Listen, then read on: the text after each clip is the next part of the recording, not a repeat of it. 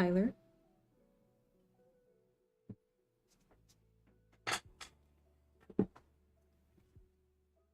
Up, Ty. Or not.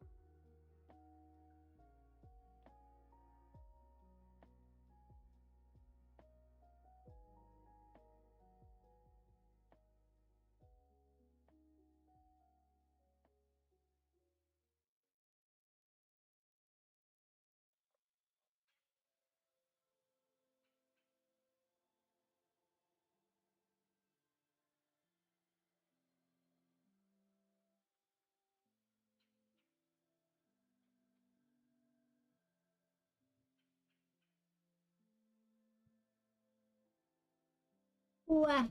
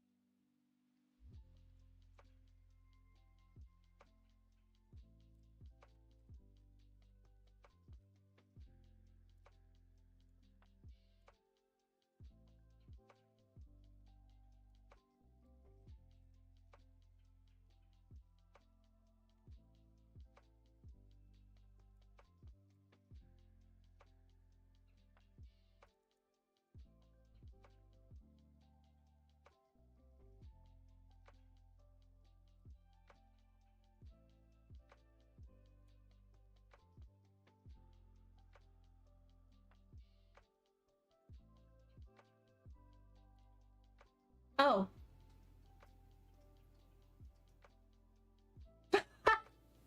Now I'm looking over and seeing that. Oh, that's even worse. Uh-oh. Oh no. Oh lord.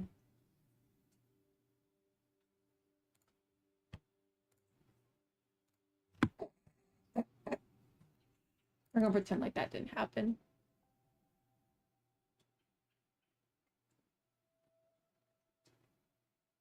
We're just gonna be blissfully unaware of that.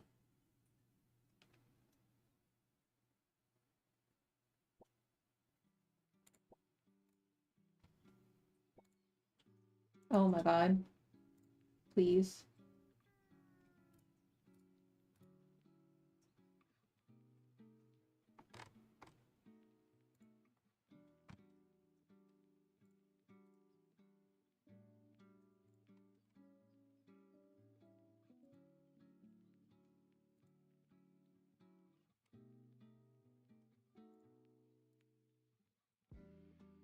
Ba-da-bam, ba-bam.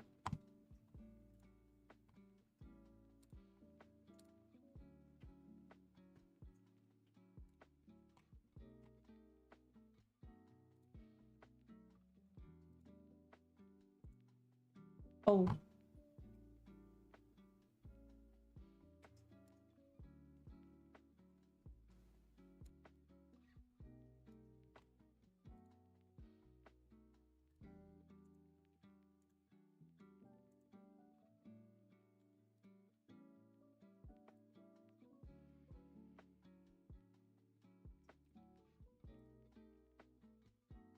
What is this? Okay, well, let's do that over here. It's fine.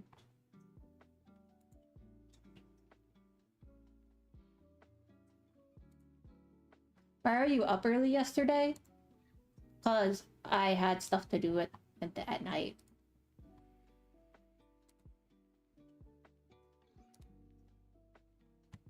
Oh my god.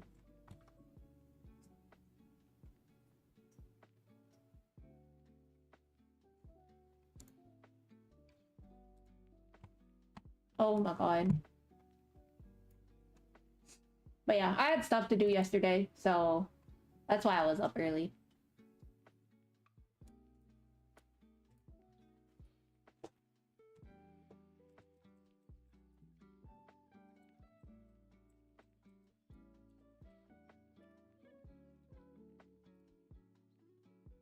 Ba-da-bum.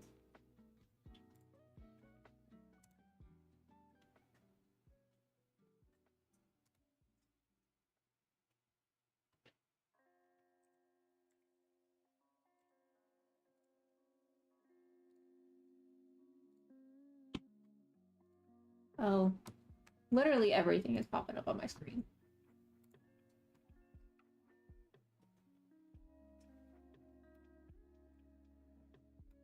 I'll put the true crime in the corner here. Hello, cat. Lurking is lurk bait is up, so fishing is enabled.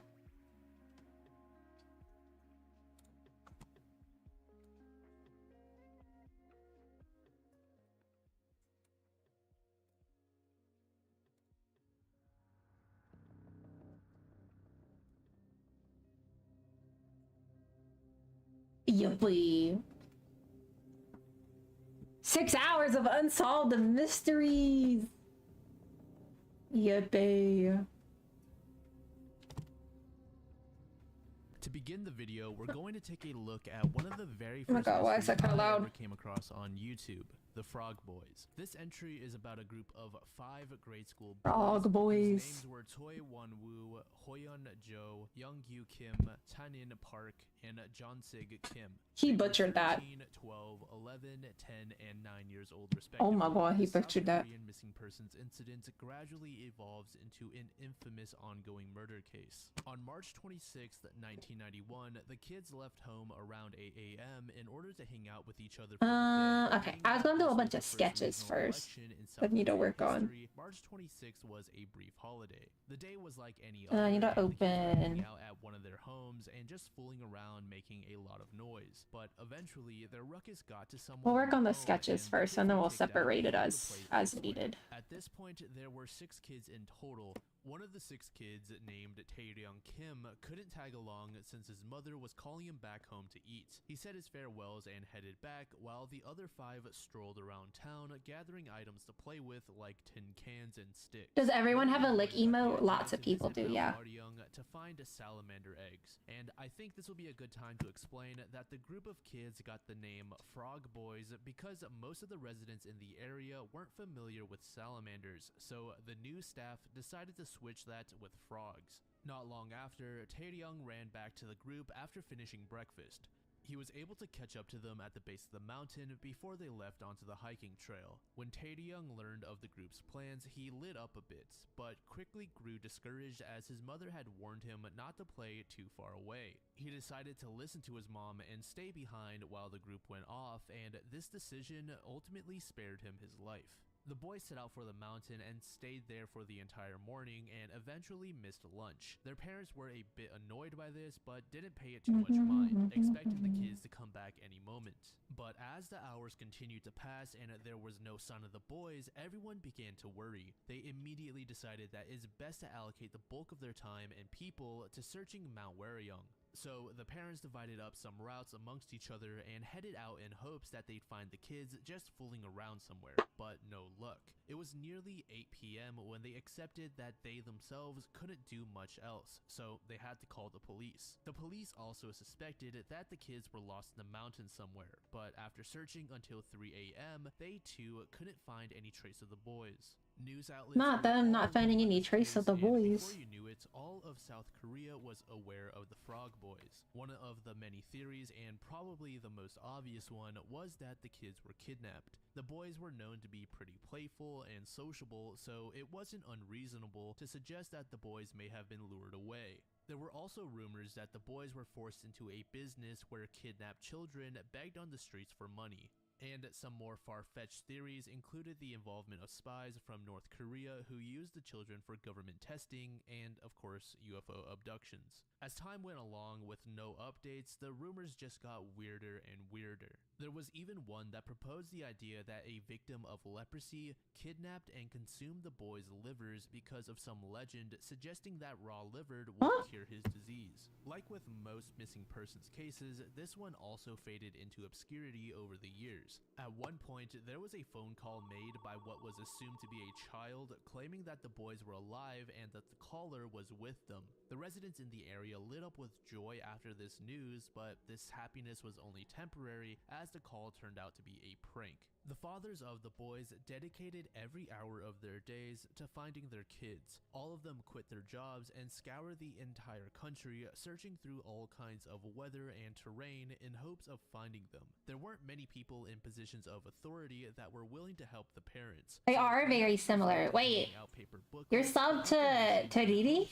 Since when? Person would have valuable insight. But as you could expect, these normal people didn't have the means to search for the kids non-stop. So after 3 Will you years get that a of sub to searching, they BB? had to return to their careers in order to support the rest of their families. And as if it couldn't get any worse for these guys, someone proposed the idea that one of the fathers themselves was responsible. Police did investigate this, but they were all deemed innocent. Authorities even went as far as to dig up one of their homes, believing that the bodies were buried underneath it. After over a decade since the boys went missing, an unassuming hiker who was foraging for acorns and fruits discovered all 5 bodies of the boys. Oh, that's sad. Thing was, this location was actually searched extensively by law enforcement years ago. Additionally, this location was formerly the site of an army shooting range which was relocated in the mid-1990s. According to locals, there were a bunch of little items that the boys would have taken an interest in, such as leftover bullets and casings.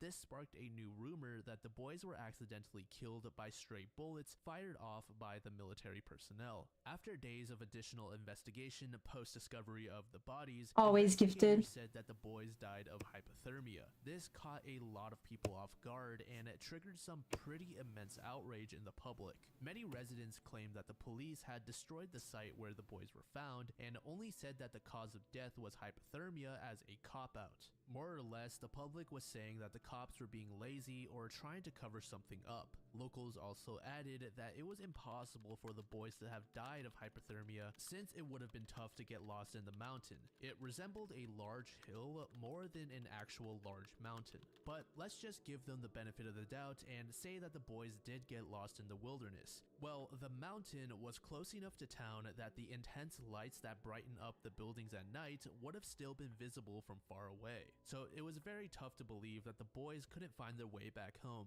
Investigators were confident in their hypothermia verdict and attempted to convince the public that this was indeed what happened. They pointed to how the children's clothes were tied in a knot and covered their bodies. Authorities claimed that this was evidence that the children were trying to keep warm, but the locals and residents of South Korea were still not convinced. Eventually, the results from forensic scientists were made public.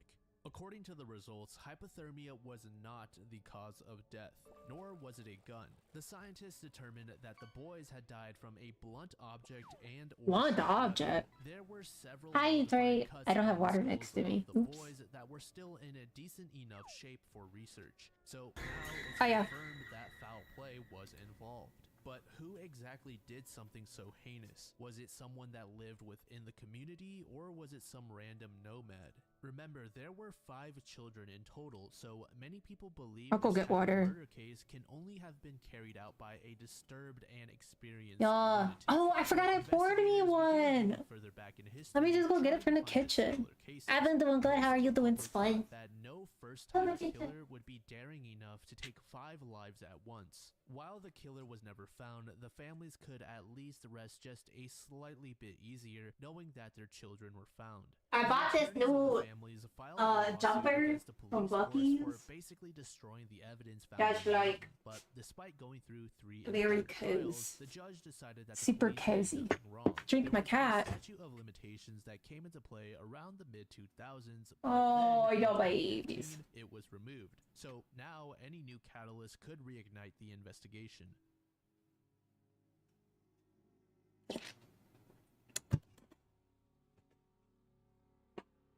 Want the nice trail spots, fishing spots? Captivated many with its inability to rust over the last 1600 years.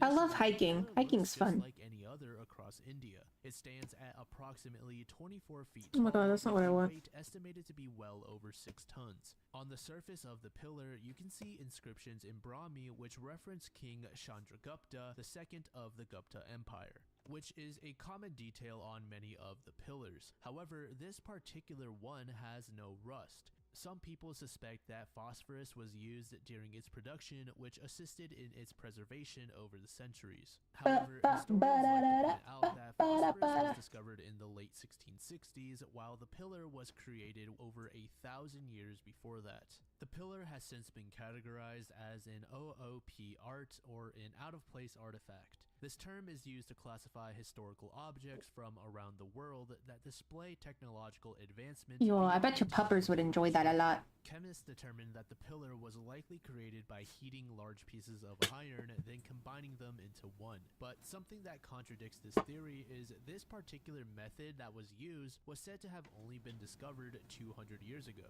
Another aspect of the pillar that baffles historians is the lack of visible joints. The construction is basically perfect and is very tough, if not impossible, to replicate with modern techniques.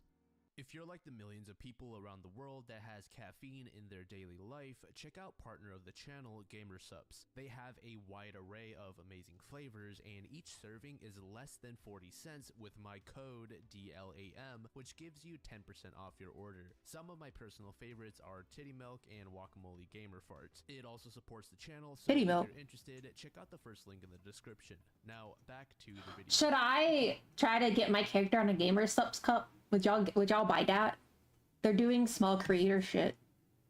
It was August 30th, 1974. Would y'all buy a Gamer Subs cup? A camping trip near Carberry Creek, Copper, Oregon. The family consisted of Richard, the father, his wife Belinda, 5-year-old son David, 5-month-old daughter Melissa, and their dog named Droopy. The trip was only meant to last a few days at most, spanning across Labor Day weekend, but the family never returned home. About 7 months after their disappearance in April of 1975, the I'd be fine if my character was lewd. It's not like the end of the world. About 7 miles from their campsite and were left in a My character's not typically drawn lewd, but Oregon, living in White City. I'm not like against it. Frequently went out on trips, many of which revolved around camping outside. However, this Oh my god, particular let me trip just... on Labor Day weekend was spontaneous and not planned. Richard had prepared to work on his driveway over the holiday and move a load of gravel using his truck.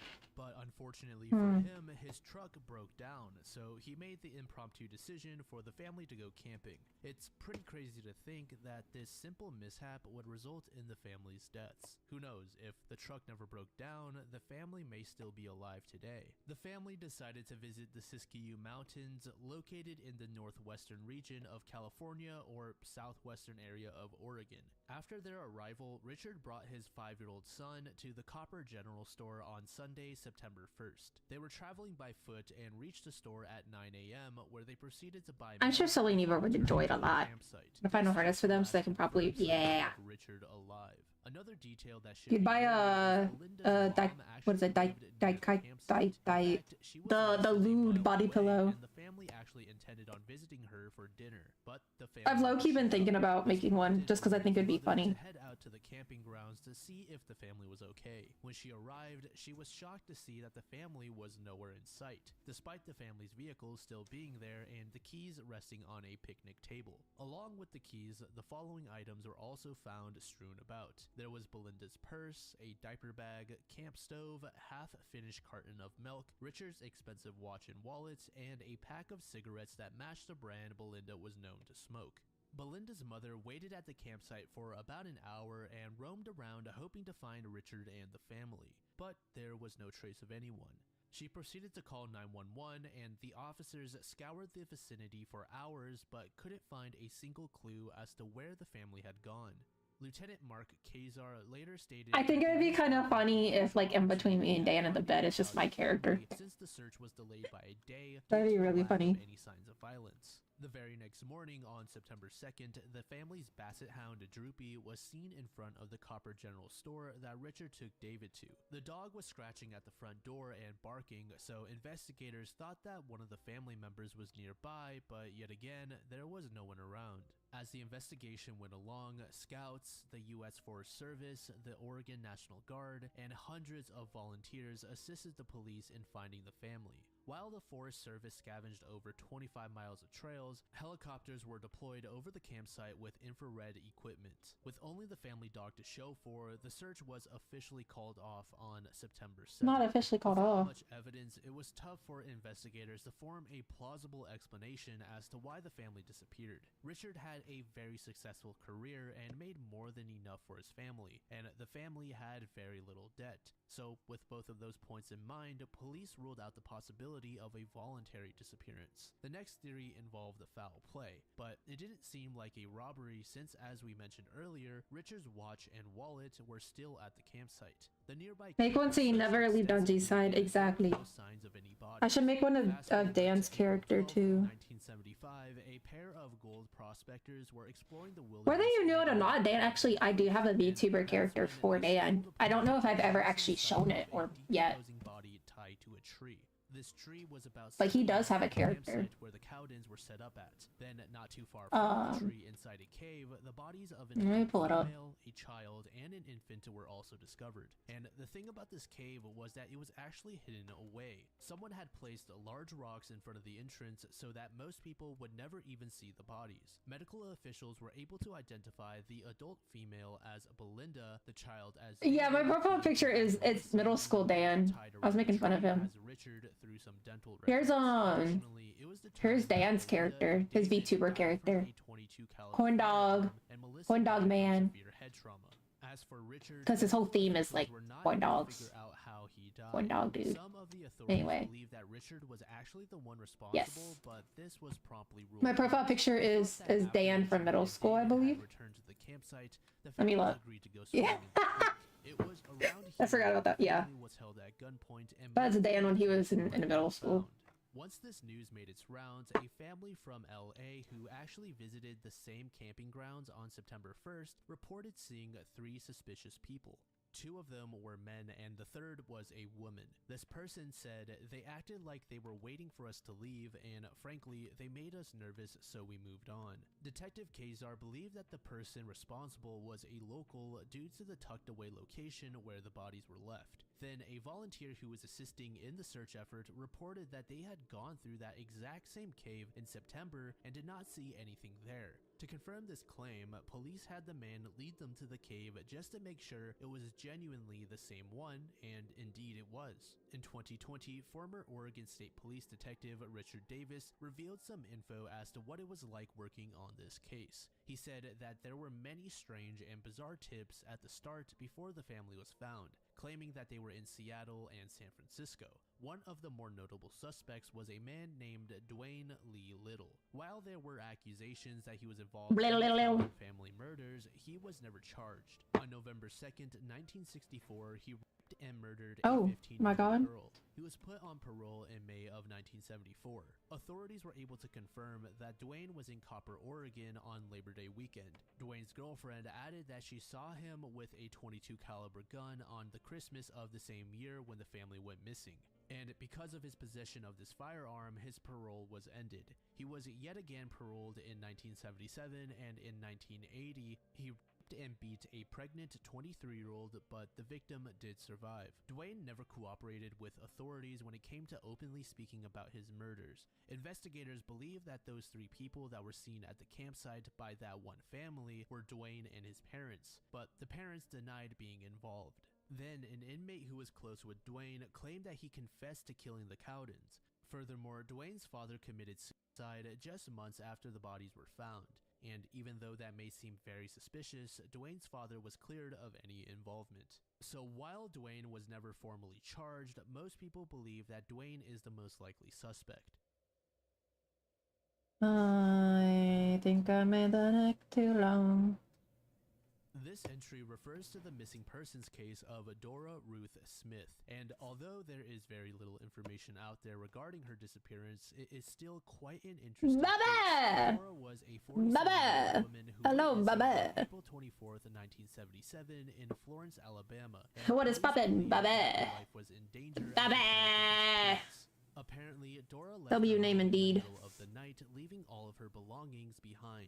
She didn't bring her dentures, purse, house key, or any spare clothing.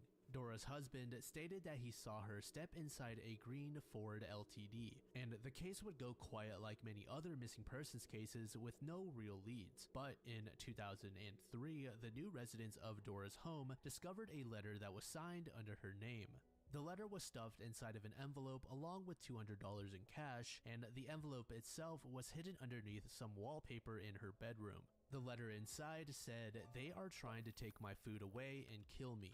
Please help me." This letter suddenly made this seemingly standard missing persons case all the more intriguing. After this discovery, authorities thought that perhaps Dora hid other clues around the home. It was my dad's birthday today, so you went to see the new Beetlejuice movie? In the yard, but nothing else was found. Oh my god, $100 for seats is expensive. Was that new Beetlejuice movie good though? Was it entertaining?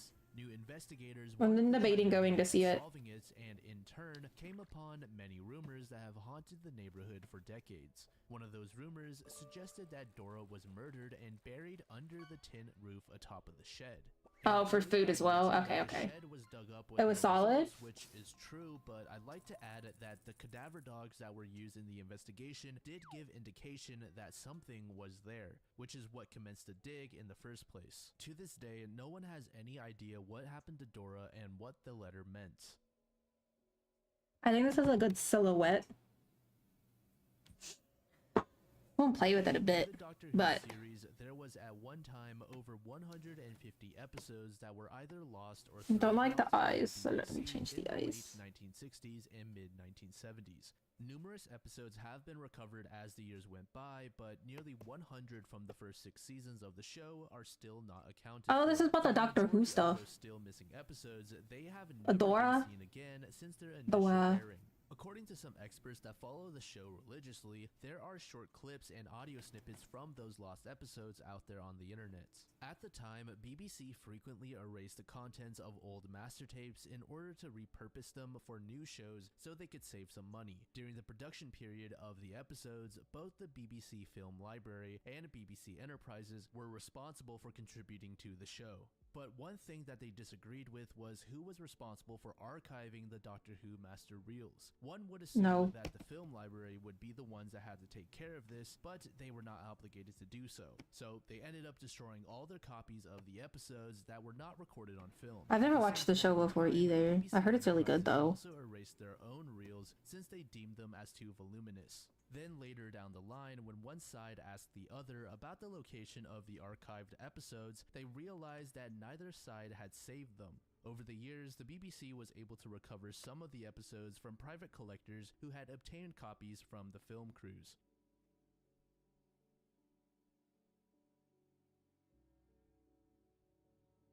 In late March of 1922, a farmer named Andreas Gruber noticed some footprints that came from the woods and led towards the home on his farmstead, which was locally known as Hinterkaifeck. The small German town was known to be quite friendly, and any crimes would be very out of place. For those reasons, Andreas paid no mind to the footprints, but this would later turn out to become a grave mistake. On the final day of March 1922, an unknown killer took the lives of 6 people on that farm. The 6 consisted of Andreas himself, his wife Katzalia, their daughter Victoria, their granddaughter Katzalia. It's not a mystery. Why is this here? Maria, and their baby grandson. That's a good question. It's a mystery enough, I guess. And granddaughter were discovered inside of the family barn, while the maid and Yosef were found in the bedrooms of the home. Along with those previously mentioned footsteps, there were a number of other events on the farm that in hindsight were quite suspicious. One such occurrence was that the family's previous maid had quit her job because she felt something ominous in the house after hearing repeated noise from the attic.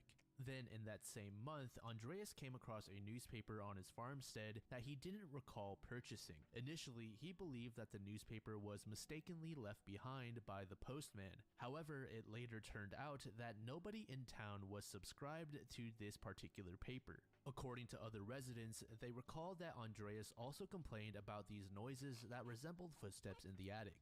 But when he went to take a look and hopefully find a source to the noise, he found nothing. The family later hired a new maid named Maria, who began her first day of work on March 31st. The drawing looks like that one dude who sits in the back that all the girls like. That's the vibe. I'm trying to go for hot boy.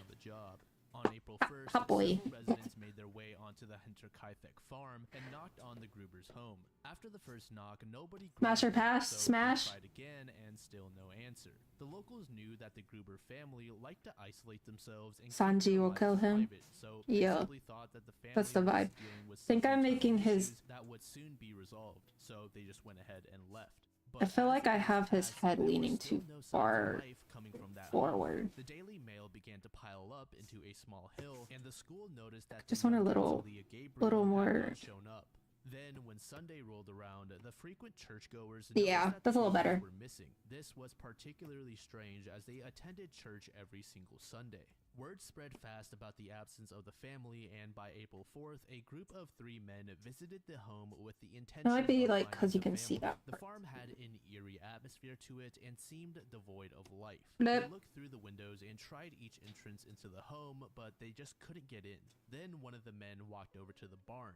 He pulled open its door, and as it loudly creaked, I'm not looking at the hair right now. I know the hair looks bad, but looking masses on top of the hay. He stepped like obviously the hair's gotta come out more. Then he realized that these were bodies, specifically Andreas, Katsulia, Victoria, and Katsulia Gabriel. The men fled the area and contacted police, who then discovered the bodies of the grandson and maid inside of the home. Authorities initially thought that the motive for the killings was monetary. The crime scene itself was heavily tampered with. For example, And then this bodies is were moved to different places, hoodie. and the kitchen was even used. Then later on, the theory revolving around money was thrown out after police found a large sum of cash tucked away in a fairly obvious location within the home. Investigators believed that the killer lived inside of the home for a few days after killing the family. The animals were being fed, and there was little food in the home, suggesting that the culprit had eaten much of it.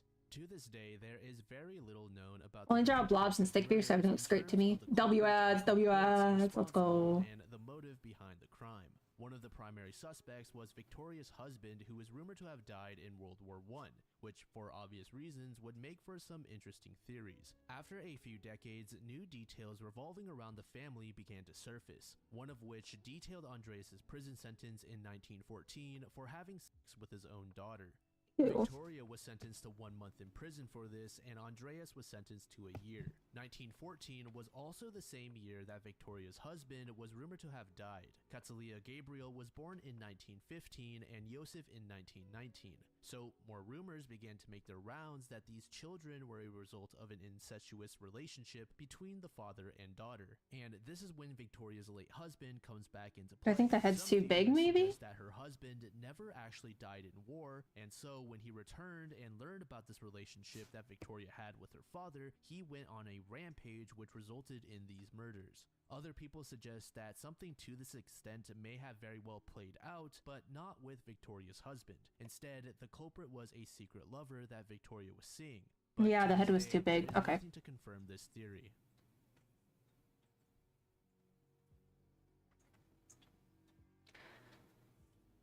In Gotta make sure it looks- 1943, there was a I love 55-year-old Taco Bell. man named Patrick Brady who lived in Lansing, Illinois. It was April 3rd. Gotta make sure it looks good from and multiple he angles, headed 'cause back home after completing a standard it's gonna be 8-hour used as a shift at PNG Korean tuber, Steel Company. so. When Patrick got home and stepped inside, he noticed a loud noise. It's got coming from to somewhere deeper inside the home. He lived with his 14-year-old look good from both daughter, angles. Gloria Sullivan. Patrick called out to her, suspecting that she was the source of the jarring sounds, but no reply. It seemed as though the noise was coming from the kitchen, so Patrick walked over and called out for Gloria once again. At this point, he was a bit irritated that he wasn't getting a response, but once he stepped into the kitchen, he understood why. Nothing in the world could have prepared him for the gruesome scene he was about to lay his eyes on. His daughter, Oh. Gloria, was lying on the kitchen floor lifeless. Her I body was love filled Taco with Bell. stab wounds as blood pooled around her. Patrick stood there for a few seconds, frozen, mouth agape, before rushing to contact police. Authorities determined that Gloria was stabbed a total of 20 times. 14 of the wounds were in her back, 5 of them in her chest, and the final one was at the base of her throat. Oh. But along with the stab wounds, she had defensive wounds running along her arms and hands. Investigators thought that she may have 20, that's what I'm saying, dang. later ruled out. Furthermore, they suspected that the assailant was equipped with 2 knives, one of which had been a paring knife which was discovered jammed into the hardware floor nearby, and not far away was the second weapon, a long-bladed butcher's knife. Patrick confirmed that both knives belonged to this house. Aside from the actual murder, the home was undisturbed. There was even a jar with a couple $100s in cash that was left behind in the kitchen. Additionally, there were no signs of forced entry. The windows had no damage, and the front door was unlocked when Patrick came home, and the back door was locked. To go along with the knives, police discovered a bloody palm print in the bathroom and a long strand of blonde hair in a hairbrush also located in the same room. This was strange because Gloria had brunette hair while Patrick had short gray hair. Then in another room, another bloody fingerprint was found on a wall, and then a stack of blood-soaked towels were located in a different bathroom. And before we proceed, there is some important background info that should be shared about Gloria. You see, she and her older sister were taken away from their parents and put under the supervision of the state. Their birth father, Clarence, had walked out on the family, leaving the mother, Viola, to fend for herself. Viola ultimately caved and gave up the children as it was just too much work for her alone. And just weeks after giving up those kids, Viola died. The eldest child, Theodora, was later moved to a new family located in Chicago, while Gloria was eventually placed into the care of Patrick and his wife in 1935. Patrick and his wife had tried to adopt Gloria several times before, but failed since the state could not locate her father, Clarence. In 1941, Patrick's wife tragically passed away after a long fight with cancer, and ever since then, Gloria took on more of a housekeeper role while Patrick worked to keep food on the table. Gloria was a tremendous child who excelled in school and I know, even that's found time crazy. to babysit the neighborhood children. During the investigation, police learned that on the day of the murder, Patrick left at 8 a.m., but not before giving Gloria some money that she had asked for in order to go shopping. Around 9 a.m., Gloria called a friend of hers named Dorothy and asked if she would like to go with her to go shopping for Dorothy. clothes nearby Hammond, Indiana. Dorothy said yes and took the next bus to meet up with Gloria at her house. And around the same time that Dorothy got on the bus, a local laundry delivery business just dropped off some clothes at Gloria's house. In case you're wondering, no, the delivery driver was not the killer. Then there was an elderly woman named Viola who lived across the street from Patrick and Gloria, who stopped by I like to pick this, up the like, vacuum swoop that there. she had let them borrow earlier. This happened at around 9:30 a.m. and Viola reported that nothing seemed out of place and Gloria acted normal. By 10:20 a.m., Dorothy arrived at Gloria's. She knocked on the door several times and waited outside for about 5 minutes before wrapping around the side of the house to look through the window. But she couldn't see anything as the blinds had been shut. Furthermore, she said that she may have heard a radio playing inside, but she wasn't entirely sure if that's what she was hearing. After the continued lack of a response, Dorothy decided to get on another bus at 10:30 a.m. to go shopping by herself. The next person to visit the home was Patrick when he returned from work. Investigators quickly exhausted their list of suspects, but then one witness came forward and claimed that they saw 52-year-old Clarence Sullivan on a bus near the home around 11 a.m. to 12 p.m. on the day that Gloria was murdered.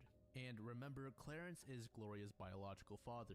Authorities then allocated all of their resources on locating Clarence. Patrick informed police that Clarence was said to be living in The woman Kentucky was the in killer. People keep 1935. leaving the game because I keep beating them. Your dad's better than them. What game are you playing? At the time, Theodora said that it had been over 8 months since she last spoke with Gloria and that she had no idea where Clarence was. The police force was given an immense amount of resources to fund the investigation, but despite that, there was no significant progress made in the case. Oh, a fighting game in As for the Roblox. police's Fucking major love Roblox. suspect, Clarence, he was never found and was later legally declared dead in 1950. The loss of Gloria was a massive hit for Patrick, and he went through the motions of his daily life the next few years without any sort of enthusiasm at all. Not only had his wife's life been cut short as a result of cancer, but now some monster had stolen Gloria's life. Patrick visited the police station several times a week consistently for 4 years, just on the off chance that they had some bit of good news.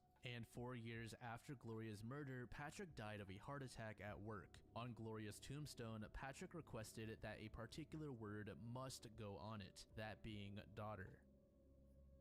He just lost his daughter. Of course, he wouldn't be happy, right? 14 kills. Nice. Within Milton, Florida, there is a county known as Santa Rosa. One characteristic the area is best known for is its climate, having earned itself the title of Helltown due to its humidity and abundant pests, including mosquitoes. Another aspect of the county that is notorious is the rise in population who are severely addicted to illegal substances. On March 8th, 2016, in Santa Rosa, Oh, 14,000. Oh, 50-year-old shit. man by the That's a name lot. of Chip Campbell went missing. He was last seen by a security camera at a Circle K gas station. Friends and family of Chip stated that he looked like a completely different man in the footage. His hair had gotten long and messy, and he had lost an immense amount of weight. Chip was seen hauling 2 backpacks at the time, but when the camera recorded him leaving, he was no longer holding these 2 backpacks. Chip's sister Laura stated that he was a quiet and kind man, almost like a gentle giant type of character. After leaving that gas station bathroom on March 8th, he was never seen again. Just 2 days prior, on March 6th, Chip's roommate Tanya returned home around 10:30 p.m. When she stepped inside, she found the house in a complete mess. There was mud all over the floors, the fridge doors were left wide open, and Ew. insulin vials, which were owned by Chip, were tossed all over the kitchen. Then in the bathroom, Chip's phone was found with his battery ripped out. Now, what makes this case all the more strange is the contents found within those 2 backpacks that Chip left behind. It is unknown whether he left them in the bathroom intentionally or if he just forgot them, but most investigators believe that he did purposely leave them behind, since you don't just forget The your fridge belongings. open, like, Inside of the yeah, 2 no. backpacks were food stamp cards, a My social family would kill security me. card, a birth certificate belonging Daniel to would Chip's kill me. dad, medical items for Chip's diabetes, some random clothes and food, and a first aid kit. For the most part, one would guess that these items were put together with the intention of going on a long journey. But we have no idea where Chip planned to go and for what reason. To make matters more confusing, why did he leave all of this behind? It was later revealed by friends and family of Chip's that he had recently started hanging out with sketchy people that may or may not have been addicts.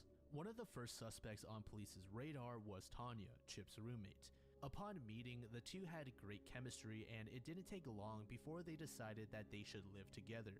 And after moving in, Chip started spending more and more time with Tanya. That's when family began to notice that Chip started to change. Not only did he start dyeing his hair, but he also wore drastically different clothing. His personality also took a turn for the worse. In December of 2015, it was rumored that Chip started receiving texts and calls from a mysterious individual that really worked him up.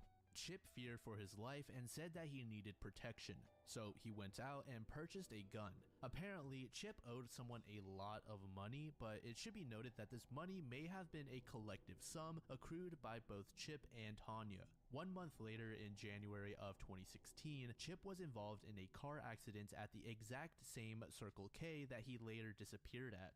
Oh. This accident induced a diabetic seizure within Chip, and he ultimately lost his license. His job followed since he now had no way to get around. And as you can imagine, no income caused him a lot of stress, which led to his weight loss. Back to March 6th, when Tanya returned to a ransacked home, investigators realized that the home had basically been outfitted as a drug den. In the attic, there was even what seemed to be a meth lab. Further investigation into Tanya resulted in accusations that she had forged Chip's dad's signature on several checks after Chip disappeared. She was arrested but went on the run after she posted bail. Tanya was able to elude police for about a year before being arrested in California. Chip Campbell remains missing to this day, and he was last seen wearing a green camouflage long-sleeve shirt, jeans, and white sneakers. At the time of his disappearance, he was around 6 feet to 6 feet 2 inches tall and weighed about 200 pounds.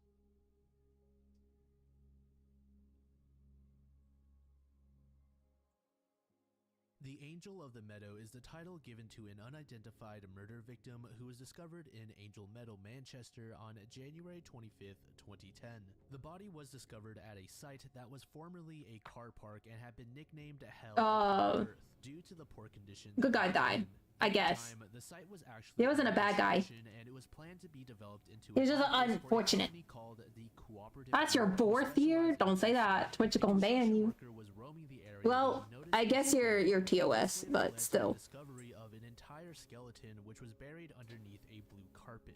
Medical officials determined you're barely TOS. Fractured her neck, clavicle, and jaw. So be careful. Believed that she died in the 1970s or possibly the 80s and was born in the early to mid 1950s. She was estimated to be about 5'1" to 5'5" tall and was likely Middle Eastern. Be careful, sir. 2 years before police were able to compile a list of 18 highly probable identities for the victim. This list later increased to a little over 20 possible identities. One of the stronger ones was a woman named 5 foot is short. In March of 2015, her body was buried in an unmarked grave, and the 2 police officers who worked on the case were the only people to attend her ceremony. Then in 2018, investigators revealed that the victim may have been killed by a man named Christopher Hallwell.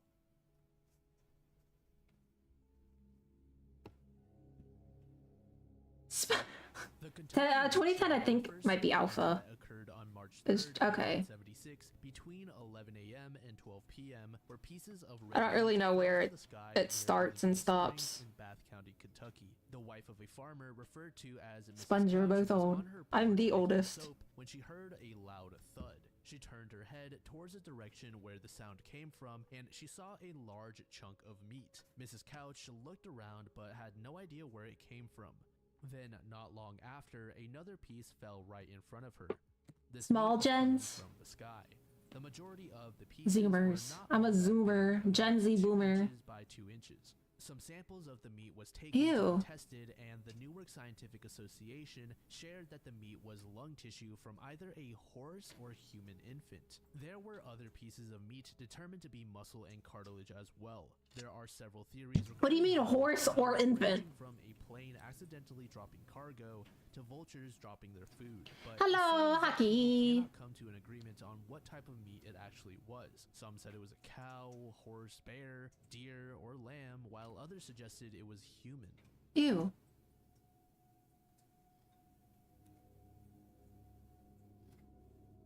On September 16th, 2007, a farmer was Somebody killed did gift you. which was part of a plot of land about 5 Enjoy miles the away from emotes. Watertown in New York. Specifically, the farmer was They're a little killed, unhinged. and as his field gradually cleared up, this Yeah, monster yeah, began to yeah. appear in front of him. It almost looked like a body. It didn't take long for the farmer to realize that what he was seeing was actually a skeleton still dressed in the clothing that he had on before his death.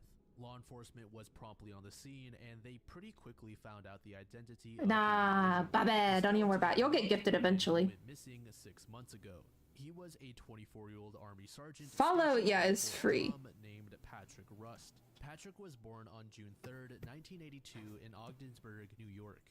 After graduating high school in 2001, Patrick Should planned to ask go on your vacation parents if to they have Florida to a pursue Prime. career as a welder. However, the 9/11 event sparked You draw all your stuff? made him pursue a path in the Depends. military So instead. So in May of 2002, he my joined the Army, model and after was completing his made training, he was assigned by to somebody the 10th else. Mountain Division, which was stationed at my name is Fort Drum, Jackie, and this and location then just so happened to be very close everything to else for the New most York part. that I made Patrick the grew up. emotes Fast forward to are by April 88 Design. Patrick was deployed for the very first time to Iraq, There's some where emotes he that I stayed made. until November of the same year. About a Everything year else later, would have he been drawn began by again me being though, yeah. deployed, this time to Afghanistan, and this deployment lasted about another year. Obviously, Patrick Bo and was Ty are finally my able to children, return to New but they're York my in own. January of 2007, where he decided that he needed a break, so he took a 30-day leave.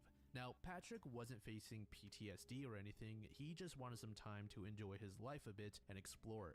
If anything, he enjoyed the experiences overseas. After 30 days, Patrick returned to Fort Drum, and he had befriended a fellow soldier there named Robert Van Velsen.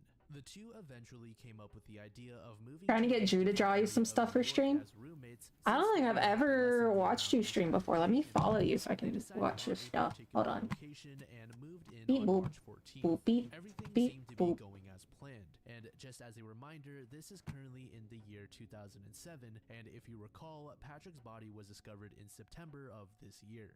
He also went missing 6 months before his body was found, so Where's this my is the part of the chat? story where Sergeant Rust disappears. Hello? On March 15th, 2007, both Patrick and Robert got off work and decided to head back home. Less streaming Patrick is didn't fair have a driver's too. license, so he relied on Robert to get around. Robert Bro, you don't even recalled have a profile Patrick picture, taking a call Hockey. on the phone at 5:30 p.m. from a friend who was visiting from Colorado. Patrick told Robert that they were just setting up a date so that they could hang out together. The duo arrived home and stayed there for a short amount of time before Robert decided that he wanted to go to You need the to fix Cinnamon that. Mall. Patrick made the choice to go with Robert. The mall was less than 3 miles from their apartment, and while the two were there, Patrick purchased a PSP and a CD from the Best Buy store. The two also had dinner at a Wendy's located in the food court of That the mall. fair. And it's here where things begin to get a little interesting. Between 6:32 and 6:30 I do free art stuff all the Patrick time, made and so answered numerous if you calls. ever He in the then chat while spoke I'm to doing free art stuff, another soldier you can get named free art Dylan stuff. Rustmeyer, his father, and his father's girlfriend. Patrick spoke to his father about their plans for March 16th, which was his dad's birthday. While still in the mall, Patrick withdrew some cash at an ATM. This marked the 4th time he had withdrawn money that week alone, and each withdrawal was $200 each, which was the maximum per machine. Patrick and Robert eventually decided to leave the mall just before 8 p.m. Then all of a sudden, Robert said he wanted to get a tan, but Patrick was in a bit of a rush to get home, so he made the decision to walk the rest of the way back while Robert went off to a location called Totally Tan Sun hold on. Center. The journey back was about half a mile, and it was Elbow would be like here-ish. I think that gives enough oosh. He saw Patrick walking home. This meeting wasn't planned by any means and was just pure luck that they encountered each other. Dylan noted that Patrick didn't wear a coat despite the cold weather, so he offered to drive Patrick the rest of the way. They reached the apartment complex at 8:10 p.m. You don't like to bug people, that's fair. He didn't actually wait to see Patrick go inside the building. It took well, 20 minutes before follow me on Twitter. Robert returned from getting his tan. I be drawing people free art all the time. Patrick wasn't in the apartment when he got back. Robert went to bed about me love drawing. Later at 10 so, and I don't ever want to charge for it because which was very strange. I'd like that for some reason the pressure of like, oh, somebody's paying me to do this makes me not want to do it anymore. If true, now, if I draw something for somebody and somebody gives me money for it, that's a different thing. But I don't want payment for my art usually because it intimidates me. It makes me feel like I gotta do a certain like level of you know, art. This sparked debate on Patrick's sexuality. At the time, he was it's just a hobby to me. It's not, I'm not trying to do it professionally. So. No signs that Patrick was gay. So it is unknown whether Patrick visited the bar to meet up with someone or for another reason entirely. Patrick was later seen talking with a man who was named Patrick Law, and for the sake of the entry, I'm going to be referring to the other man by his last name so we don't get confused. So Law was actually Patrick's childhood friend, and the two I don't think you'd see the ear. I'm not put that there. Long time. Law was at the bar with his boyfriend, who was also you can't draw for shit shot anything that isn't a stick figure's worth paying. Law and Patrick spent a considerable amount you freeze up, never freeze up. If you do it on Twitter, maybe less anxious about asking for art. The couple had a bit of an argument regarding the attention that Law was giving to Patrick. Before leaving, Law and Patrick exchanged phone numbers so that they could hang out again. Patrick hung around the bar a little while longer, but was denied further drinks. He eventually stepped out through an emergency exit as he looked like he was going to puke. Patrick never returned after passing through that exit, which was about 1 a.m. At 1:03 a.m., Patrick had a 21-second conversation with Law on the phone. Then they had another call lasting 11 seconds. Then, less than 30 seconds after hanging up on that call, there was another one lasting over 3 minutes. This was the last call between the two for about half an hour. A later call at 1:36 a.m. revealed that Law confessed his feelings for Patrick, and over the next couple of days, there would be several additional calls made to Patrick's phone. However, they all went to voicemail. When March 16th, Friday, came around, Patrick's father, Rodney, was ready to join his son for that guy's weekend out that they were planning for his birthday. But Patrick never called Rodney as was planned, so Rodney just thought that there was some sort of emergency at work. But Patrick never showed up to Fort Drum that day. Before Patrick was officially declared missing, his personal effects at Fort Drum were taken by a supervisor and stored after he was reported as AWOL. This issue became a hotly debated area within the police force, as the army essentially took all of Patrick's possessions that may have served as useful evidence. A couple days passed with no sign of What does AWOL stand for again?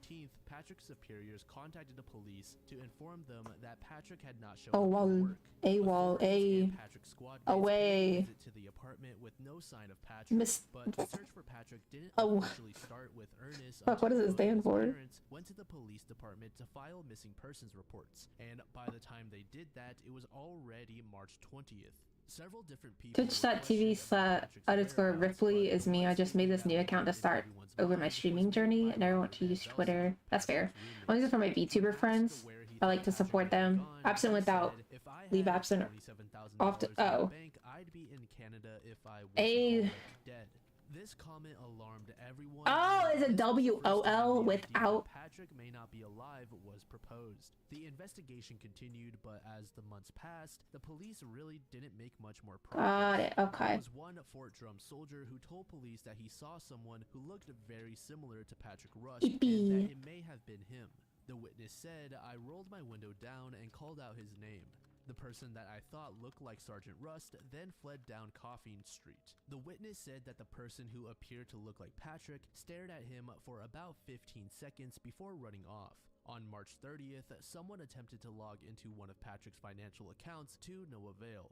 Then there was a second successful attempt on April 26th, where the person who logged in changed the Too much address Robux. to the account. A consultant who That's a worked for crazy company statement. of the account stated that it would have been incredibly difficult to gain access to the account if it wasn't Patrick himself or someone close to him. And that was pretty much it for the investigation until Patrick's skeleton was discovered. Medical Oh, officials damn. examined Rest in Patrick's peace, remains, Patrick. but because they had deteriorated so much, it was impossible to do toxicology tests. But they did state that the likelihood Patrick suffered a wrongful death was very high, although they don't know what caused it. It's also estimated that Patrick died anywhere between 4 and 6 months before being discovered. One of the primary theories was that Patrick had died accidentally. While intoxicated, Patrick may have wandered the city before ending up in the field that he was found in. From here, he likely may have succumbed to the elements as he did not bring a jacket and it was noticeably chilly outside at the time.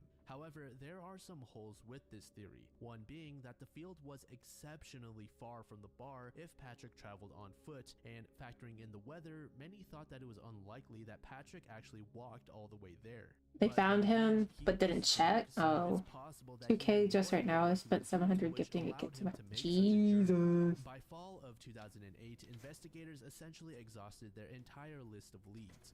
One detective said, "We don't know that a crime occurred, so to say that there were suspects would be difficult. There's a lot of people we're talking to. We have a big push on trying to generate some more leads." Now, you remember that soldier named Dylan Rustmeyer? Well, one of the calls that he had with Patrick was a key piece of information that authorities believe can help the case. It was a short call where Dylan said, "Rust, I can't help you out, man, but call my boy and he will hook you up." There were rumors that this call was alluding to illegal substances. Another person of interest was named Scott Grant, who, if you remember, is the soldier that is rumored to have been with Dylan when he dropped off Patrick at the apartment. Both before and after Patrick's remains were found, Scott refused to give a sworn written statement. In June of 2008, Scott returned Okay, to I the feel like this is United a States, where he a then vibe. promptly hired a lawyer to invoke his right to remain silent. Not long after his return, he was discharged from the army while also divorcing his wife. Scott's now ex-wife, Kristen, avoided speaking with investigators about the matters revolving around Patrick as she thought it was a mess that she didn't need to get involved in as she was going to be leaving Scott soon anyway. But He not looks long chill. after separating, Kristen stated that Scott may have had Like someone gave him the perfect nap. Yeah, that's the vibe. Police that on March 16th, the day that Patrick went missing, Scott had told her to say that he was with her all night if anyone were to ask where he was. Then about a month later, Kristen claimed that Scott said he sold cocaine to Patrick. At this point, Patrick was still missing. Then Dylan Rustmeyer was discharged from the army as well, and he told authorities that Scott had sold Patrick illegal substances. He didn't provide this information at the start of the investigation because he didn't want the negative light that the investigation brought to hinder his opportunities at work. Then in May of 2007, Scott began dating a woman named Becky Ferguson, who was a girlfriend of his in the past. Becky stated that Scott told her a story about how he and a few other soldiers committed a crime that would send everyone to prison for a very long time. In total, there were 4 men, including Scott. He said that at some point, one of the men began to feel guilty for the crime, which worried the rest of the group. Scott had the idea that they would lure the member that was beginning to feel guilty into the woods and beat him to death.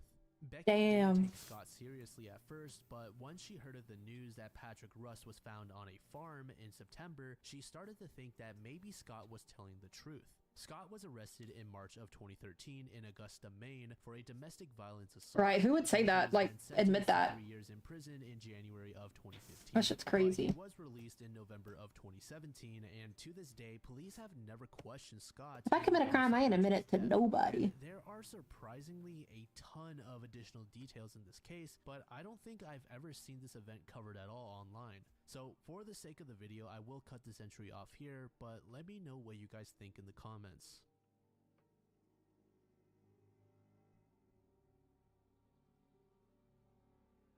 In 1872, the Mary Celeste was found adrift in the Atlantic Ocean with no one aboard the ship. It was discovered by Captain David Morehouse. He noticed that the ship seemed to be unguided and stopped to offer help. He sent a boarding party over to the other ship, but upon searching, the group couldn't find a single person on board. The crewmen's quarters seemed to be normal with everyone's possessions in place, but they noticed that the lifeboat was missing and the bottom of the ship was flooded with over 3.5 feet. Yeah, if you didn't talk to some random person and admit that, you would have gotten away with it for sure. As well as a 6-month supply of If I did it, I wouldn't get. Bro, shut up. I have not committed any illegal things. 7 crewmen. On board were also Captain Benjamin Spooner Briggs, his wife Sarah, and their 2-year-old daughter Sophia. The ship's final log entry was made on November 25th at 5 a.m. where it spoke about harsh storms. Then another 10 days passed. Okay, let me get an initial vibe check. Was discovered by the De Gratia. The British ship sailed with the Mary Celeste for over 800 miles to Gibraltar, where the ship was assessed in a... Bro, I murdered 10 kids down at a local gas station and then shoved them in a smoothie machine. Guys, no cap on God.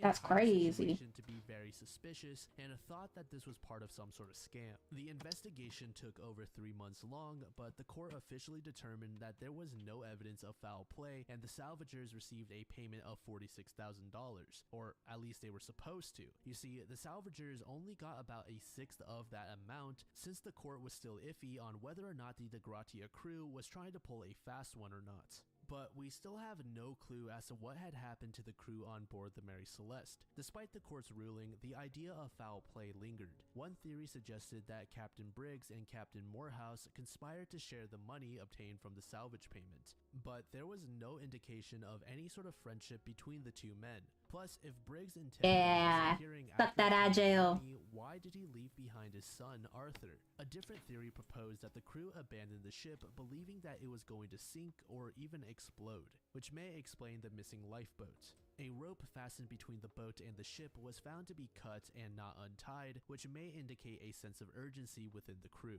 Within the logs, there were details of small explosions coming from the hold, as well as ominous rumbling noises. Not the ominous rumbling. A sailor went down to where it was coming from to investigate, which just so happened to be where the alcohol was stored. The sailor may have been holding an open flame or a cigar, which could have caused an explosion when interacting with the fumes. The true fate regarding the crew of the Mary Celeste continues to intrigue people to this day, but no one knows for sure just where the crew went and why they abandoned the ship. Oh.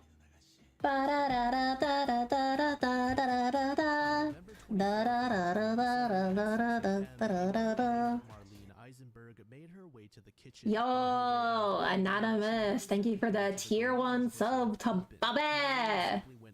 Bubba is out of agile now. And that's when she realized that her baby was missing. He's now a sprout. The Eisenbergs had unknowingly left their garage door open overnight, and someone had LOL. entered the home and abducted 5-month-old Sabrina Eisenberg. Enjoy. Investigators were able to find a shoe print Enjoy your. belonged to the culprit. Yo. Initially, authorities suspected Enjoy your that sub, the parents Bubba. had done the unthinkable to their daughter and had just made this situation up as a cover, but both of them denied this. One reason that made people suspicious was the smiling from the parents at a public appeal centered around Sabrina's disappearance. Both Marlene and her husband were asked and Marlene's results were never released. That's fine. It's one of my favorite The emotes. results were not inconclusive. However, due to Marlene's hysterical state, they would not publicly announce whether she had passed or failed the test. At this point, the couple were still the primary suspects, so they resorted to hiring a lawyer. According to the police, the Eisenbergs were far from cooperative when it came to answering questions regarding the event. And to go along with the strange... Let's go! No, that's a good emote too. A video of Sabrina the day before she disappeared, where her face was bruised and a patch of her hair was missing. In November of 1999, both Steve and Marlene were arrested and charged with conspiracy, lying to police, and providing false information regarding their daughter's disappearance. Authorities also claimed that they had a recorded conversation of Marlene The bow and the duck. The baby's dead and buried. It was found dead because you... I like the dancey ones. Dead, no matter The what you say, you tie! just did it. And And then Steve said, I wish I hadn't harmed She's her. slump. I don't know the truth. She's slumber now. Despite Prepare. the apparent progress And in the case, prepare. a judge dropped all of the charges. I love against seeing my Steve emotes. and Marlene. Well, thanks for The using judge them. stated that the recording was too garbled to be comprehended and therefore cannot be I think used my as favorite evidence is the against rape public. sticks or the In lick. April of 2003, police decided to revisit some previous leads on the case, one of which was The lick from is good. 1998, where an unidentified girl only known as Paloma Unknown was found Yeah. She went on to be taken in by a family in the US and was raised in Chicago. Police suspected that this girl was actually Sabrina. However, the police were able to find this girl eventually and tested her DNA against Sabrina's, and it was found that the two were not the same. Paloma's identity was never revealed. Then in 2017, a woman got in touch with the Eisenbergs through Facebook, saying that she thinks she may be Okay, I got the Sabrina, go-ahead and that she had this no documents or sketch photos is to good, show that and her I can go child ahead and was start the wife, refining and that it. she bore a resemblance to the other Eisenberg children. And as far as I know, the results of DNA testing were either never revealed or they just have not been completed yet. Paloma's identity is Paloma. True that. Official records within the Vatican share that the over 260 Catholic popes in history have all been men, but there is one tale that suggests that there was a single female pope at one point in time during the 9th century. This woman is known as Pope Joan. Supposedly, she disguised herself as a man before entering religious training, where she became an accomplished scholar. Through her hard work, she was elected as Pope in the year 855 and ruled for over 2 years. It wasn't until 858 where she abruptly went into labor during a procession. And from here, the details get a bit hazy. Some say that she died while giving birth to her child, while others claim that her followers tied her to a horse and stoned her to death after finding out that the Pope was a woman. Most historians seem to believe that Pope Joan is no more than a legend, as there are no reliable historical texts mentioning her. And two of the articles that I was reading when researching this entry mentioned in a quote-unquote abundance of clues supporting the idea that Pope Joan was real, but they failed to mention any sort of clues.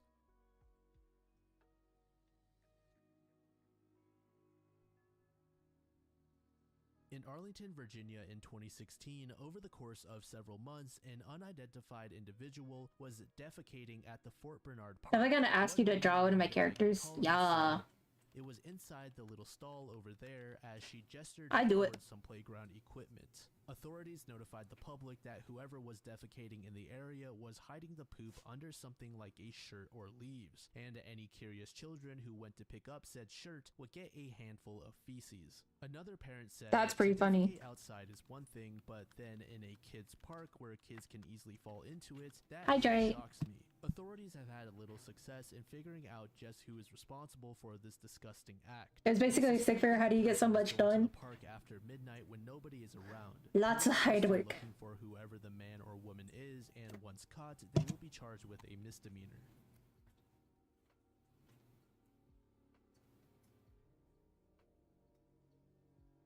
So that's going to end off layer 3, and this will be the first entry of layer 4 and the final one for this video. The 2003 Ricin letters refers to 2 letters, one of which was mailed to the White House. And as you can probably tell by the name, the letter was laced with ricin, which, in case you do not know, is a very toxic plant protein that can be fatal even in small amounts. The CDC states that 500 micrograms is the minimum lethal dose of ricin in humans if it is inhaled or injected, and has been used many times in history as an assassination weapon. The second letter was found in South Carolina, however, it did not have an address. The letters were sent in October and November and were signed by an individual who called themselves Fallen Angel. The first letter was discovered on October 15th, 2003 at a mail sorting center in Greenville, South Carolina, and the letter was actually part of a practice a lot, which also contained a small metal vial that housed the ricin. And on the outside of the envelope, there was actually a label that said, "Caution, ricin poison enclosed in a sealed container. Do not open without proper protection."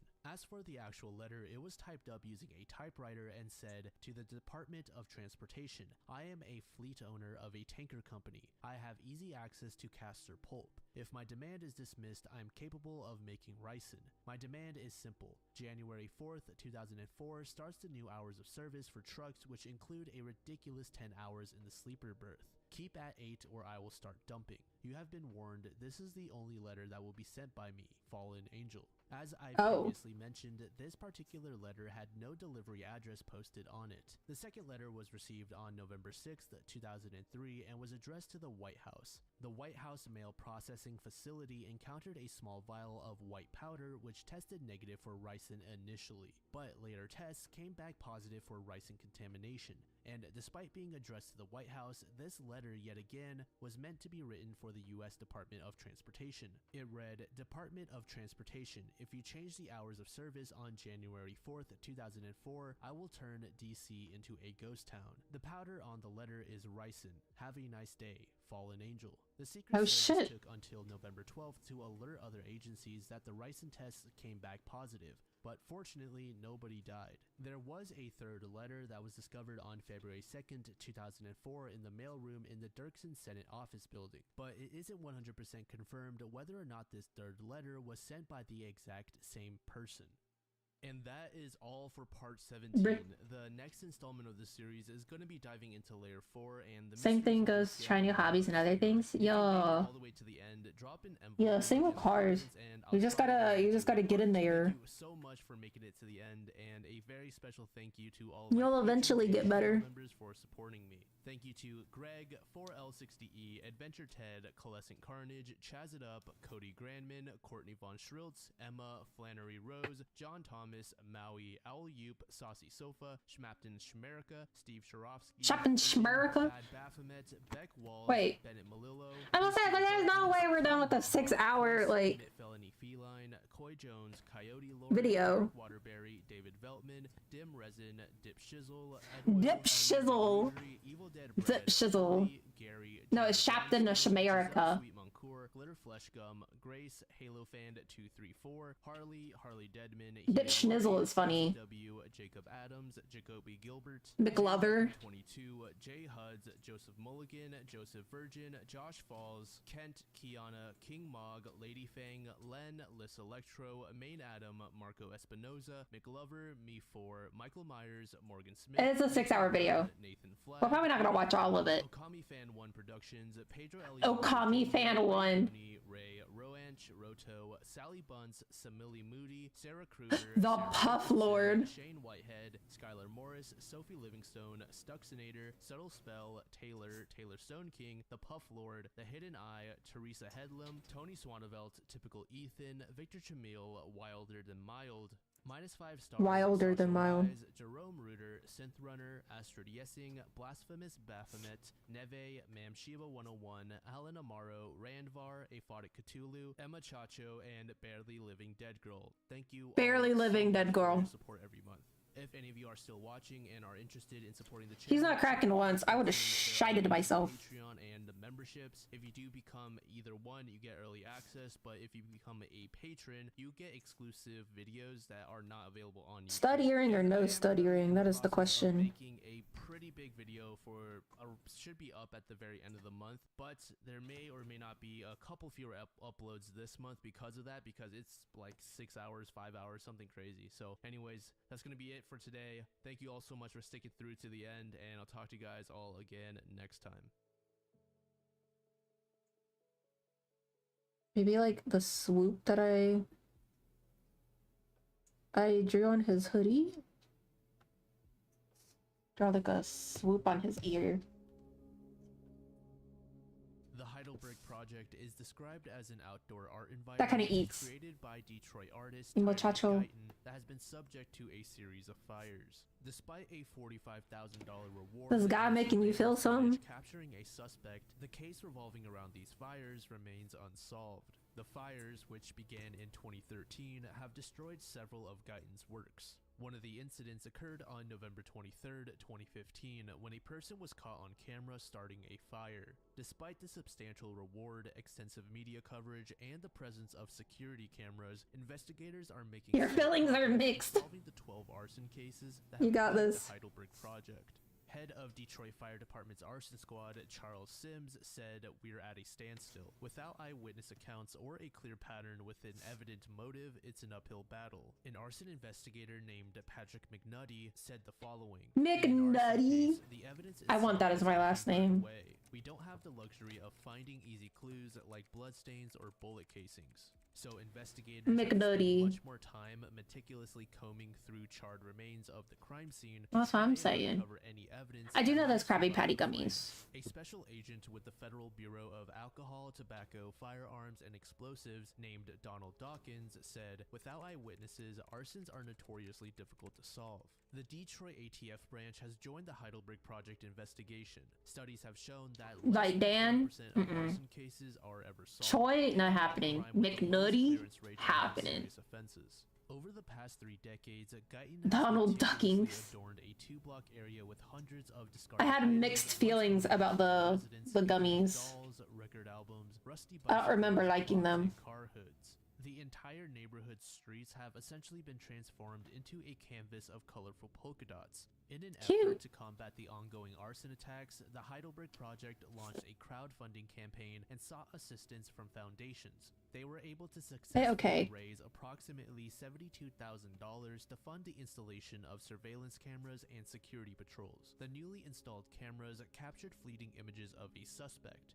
They were seen setting fire to a taxi house, however, their face was concealed by a hoodie. The suspect was seen carrying a white plastic jug similar to a half-gallon milk container. The figure entered the rear of the small wooden house, and moments later, flames erupted. Despite the grainy footage and lack of facial recognition, investigators are hopeful that the images will provide crucial leads in identifying the arsonist. The fire quickly spirals out of control, forcing the suspect to flee. The video footage suggests that part of the suspect's upper body is engulfed in flames. Oh, damn. Investigators were hopeful that the video would lead to a significant breakthrough. Investigators reached out to local hospital emergency rooms inquiring about individuals treated for burn injuries. Their hopes seemed realized when they discovered a burn victim who had received treatment shortly after the Heidelberg fire. However, their excitement was short-lived as they learned that the burn victim had suffered injuries while attempting to deep fry a turkey in a vat of oil.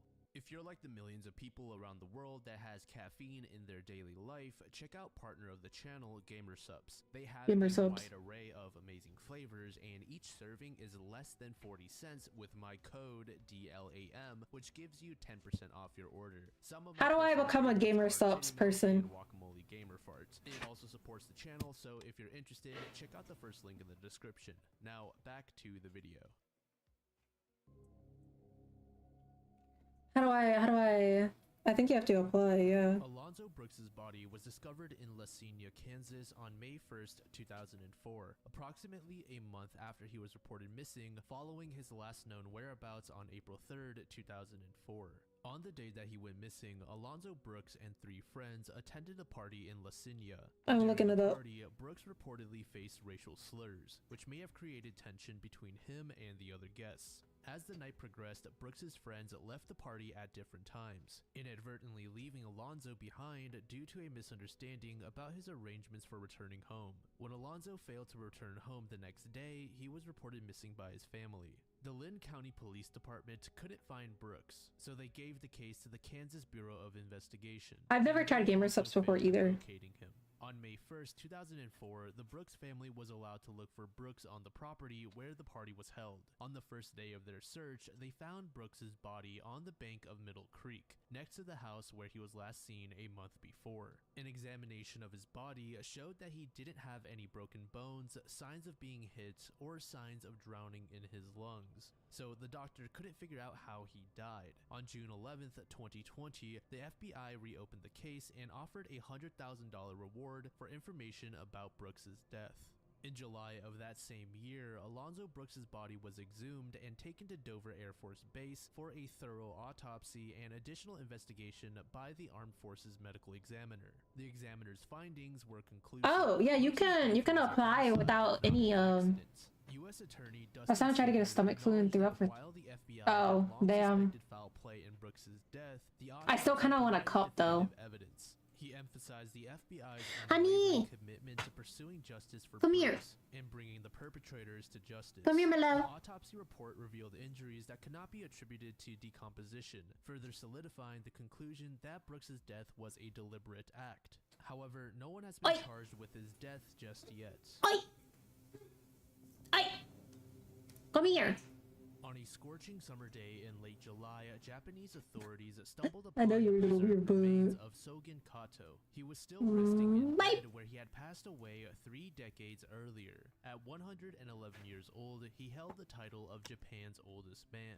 Shockingly, his 81-year-old daughter had concealed his death and unlawfully received over 9 million yen in pension funds as per the police. This discovery raised concerns, leading local governments to dispatch teams to check on the well-being of their elderly residents. Upon visiting the residence of Fusa Furuya, who was a well-known 113-year-old woman in Tokyo, officials were startled to learn that her daughter had not seen her since the late 1980s. The Japanese media has been meticulously documenting the daily revelations of such cases, sparking widespread national concern. In a surprising turn of events, authorities discovered that a woman who hypothetically would be 125 years old if alive was listed as a resident living in a park in Kobe City. Equally confusing was the discovery in Yamaguchi Prefecture, where the official register suggested the existence of a resident who was supposedly alive and thriving at the remarkable age of 186 years. As this 186. investigation went on and gained more interest, the Justice If Ministry I disclosed the petitioned startling to finding get of over myself a Gamer Supps 230,000 waifu cup missing of my character, centenarians. would you buy one? This news left the country in a state of collective shock, especially since Japan is It's like a known protein for shaker deep cup. respect for the elderly. It would have my Huge character number of and her unaccounted titties for out. people has a few Wow. reasons behind it. One main reason is the old way records were kept, especially in the Oh, family what's the registry, likelihood which you shows could make me all your births and peanut butter deaths and shake? is the basis for the 230,000 You can say no. figure. The Justice Ministry explains that some of the missing individuals might have actually passed away a long time ago during World Honey, War do you II think this and anime boy is hot enough to be after the war, watched? Their deaths were never reported. Others No. might have moved to another country. How do I make him without hotter? Local authorities. I think he's the pretty Welfare hot. Registry provides some interesting details. Based on their data and information about pensions and welfare benefits, we get more of a clear picture. According to the Health Ministry's data back in 2010, I think it's the there were just grip. over He said 44,000 people no. aged 100 or more who were alive. Daniel will Victoria never be Boston caught slacking. paper That's highlighted for some sure. deeper problems within this revelation. Never. Traditionally, Japan relies on stable The jobs grip. and families, I'ma but emphasize family the secure, revealing the unpleasant grip aspects of here. society. The editorial emphasized that the families Good closest to grip these is elderly important. individuals often don't know their whereabouts. In many cases, they haven't even bothered to ask the police for help. This situation points to the existence of lonely individuals without family support, and their connections with those around them have been severed. According to analyst Jeff Kingston, the case of the missing centenarians suggests a breakdown in social unity, both within families What and was the broader Danji's last bloody community. In the nose? past, Good it was question. common for parents to live with their children and grandchildren, forming a 3-generation family I where women played a central I role feel like as this needs to go caregivers. out a little However, more. according to Kingston, this traditional family structure is becoming outdated. The burst of Japan's economic bubble in 1989 led to some very tough challenges which eventually played a profound effect on society. Kingston pointed out that in 55% of married households, both spouses are now working. This has resulted in an increased burden on women who find themselves overwhelmed with responsibilities, as they were traditionally expected to take care of the home as well. During the 2000s in Japan, minor offenses like shoplifting have seen a significant increase driven by economic necessity. But the most unexpected aspect of the situation is certain families purposely concealing the deaths of elderly relatives to claim their pensions. To address this issue, Japan's health minister has proposed conducting face-to-face meetings with all citizens aged over 110 to confirm their vitality. What exactly happened to all of these missing centenarians is unknown. Bro, that's crazy. The Badajoz UFO incident happened in Spain on November 12, 1965, at an airbase called Talavera la Real. Two soldiers, Jose Trejo and Juan Lujan, said they saw and shot at a strange being. They were patrolling the base's fuel storage area at around 1:45 I've been had a blindness since I was 5. My dad gave me a pair. Like, a pair? Bro died at age 90. That's 20 years of pension. Yeah. This noise turned into a high-pitched whistle that went on for 5 minutes. Worried about possible sabotage, Jose asked Juan to check I the felt area that. with him. Oh? After about 5 minutes, the whistle stopped, and soon after, they saw a really bright light in the sky that lasted for about 15 UFO. seconds. Around this time, another guard with a guard dog joined the two. Together, the group swept the immediate area. When they reached a specific spot, they heard the sound of twigs breaking. They let the guard dog go, and it ran towards the spot where they heard the noise come from. The dog eventually came back, but it was... I don't know why I chose this shape, but some of this shape The though. dog kept getting injured whenever he went back to that spot. Eventually, the dog It's just began to very circle around the 3 soldiers, which is a protective technique. And then including it in the piercing? Jose Yeah. soon noticed a human-shaped green light towards his left.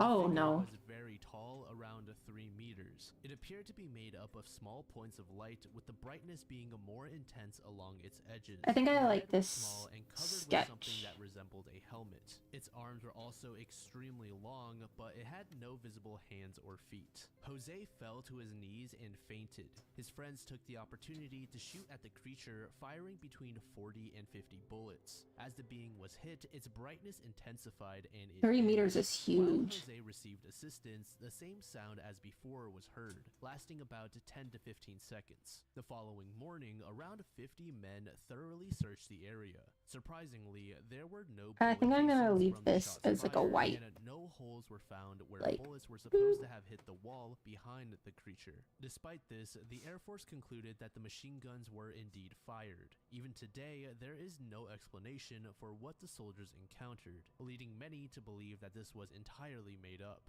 However, others believe that the soldiers encountered some sort of extraterrestrial. Baby. On September 19th, 2004, Robert Bugsy Springfield, aged 48, embarked on an elk hunting expedition to Black Canyon with his 13-year-old son Colton and his adopted son Brent Brooks. This adventure took them to the Crow Indian Reservation within the Bighorn Mountains in the southeastern part of Montana. Mysteriously, Bugsy never returned alive. Bugsy, along with his family, belonged to the Crow Nation Indian Reservation, and their hunting activities took place on tribal-owned land.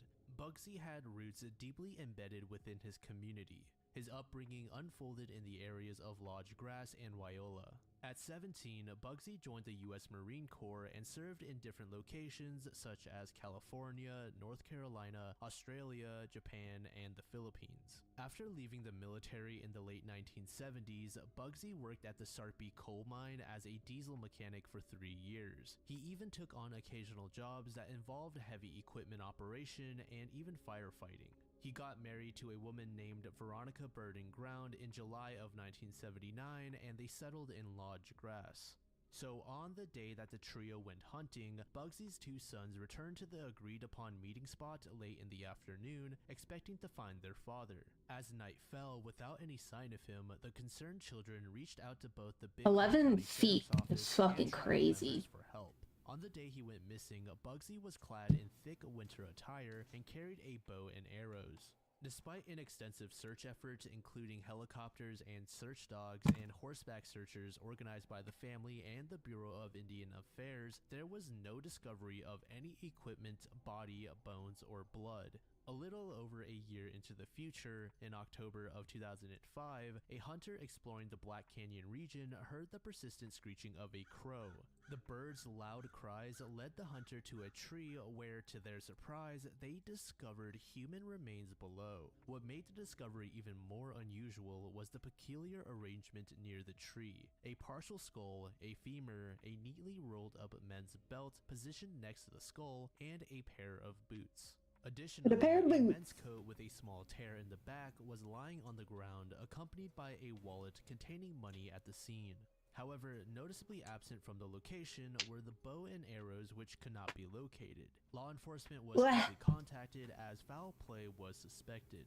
But there were some investigators Pair of that thought boots. otherwise. They initially theorized that a fallen tree caused Robert's demise, but the physical evidence at the scene contradicted this idea. Okay.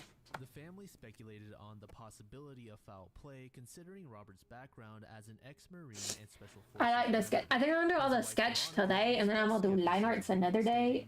In the end. Up there in that area, to put it Yeah. bluntly, we would have smelled I kind of feel it this one though. been there. The birds would have been there. The FBI eventually transported the remains to Quantico, Virginia for DNA testing. I also need to draw. On November 16th, 2007, I mean, these aren't due until the family finally October. received Bugsy's death certificate, listing the cause of death as undetermined. Another A couple notable detail characters was in that Halloween items costumes. from Bugsy's wallet, including his ID and social security card, were returned to the family without evident signs of exposure Bye, to Bobby! weather or water damage. We This love you. observation led the family to believe that these items hadn't been subjected to the elements for an extended period. To this day, the exact cause of death of Robert is still unknown. Have fun wherever you head off to. This mystery is a rather short one that refers to a call made on a radio show that was hosted by Art Bell. Art is regarded as one of the original hosts of a conspiracy theory radio talk show, with his show being a Coast to Coast AM. And probably one of his most famous incidents on the show occurred in 1977. On September 11th, 1997, Art Bell received a call from a man often described as frantic. This man claimed to be a former Area 51 employee. As the call progressed, the man became increasingly upset. Unexpectedly, the show temporarily went off the air due to a satellite failure. This event stirred speculation. I'm really in love with. There's this other VTuber. If the caller had real information about Area 51, Named Invictus. He's an old dude. I love him. He's my new favorite VTuber right now. Call was a hoax. However, doubts arose about whether this was truly the same individual. He looks cool. Considering differences in the second caller's voice, tone, and mannerisms. Some believe the second call was a government cover-up, especially given the abrupt end to the original call. In the early 1800s, something odd occurred at Christ Church Cemetery in Oistins, Barbados. The church had a special tomb which was referred to as the Chase Vault. This tomb belonged to the Chase family led by Colonel Thomas Chase. Thomas was an extremely wealthy man and he was regarded as a pretty cruel person. So much so that Maybe I'll just stick with this one when I'm still feeling it. It's said that Thomas mistreated them, and once he died, many believed that the slaves the family owned were the ones responsible for the events that we are going to discuss. However, there isn't really concise proof of this. The first person from the Chase family laid to rest inside of the vault was baby Mary Chase, who passed away in February of 1808. She was placed in a sturdy metal casket. Next was the teenage daughter, Dorcas, who was buried in July. Ain't no way they named the kid Dorcas. Colonel Thomas Chase, possibly having taken his own life, died in August of the same year. His metal coffin was so heavy that it required several men to carry it. When the vault was opened to lay the colonel to rest, they noticed that Mary's casket had shifted from its original position. Initially, people thought someone on the island had moved it, so it was I think I should give him legs too, just in case. sealed once again. In 1816, the Chase Vault witnessed 2 more burials, and once again, the coffins, including the extremely heavy one belonging to Colonel Chase, had shifted positions. This sparked a growing concern among the people. Despite the vault seal remaining unbroken, there were reports of horses behaving strangely near it. A woman visiting another grave in Christ Church Cemetery even claimed to have heard alarming sounds emanating from the Chase Vault as she passed by. By July 1819, another family member found their final resting place within the vault. Once again, all the coffins inside had been rearranged, none in their original spots. After restoring the caskets to their designated places and sealing the vault once more, the governor took a precautionary step. He pressed his signet ring into the wet cement to create an identifiable mark, ensuring quick detection if the seal was breached again. Despite these efforts, people still suspected foul play, believing that someone might be breaking into the vault to move the coffins, perhaps But why? harboring a grudge against the family. To catch the individual, sand was scattered on the floor. By April 1820, the tomb was opened for the last time. The marks of the signet ring were still visible in the cement, indicating that no one had tampered with the vault from the outside. The sealed door remained the sole entrance. The men faced difficulties opening the door as if something heavy was blocking it. Once the door was eventually opened, it was revealed that Colonel Chase's coffin was the obstacle. All of the other caskets were scattered within the vault in different locations once again. The governor eventually reached a breaking point. He decided to take action by having all the coffins removed from the vault and reinterred in various parts of the Christ Church Cemetery. Since then, the Chase vault has remained empty. Naturally, people began seeking explanations. While there were instances of earthquakes, none of the other vaults showed signs of disturbance. Occasionally, there were floods, but no cracks were found in the vault, and the weighty metal coffins made it impossible for them to float. And from here, all investigation into the events seemingly fell off, and the topic gradually faded into obscurity.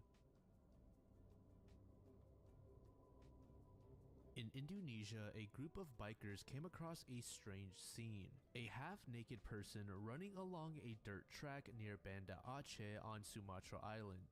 Some people thought he was from the Mont tribe, known for living in the forest. As the bikers journeyed along the track, a bald man unexpectedly leaped out from the trees. Bald man!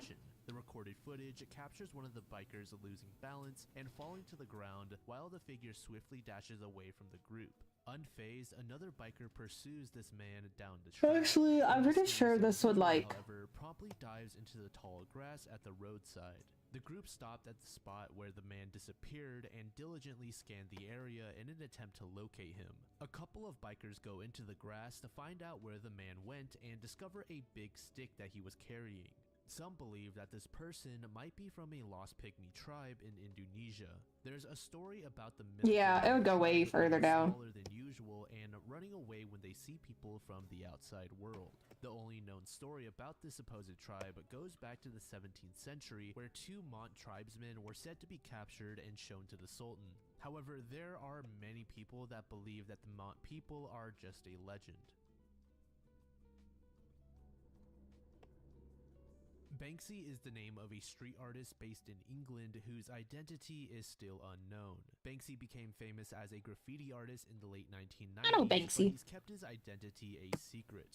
But we do know a couple. I ran out of drink to hydrate on. Bristol, he uses stencils to create art quickly and without getting caught. I'll go get more. There's a good likelihood that And you he's snack. too fond of authority. A bit of a snack. What Banksy really is remains a mystery, and that mystery is a big part of what makes his art so special.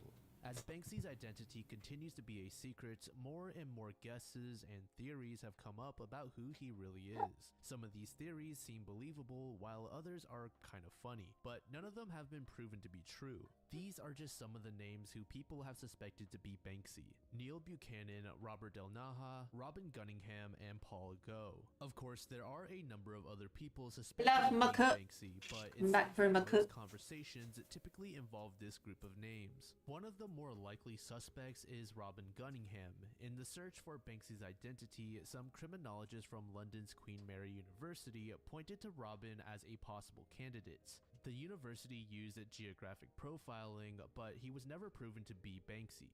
One of the other people we mentioned was Robert Del Naja. A pretty believable rumor about Banksy's identity accidentally started with the DJ Goldie, also known as Clifford Price, when he mentioned a rumor in an interview. Goldie hinted that Banksy might be Robert, a member from the trip-hop group Massive Attack, who happens to be from the same city as Banksy. Even though Banksy's art has shown up in places where Massive Attack was touring, Robert has denied these rumors when asked publicly. As of now, despite the technological advancements in society, no one seems to have confirmation as to who Banksy is.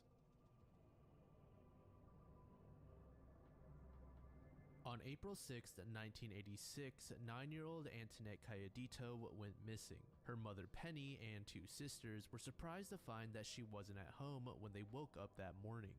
After searching the house and checking with neighbors, they couldn't find any trace of her. Even the police and neighbors searched the nearby foothills, but there was still no sign of her. It seemed likely that she was kidnapped during the night, leaving authorities with little to offer in terms of hope to her worried parents. A year later, in 1987, there was a significant turn in the case. The Gallup police station received a call for help.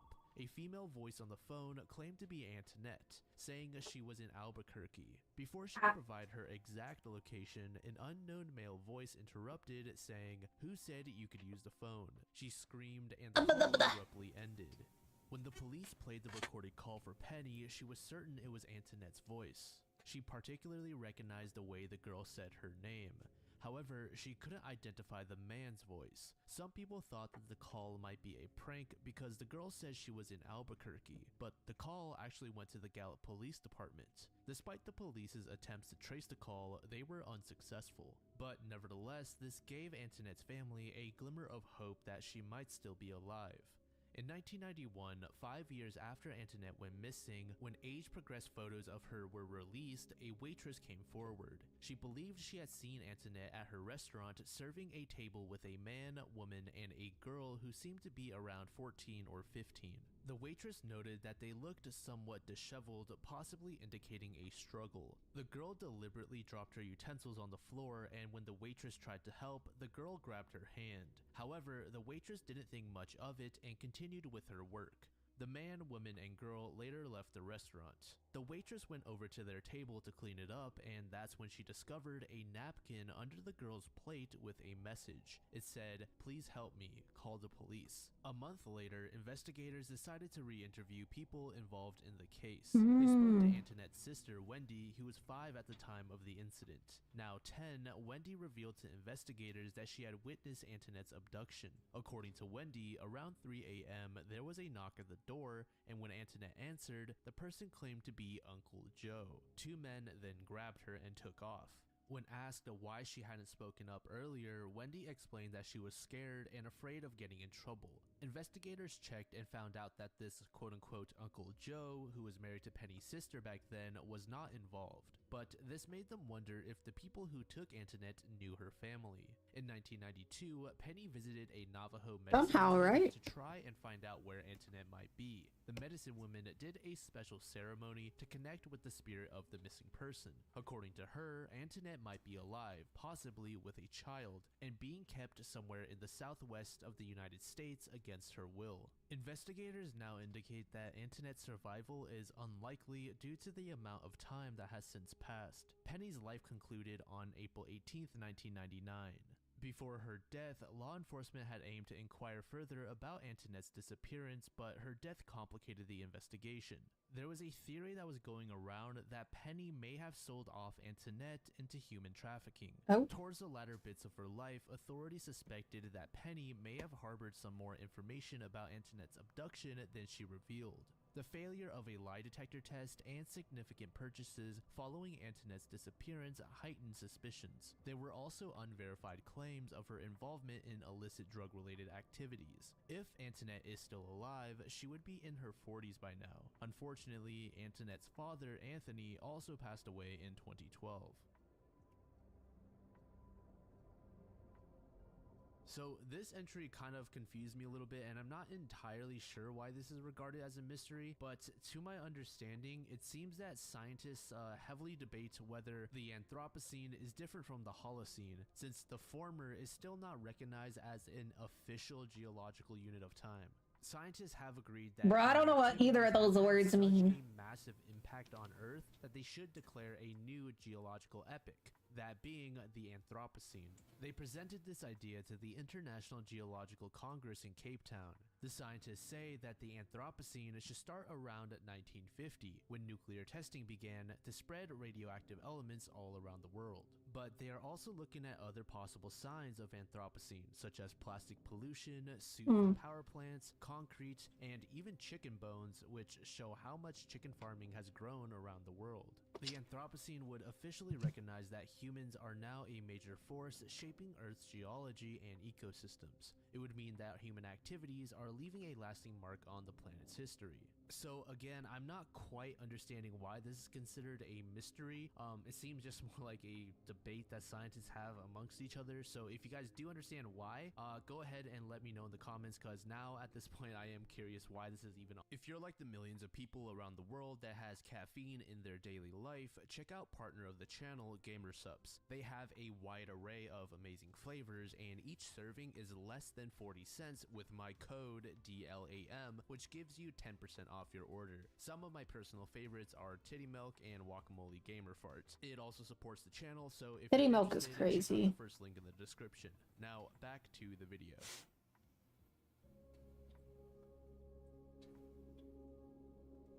Brianna Maitland was a teenager who disappeared in March 2004 after finishing her shift at a local inn in Montgomery, Vermont. At the time, she was only 17 years old. In Montgomery, Vermont on March 20th, 2004, the Vermont State Police received a call about an abandoned car near the Old Dutchburn Barn. It was a green 1985 Oldsmobile Delta Yeah, I'm feeling this so far. peculiar angle. Its rear bumper had snagged onto the building's foundation, which lifted the rear tires upwards, making it impossible for the vehicle to drive off.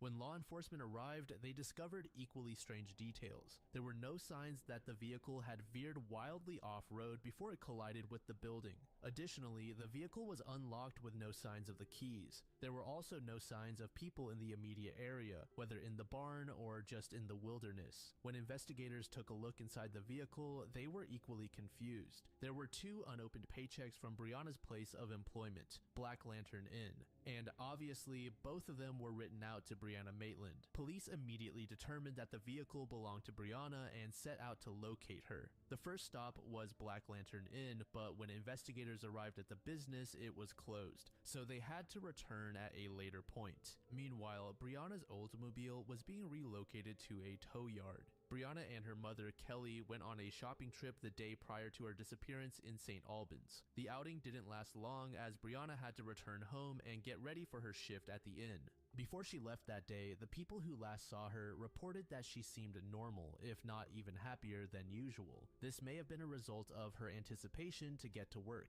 Brianna's co-workers shared that nothing out of the ordinary occurred when Brianna was working. At about 11:20 p.m., one of the other employees took note of Brianna getting inside her car and driving out of the parking lot. This was the final time Brianna was seen officially. What exactly happened to her afterward remains a mystery. Fast forward to March 23rd, 2004, Kelly Maitland reached out to the Vermont State Police to report her daughter Brianna missing. Then, 2 days later, Kelly, accompanied by her husband Bruce, made their way to the State Police Barracks in St. Albans to submit some photos of their daughter to assist in the search/spread of information. This was when one of the officers noticed a photo matching the Oldsmobile they found. This officer decided to share some photos of the abandoned vehicle belonging to Brianna at the barn with the parents, both of whom confirmed that the car belonged to their daughter. Notably, the Black Lantern Inn where Brianna worked was located less than 2 miles away from where the vehicle was discovered. Initially, most investigators were of the opinion that Brianna had run away somewhere, but for what reason, they were unsure. She may have wanted to start a new life, or she may have been trying to get away from someone or something. The former seemed very unlikely, so police set their sights on the possibility that foul play was involved. 1 week after Brianna's disappearance, law enforcement returned to the site of the abandoned vehicle to allow their K9 units to search the location, and they discovered an out-of-place item nearby. After some DNA testing, officials could not determine who the DNA on the item belonged to, but they did compare it to about a dozen suspects. Additionally, it should be noted that police were not sure how long this item was left in the area. It could have been after or even before Brianna's vehicle was discovered. Come fall 2020, the Vermont State Police Major Crime Unit joined forces with Othram with the goal to extract leads from the same DNA evidence obtained from the item. Othram scientists utilized forensic-grade genome sequencing to craft a DNA profile. Months of relentless follow-up investigation allowed the police to pinpoint, interview, and collect DNA samples from potential donors. These samples underwent comparison testing at the Vermont Forensic Laboratory, and surprisingly, officials obtained a match and made the information public in the first half of 2022. But it seems like investigators haven't released the identity of the match yet, but they did say that that the match was one of the dozen or so suspects that they had been looking into prior. Well, that's Detective Sergeant Andrew good, Baker maybe? said, "It's important to note that this doesn't mean we have identified a suspect. We are continuing our active efforts to investigate every lead associated with this case, and we constantly look for new technological advances to aid in our investigation. The use of genetic genealogy to identify the DNA found 18 years ago is just one example of how detectives continue to track down every potential lead in this case. So this case seems to be making some significant progress, and who knows, maybe this mystery will finally come to an end this year and Brianna's family can finally get some closure." Dick Hansen was a former college football star living in San Jose, California, who died from a gunshot wound on April 29, 1991, when he and his friends visited a bar. Around 1 a.m., Dick and his friend Jean departed in her car, reaching the restaurant where Dick had left his pickup truck by 1:30 a.m. While in Jean's car, another vehicle pulled up behind them. Dick and Jean were blocking a mailbox, so they assumed that the person behind them was trying to get to it. They were considering whether to move to provide space.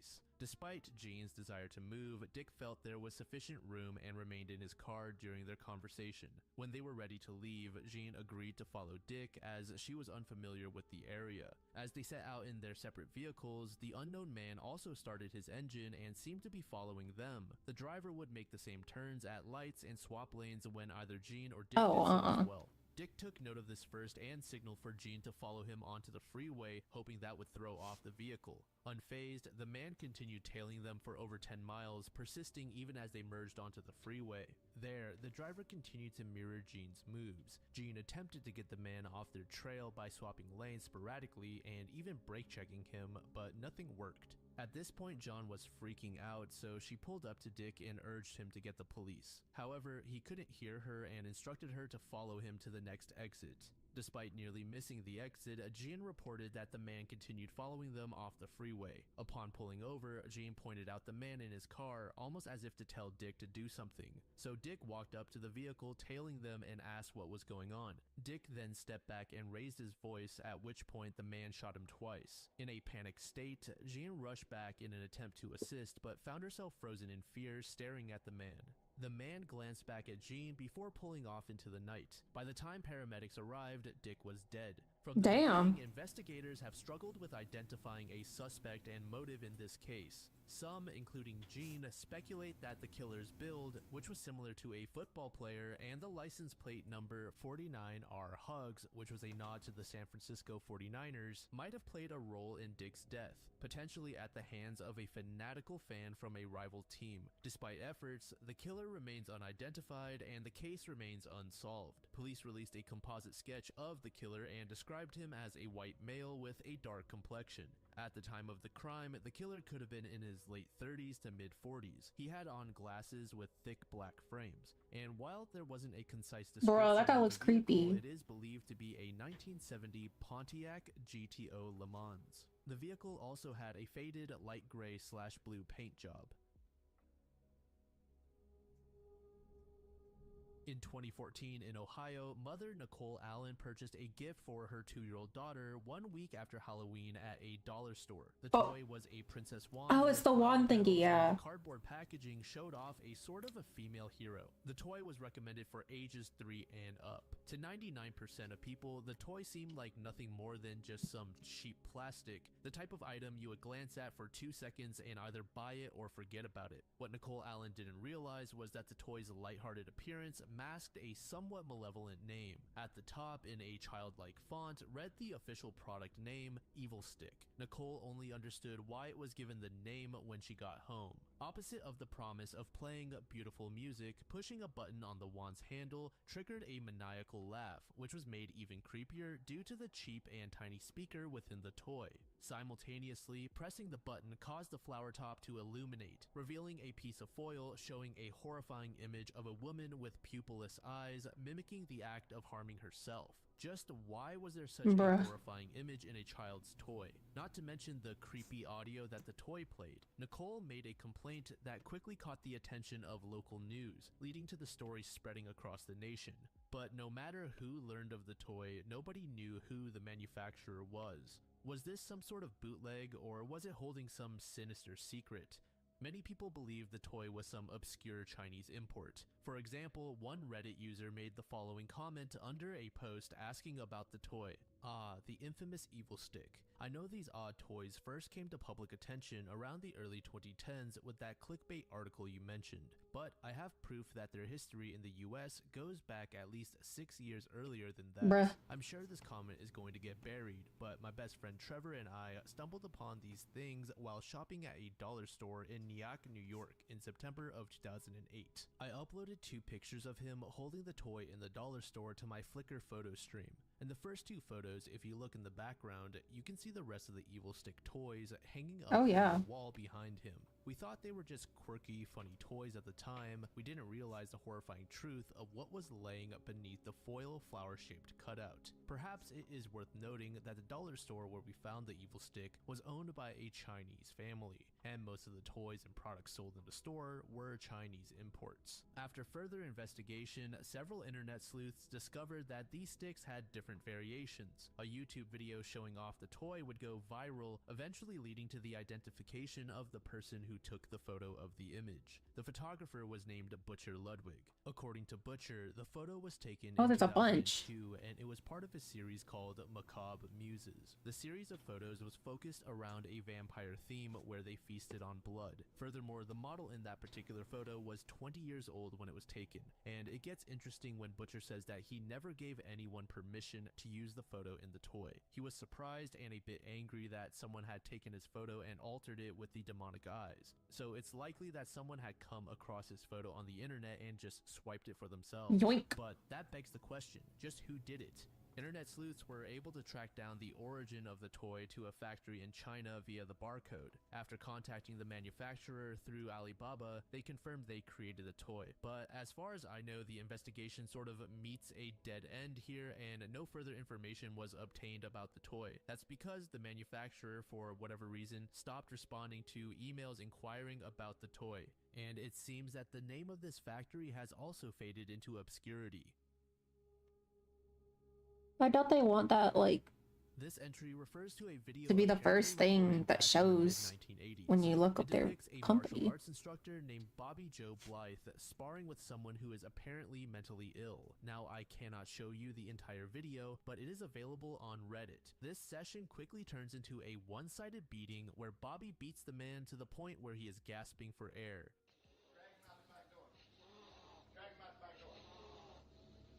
Drag him out the back door. Bruh. Bobby takes it way too far and even starts striking at the back of the other man's head/nape area. I'm not sure if it's Bobby himself saying it or someone else, but you can hear "drag him out the back door."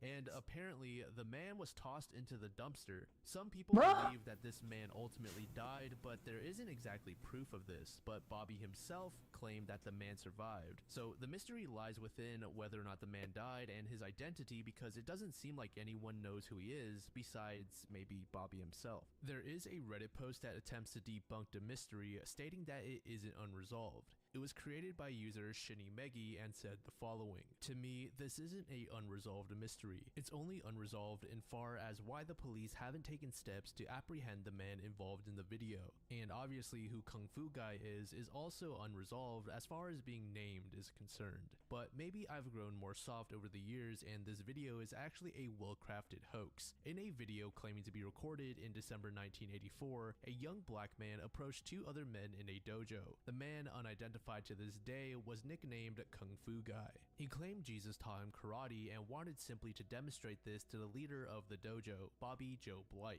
I can't exaggerate how much we know this is BJB. We know it's his dojo, we know where and when he trained people in 1984, and we know from other videos that he's a violent homophobe even for the early 80s. He has threatened to stomp any pupils who were Fs. Regardless, his behavior up until the Damn. video has only been questionable for a teacher, not technically illegal. So in December, a man claiming to be taught by Jesus, a possible symptom of mental illness, though it is notable that he's quite well presented and shows no signs of delusions whilst he's actually in the building. offers to demonstrate around a pupil at the dojo. He makes it very clear he doesn't intend to touch or hurt the man. However, after getting BJB's blessing, he is kicked straight out of the block. After a while of quote-unquote sparring with some blows landing home on both sides, BJB decides he's had enough. He pushes Kung Fu Guy roughly into a pole so hard that he collapses and then stamps on his head, repeatedly until there's blood.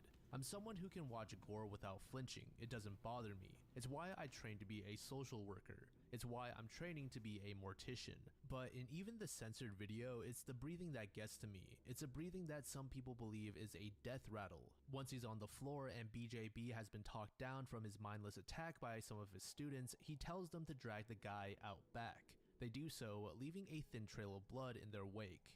BJB then records the blood and the back door, which for people who think it's a hoax is suspiciously bright for early evening in December in Virginia, but he could have been back and recorded it later.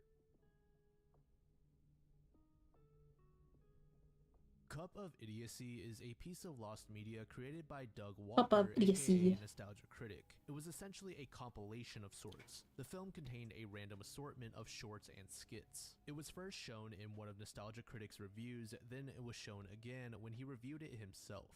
There is heavy speculation that a massive portion of the film had been cut and never shown, driving many fans to wonder if the full movie will ever surface.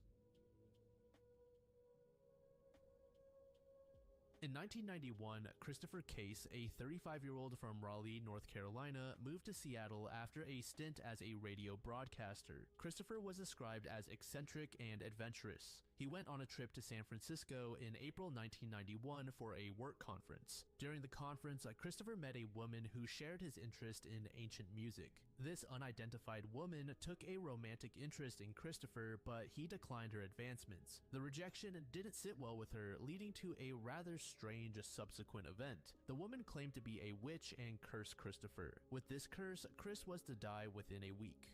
Most people would probably shrug this off as a random freak encounter, but Chris was genuinely disturbed by this. So he hit up his friends and told them about his recent encounter. One of the friends he contacted was Sammy Soder, a psychic. To her, Christopher appeared stable and had shown no previous inclination towards beliefs in witchcraft or the occult. On April 18th, 1991, concern for Christopher Case grew when a friend in North Carolina couldn't reach him. This prompted the friend to contact police, who then got in touch with Seattle authorities and did a wellness check on Chris. She shared Christopher's growing paranoia and fear, fueled by the alleged curse he faced. When the police entered his apartment, they were met with a creepy scene. Salt lines ran along the base of each wall, crucifixes adorned the walls, and a dozen burned down candles were arranged in such a way that one would think a ritual was held here. As investigators made their way into the bathroom, they discovered Christopher Case dead in his bathtub. The cause of death was eventually determined to be a heart attack, leading to speculation that Christopher Case literally scared himself to death.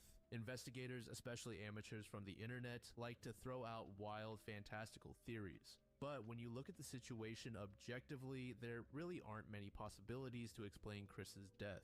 We also need to consider if the curse was truly genuine. For the sake of the theory, let's just say it was, and this mystery woman was proficient in witchcraft. Christopher engaged in various protective measures, including the salt, the candles, and crucifixes, as a means to thwart its effects. It raises the interesting possibility that the curse, if real, became a self-fulfilling prophecy. The stress of anticipating impending doom might have triggered the heart attack. There is another possibility that isn't really spoken about much, but seemed somewhat reasonable. Carbon monoxide poisoning from the excessive amount of candles grouped up in such a small living space. However, it seems that there wasn't much evidence to support this from the autopsy. So in the end, there are many enthusiasts of the supernatural who believe that Chris was truly cursed to die, while skeptics are not so quick to jump on this theory.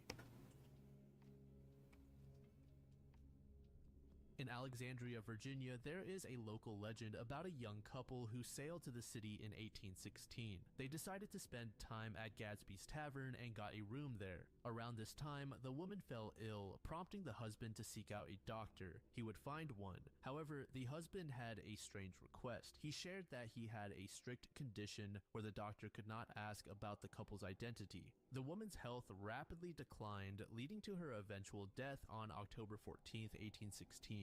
To bury her in town, her husband borrowed money from a local businessman, repaying the debt with a note from the Bank of England, which later turned out to be a fake. The presence of the couple eventually led to rumors and speculation among locals. The woman's grave is still located in the St. Paul's Episcopal Church section of the town's cemetery. The slab is also inscribed, "To the memory of a female stranger whose mortal sufferings Oh, terminated wow. on the 14th day of October 1816. Female stranger. 23 years and 8 months. This stone was placed here by her disconsolate husband, in whose arms she sighed out her latest breath, and who under God did his utmost even to soothe the cold dead ear of death." Several theories arose in regards to the woman's identity, but it seems like the most commonly agreed upon one suggests that she was Theodosia Burr Alston, who was the daughter of former Vice President Aaron Burr, who was lost at sea in 1813. Today, the grave remains a tourist attraction for visitors. Interesting. Near Melbourne, Australia, on October 21st, 1978, a lone-engine Cessna embarked on its journey from Moorabbin Airport. 20-year-old Frederick Valentic was the pilot. He had 2 years of experience and over 150 solo hours. His destination was King Island, which followed a 40-minute course along the Australian coast heading west. Upon reaching Cape Otway, he planned to change a direction, heading south for a half-hour flight over Bass Strait. Ken Llewellyn, who was part of the Royal Australian Air Force, had the following to say about the flight. "It was a fairly normal exercise. He had an appropriate instrument rating for the trip. It was a very straightforward flight, and I could see no reason why it shouldn't have concluded successfully. What happened 3/4 of an hour into that flight, I think, will be one of the great mysteries of Australian aviation." Frederick contacted a flight service center when he noticed a large aircraft zoom by him several times. This aircraft was at least 1,000 feet above him. According to ground control, Frederick was not panicking at this time, but he was a bit concerned. He also showed signs of confusion, which led to concern among ground personnel as well. According to Frederick, the aircraft was stationary and sort of hovered in midair. This is what the radio communication between Frederick and the personnel on the ground said. "Fred, it's got a green light that's sort of metallic, like it's shiny all over. It just disappeared. Is this some sort of military aircraft or what? Tower, Delta Sierra Juliet, is the aircraft still with you? Fred, Delta Sierra Juliet, now approaching from southwest. Delta Sierra Juliet, the engine's gone into half idle. I've got it set on 2324. This thing's just coughing. This strange aircraft's just hovering on top of me again. It's hovering, and it's not an aircraft." After that, a sound that's described as clicking could be heard on the radio, and it lasted for approximately 17 seconds.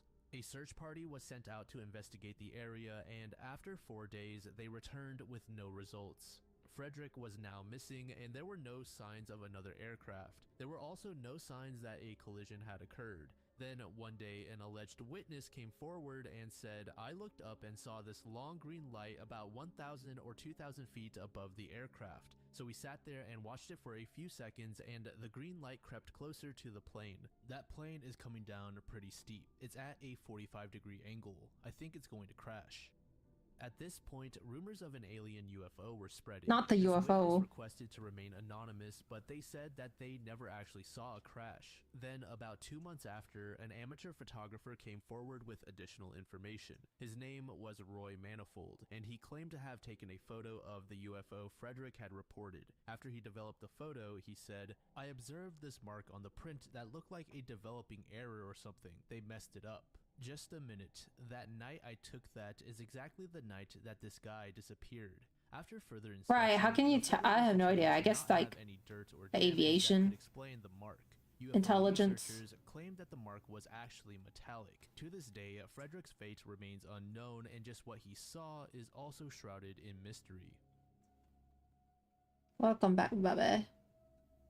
So this entry refers to a particular woman who was a victim of Samuel Little, but if you search up Harris County Jane Doe, there are unfortunately dozens of victims. According to Samuel, he took this woman's life around the mid to late 1970s, or possibly in 1993. I'll see if I keep that, He wasn't sure. He confessed to the murder in 2018 that or not. and stated that he was passing through Houston, Texas. That's when he noticed a sex worker on the side of the road and picked her up. The two drove off. I tend to like really dark shadows, Said he immediately but I don't want to like he did not have sex with with the woman, but instead strangled her Oversaturate the and dumped her picture. body on the road. The woman is African American and aged between 25 to 30 years old. She has remained unidentified for about 5 decades now. Samuel Little admitted to killing over 90 women from 1970 to 2005, all of whom either had ties with illegal substances or work. While many bodies have not been located, authorities do believe that his confessions are credible.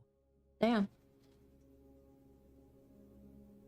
Lee Ochi was 13 years old when she disappeared from Tupelo, Mississippi during Hurricane Andrew. Lee's parents, Vicki Felton and Donald Ochi, both worked within the U.S. Army and eventually separated. It was August 27th, Probably end up getting rid of it, when Lee but we'll was keep it home for now. alone after her mother left for work at around 8 a.m. At the time, Lee's father was in Virginia. Just as Vicki checked into work at her office, she was notified of an impending storm headed towards her residence. Vicki was concerned, so she called home to tell her daughter about the storm, but no one picked up.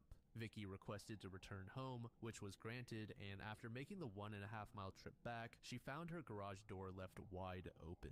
She cautiously entered the home and noticed blood streaking on the side of the wall. Vicki called out for her daughter, but got no response. She started scouring the home for Lee, but couldn't locate her anywhere. That's when she called 911. Investigators located blood in Lee's bedroom, the hallway, and bathroom, and obviously, they suspected foul play. They believed that the blood in the bathroom was a sign that the culprit had attempted to clean off the blood. Vicki also informed police that several items belonging to her daughter were missing. The house itself showed no signs of forced entry. Immediately, search parties were sent out to search Tupelo, primarily the more wooded areas, but there was little to show for the search effort. When Lee's father, Donald, was interviewed regarding the incident, he said that he believed his daughter was dead the day Vicki called him, informing him that Lee was missing.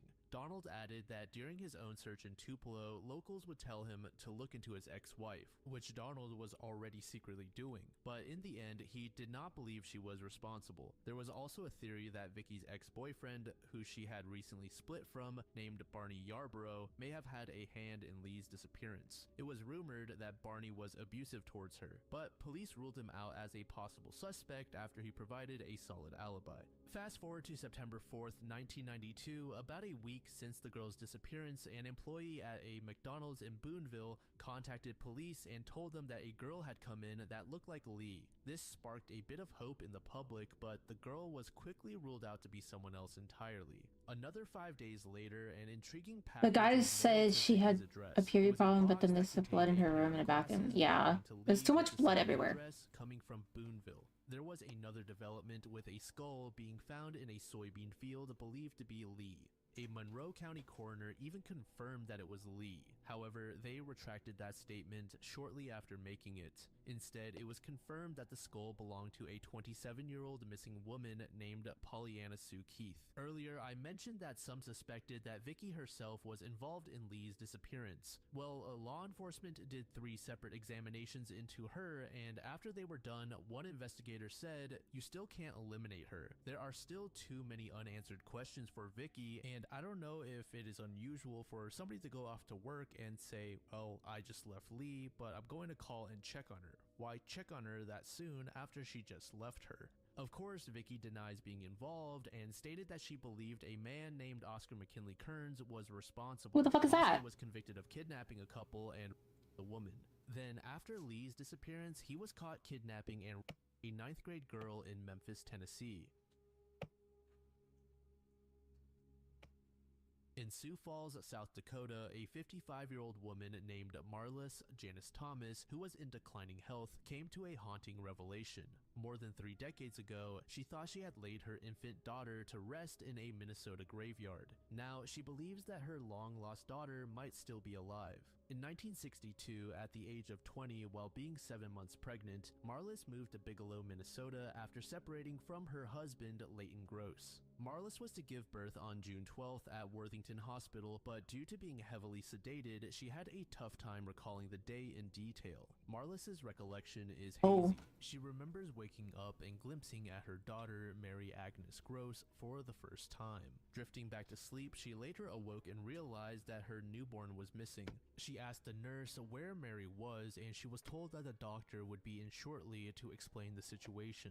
When the doctor finally arrived, Marlis requested to see Mary. To her shock, she was told that the infant had passed away, living only about an hour. Confused and angry, Marlis couldn't really grasp the news. Upon leaving the delivery room, Marlis crossed paths with a bassinet making its way to the morgue. Marlis believed this to be her daughter and asked to see the baby. The nurse lifted the sheet for a fleeting 15 seconds. It was indeed Mary under the sheet. Dropping baby's but such a Marlis scary couldn't shake the thing. feeling that the baby was still alive. She seemed peacefully Yo. asleep.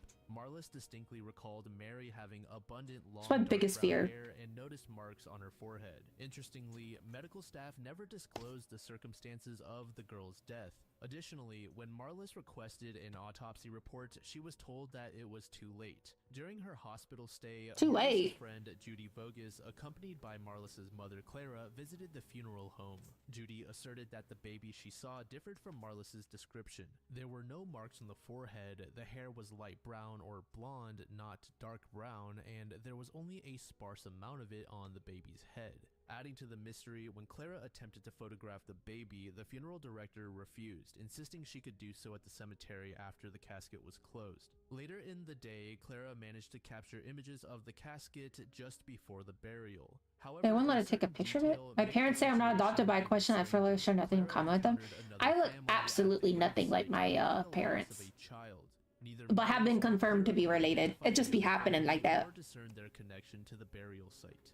A week after the funeral, Marlis visited Mary Agnes's gravesite. At that time, only one grave occupied the space. Marlis made regular visits, accepting Mary Agnes passing as reality. However, 3 months later, an unsettling twist occurred. Marlis received a photograph in the mail. The envelope was blue and missing a return address. There was no letter, just a photo. The photo featured a husband, a wife, and 3 children, including a baby girl with features like Leighton.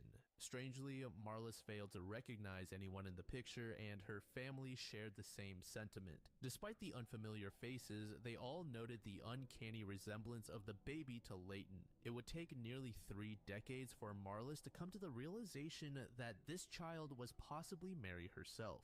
It took Oh, Marlis whoa. over a year to save up enough money to afford a headstone. However, in an odd turn of events, when she did purchase it, it was not placed on top of Mary's burial plot. Instead, it was shifted a few feet to the side. Marlis moved on with her life by remarrying and having 3 children. Why is it but shifted to the nevertheless, side? She would always revisit Mary's grave. During a visit in 1993, she was confronted with some jarring news. In 1989, 4 years prior, a headstone for a different baby named Pamela Ray Dickey had been mistakenly placed on Mary Agnes's burial plot. Puzzled and disturbed, Marlis questioned the funeral director, who admitted to always having wondered why Mary Agnes's headstone was there, considering that there was no corresponding grave. He informed her that Mary Agnes was not buried at that location. And after digging through cemetery records, there was no evidence of Mary Agnes's burial. However, there was a record of Pamela being interred in the cemetery. Deeply troubled, Marlis's old doubts resurfaced, prompting her to look into That's the so details weird. of Mary's supposed death and burial. It's conspiracies and mysteries, a little bit of both. An eerie coincidence. Pamela had died just hours before Mary on the same day in the same hospital. More startlingly, Mary Agnes and Pamela were both buried on the same day. However, there was only one funeral and one grave. Marlis asserted that after the funeral, only one heap of dirt remained at the site. But there was yet another twist to be had. Marlis stumbled upon Mary Agnes's last name, a gross, inscribed in the upper corner of one of Pamela's funeral documents. Hospital records indicated Mary Agnes was born healthy with a normal heart rate and color. However, the death certificate contradicted this, stating she never drew a breath. The birth certificate noted her birth at 6:23 p.m., while the death certificate claimed she died. I love that emote. Being born at 6:20. That's what I'm saying. It is very Faced with confusing. these inconsistencies, I like Marlis that began cat. entertaining suspicions that Mary Agnes might not have died. In her quest for answers, Marlis turned to Pamela's mother, Margaret Dickey. Understandably, Margaret hesitated to mess with her daughter's grave. In November 1996, with legal support, she organized the exhumation of the grave beneath Mary Agnes's tombstone. Although the remains were aged and challenging to identify, Marlis's intuition proved correct. DNA testing revealed that the child laid to rest there was neither Mary Agnes nor Pamela. Instead, it was that of an unidentified full-term baby girl. Marlis Bro? began contemplating the possibility that the casket her mother, Clara, had captured in photographs might have been wrong.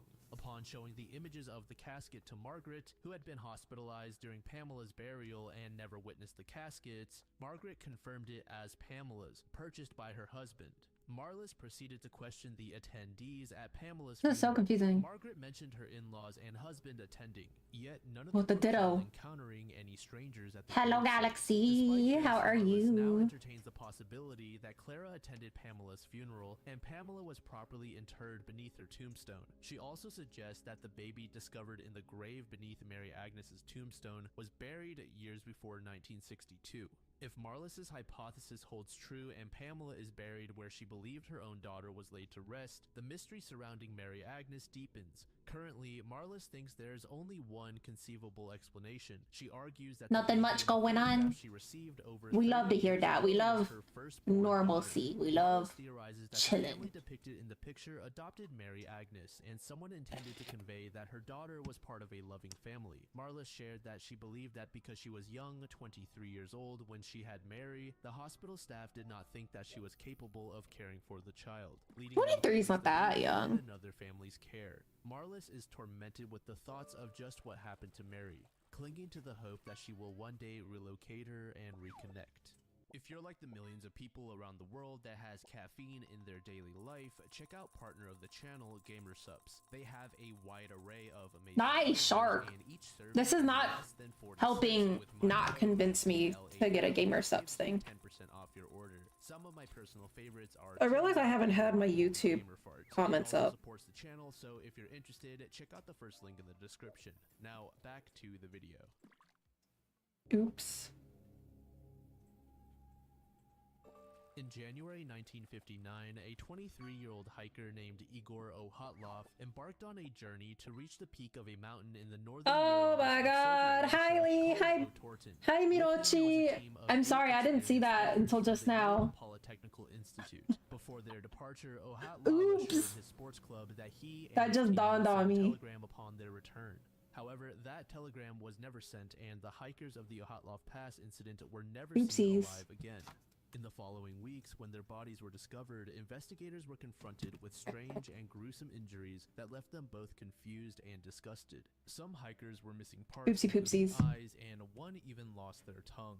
Furthermore, some Tongue? of the injuries were described as though the person had collided with a speeding vehicle.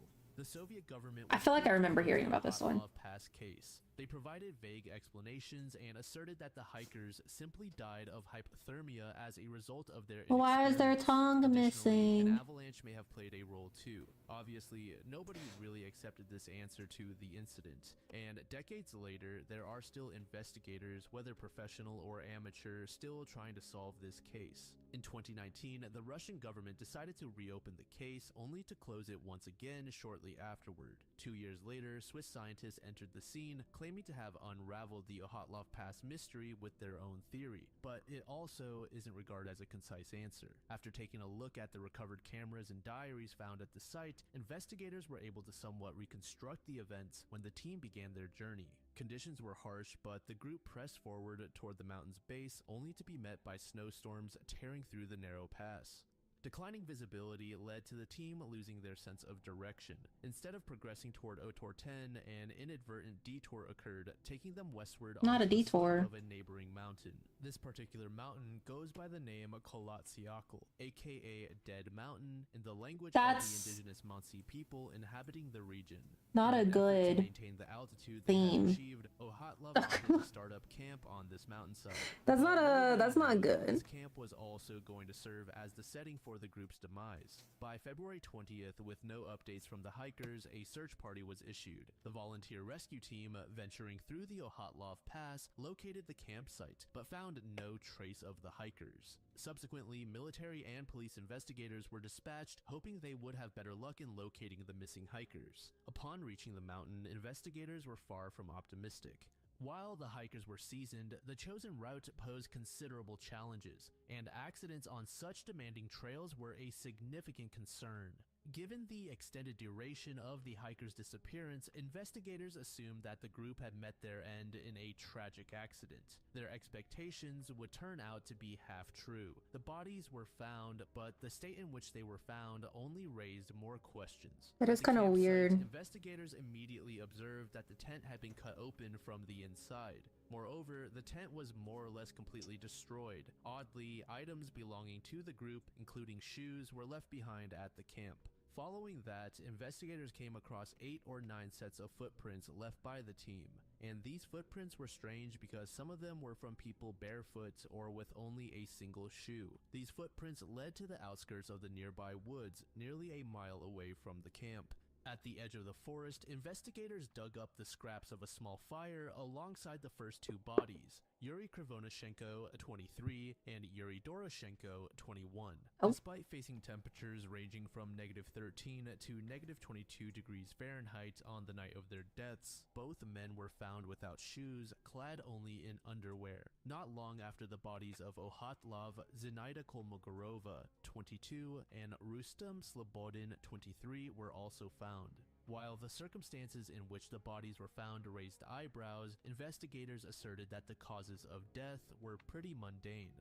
They all died of hypothermia.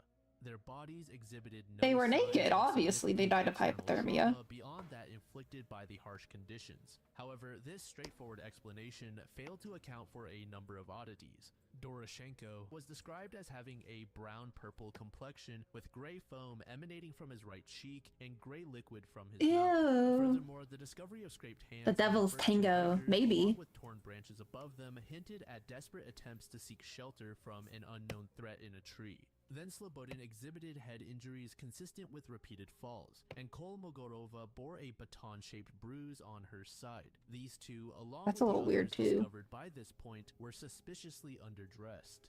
This led many to believe that they had to abruptly and hastily flee into the night. The remaining hikers were found buried beneath the snow in a ravine located 75 meters deeper into the woods from where the first bodies were found. Nikolai Brignolos, 23, experienced significant skull damage in the moments leading to his demise. Avalanche, Meanwhile, maybe? Lyudmila Dubinina, 20, and Simeon Zolotaryov Is that both Eli's suffered working? major chest fractures similar to one someone who collided with a car would receive. And probably the most disturbing part was that Dubinina's body was devoid of her tongue, eyes, part of her lips, facial tissue, and a fragment of her skull bone. Oh my god, I just saw that one. Alexander Kolikov, 24, was also I didn't see discovered that at one the same before. location, but did not have insane wounds like the others. Investigators believe that the timing of deaths for this second group was staggered. They believe that once one person had perished, the living took their clothes and continued onwards. Furthermore, Dubinina's foot was found wrapped in a section of Krivonashenko's wool pants. Adding to the mystery, the clothing worn by both Kolevatov and Dubinina were radioactive. After making additional discoveries, Radioactive? investigators were no closer to getting their answer than before. Again, the Soviet government was fast to close the case and gave explanations that did not satisfy the public. At one point, it was thought that maybe the local Mansi were responsible for the hikers' deaths. This would explain the need to abruptly flee the campsite. But this theory was quickly shot down, as the Nazis were Radioactive, known to be peaceful and had no radioactive. reason to attack the group. Additionally, some of the injuries, specifically the ones that resembled a car accident, could not have been inflicted by a human. The next theory involved an avalanche. The hikers may have run off after hearing the sound of snow falling, which would be an early warning of impending danger. Yeah, I was thinking This would also avalanche. explain the extreme injuries of some of the victims, but this theory also falls apart since there was no evidence of an avalanche. Oh. And the locals also disagreed with this Bear? theory. With conventional theories being dried up, people began suggesting the possibility that something supernatural had occurred, or possibly the inclusion of the government since there were traces of radiation at the site. But to be honest, even if a new explanation was provided and confirmed, I don't think the public will be satisfied. This case has attained a sort of mystical status amongst mysteries, and some people are so set on their own theory that they likely wouldn't accept any other. Bear attack. In Murfreesboro, Illinois, there is a mural depicting a Bigfoot-like creature known locally as the Big Muddy Monster. The story of the Big Muddy Monster started on the night of June 25th, 1973. Randy Needham and Judy Johnson parked their car in a secluded area near the Big Muddy River, where they noticed a pungent odor coming from nearby. Turning to investigate, they were met with the jarring sight of a 7-foot monster covered in white hair and mud. The creature Not the white hair in the mud. It had red eyes and yellow teeth. Immediately, Randy and Judy drove off in search of police. Authorities only responded the next day, and they discovered what seemed to be large, narrow footprints at the site where the creature was seen. On the same day, Randy Creeth and Cheryl Ray claimed to have spotted the creature on her parents' farm. The police report said both Randy and Cheryl watched and observed a large creature walk out of the patch of trees near the edge of the yard and then turn around and walk back into the field. The creature was described as being 7 to 8 feet tall, weighing 300 to 350 pounds, pale dirty white or cream colored, and standing on 2 feet. Creeth stated that he walked toward it and got approximately 30 to 40 feet from it. Creeth also stated that it had a musky odor to it.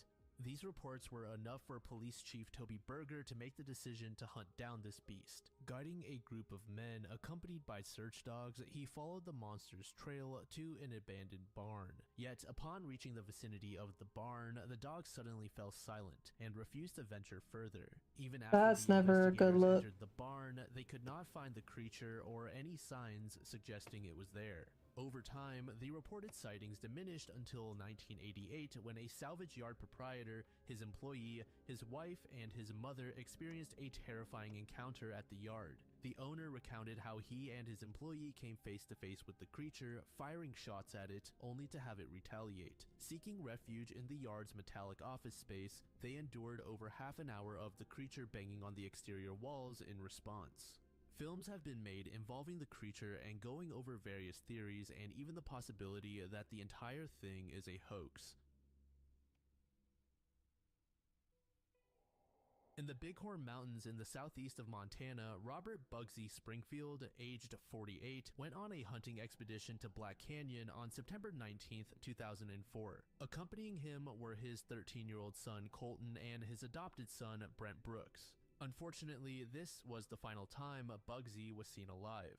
Bugsy and his family were members of the Crow Nation Indian Reservation. He was raised in the Wayola and Lodge Grass areas where he attended high school. Bugsy made the move to enlist in the Marine Corps at the age of 17. In 1977, he received an honorable discharge marking the end of his military service. He then pursued an education at the Billing Vocational Technical School where he graduated in April 1979. Bugsy found work as a diesel mechanic as well as a heavy equipment operator and firefighter. After their day of hunting, Bugsy's two sons returned to the agreed-upon meeting spot in the late afternoon, expecting to reunite with their father. However, as night fell, their father was nowhere to be seen. They began to worry, and in response, they promptly reached out to both the Bighorn County Sheriff's Office and tribal members to report Bugsy's disappearance. On the day of his disappearance, Bugsy was clad in heavy winter attire and armed with a bow and arrows. Despite efforts to locate him, including the deployment of a FLIR-equipped helicopter scouring the presumed area and the involvement of dogs and horseback searchers, no traces were discovered.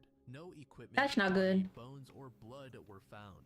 About a year later, in October 2005, a hunter in the Black Canyon area was drawn to the sound of a screeching crow. The bird's unceasing cries led the hunter to a tree where he discovered human remains. A partial skull, a femur, a neatly rolled up men's belt beside the skull, and a pair of boots were all present. Additionally, a men's coat with a small tear in the back and a wallet containing money were discovered on the ground at the scene. Strangely, the bow and arrows Bugsy was said to have with him were nowhere to be found.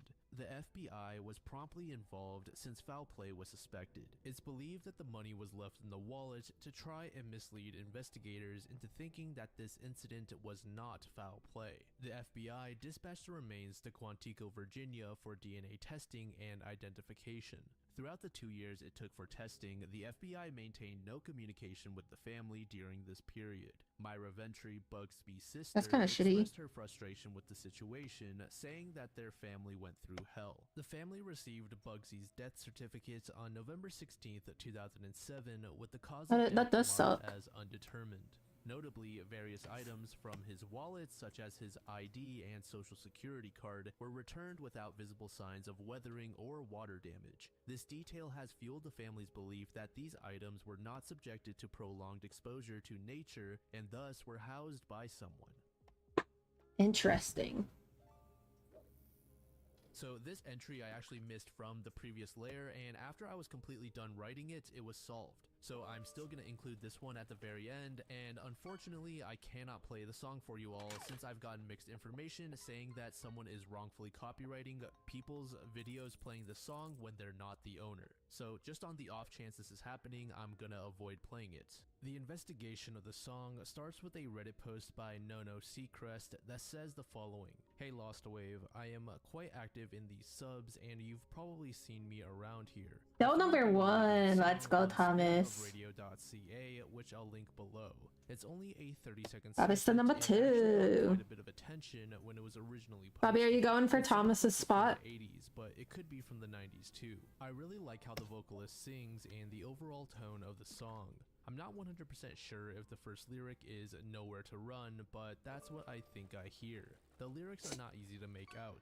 In the original, Probably not. That took forever. a band called Red Sector 1, and they were a 90s band, not 80s. Some of their songs sound pretty similar to this, including vocals and instrumentals. I can't find this in their Discog though, so if it is them, I'm thinking it's a live recording or a demo perhaps. I have posted it to What's That Song and found someone else also looking there, plus a few other places. If anyone knows the best way to get into contact with Red Sector 1 or knows the song, please let me know. Thanks. Various Reddit users came out to report that they had heard the song from some obscure radio station or actually had the song stashed away on some record they purchased from a local shop.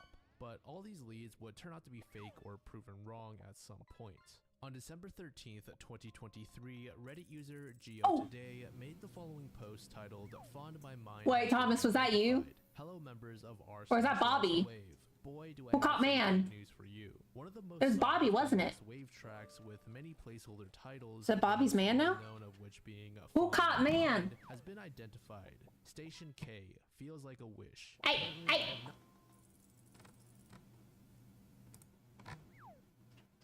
Okay, it was Bobby that took his man. Let me fix this.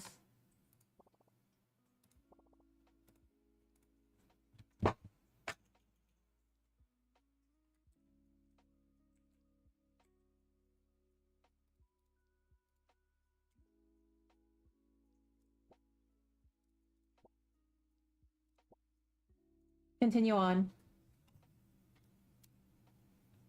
Not been informed on what year the song was produced, but despite all the suspicions, as well as his hostile behavior towards Jay, the owner of Find My Mind Discord server, Feels Like a Wish was in fact produced by Ed Edmond, with vocals provided by Andre Nobrega. The authenticity regarding Ed's claim was confirmed by someone who knows him in real life, William Pava, who also happens to be a musician. William actually has a cassette containing the full song, but as of now, he has only showed us what was previously the lost intro to Feels Like a Wish, which he shared in a 1.5 minute long video, which can be accessed here. He does plan on sending the full song in better quality to the Discord server possibly tomorrow, although there are still about 2.5 weeks left of 2023. What a way to end off the year, solving one of the most hyped up and searched for Lost Wave songs. Many of us can now sleep peacefully now that they know the title of the song. Once the full version in better quality is sent, I hope we can all enjoy every minute of it.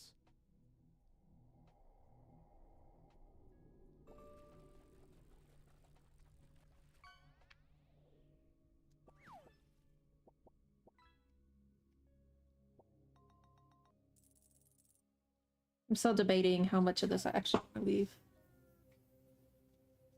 On August 24th, 1982, while hiking through Gambro State Park in Frederick, Maryland, two mushroom hunters made a disturbing discovery. Mushroom hunters. In the thick forest and hiking trails of the Catoctin Mountains, they stumbled upon I think I like an that better. old steamer trunk concealed under leaves and sticks near a gravel road.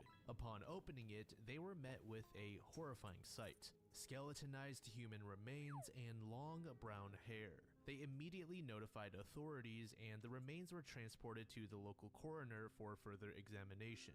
A preliminary examination of the remains found in the trunk indicated that they had been there for at least several months, with some medical officials believing that they have been there for upwards of a decade. So this suggests a time frame spanning from at least 1972 to 1982 for the victim's death.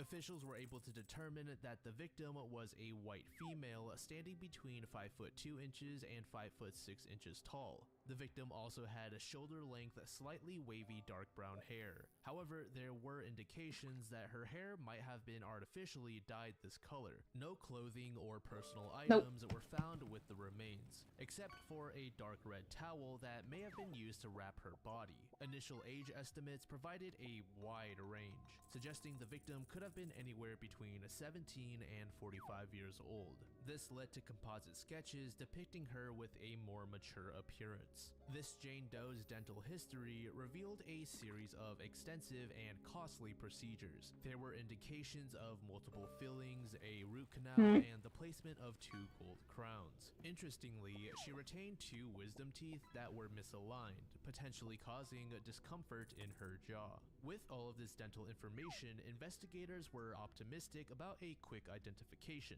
Additionally, the skeletal characteristics of this woman were said to be strikingly unique. There were signs of pelvic wear indicating her involvement in competitive sports such as gymnastics, figure skating, horseback riding, or running.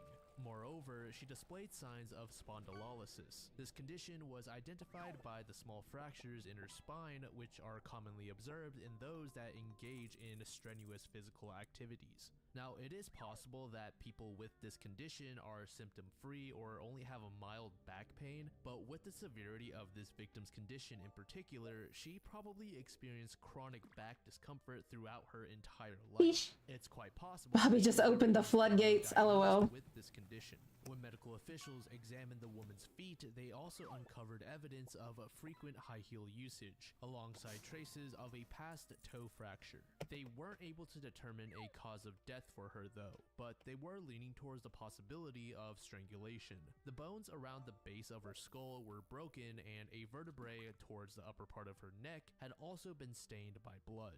The reason medical officials haven't concluded that strangulation was indeed the cause of death is because those characteristics that were just mentioned may have occurred post-mortem as a result of being forced and crumpled up into the trunk.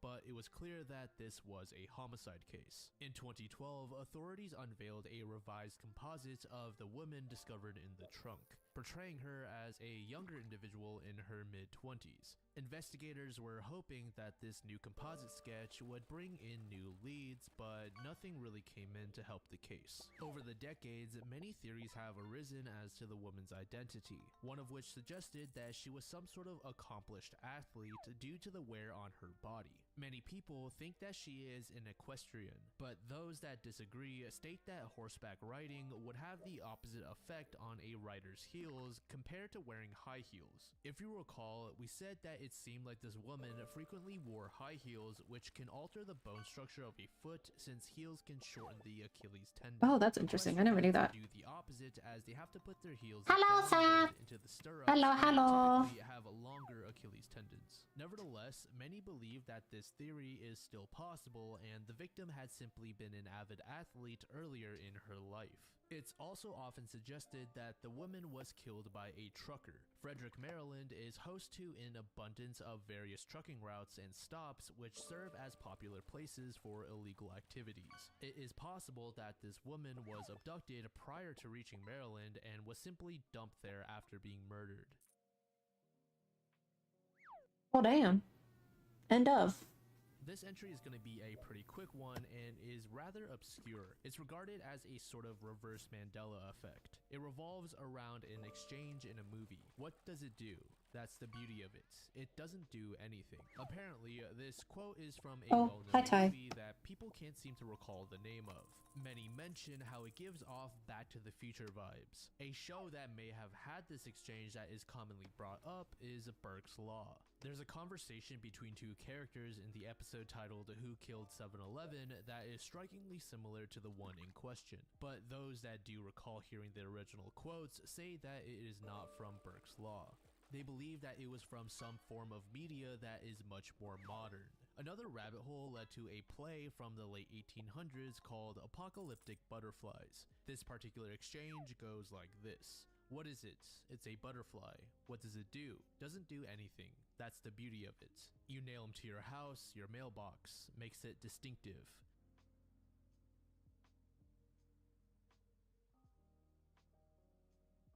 It was December 29th, 1999 in What you doing today, when Sap? best friends Ashley Freeman and Lauria Bible, both of whom were teenagers, would go missing.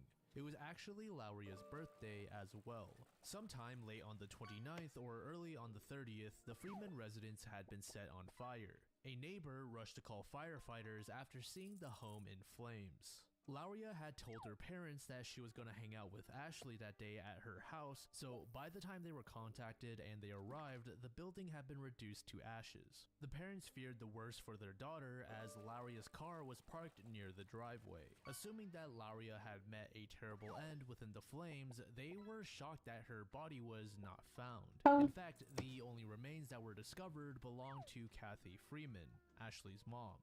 News outlets later interviewed Lauria's mother, Laureen, about her missing daughter, and she said, "The county coroner told me that there was only one body. I said, have they found anybody else? And she said no. They've looked, but there's no other bodies there." Lauria's father, Jay, was also interviewed, and he recounted the You just last chilling, time he just saw his vibing. daughter.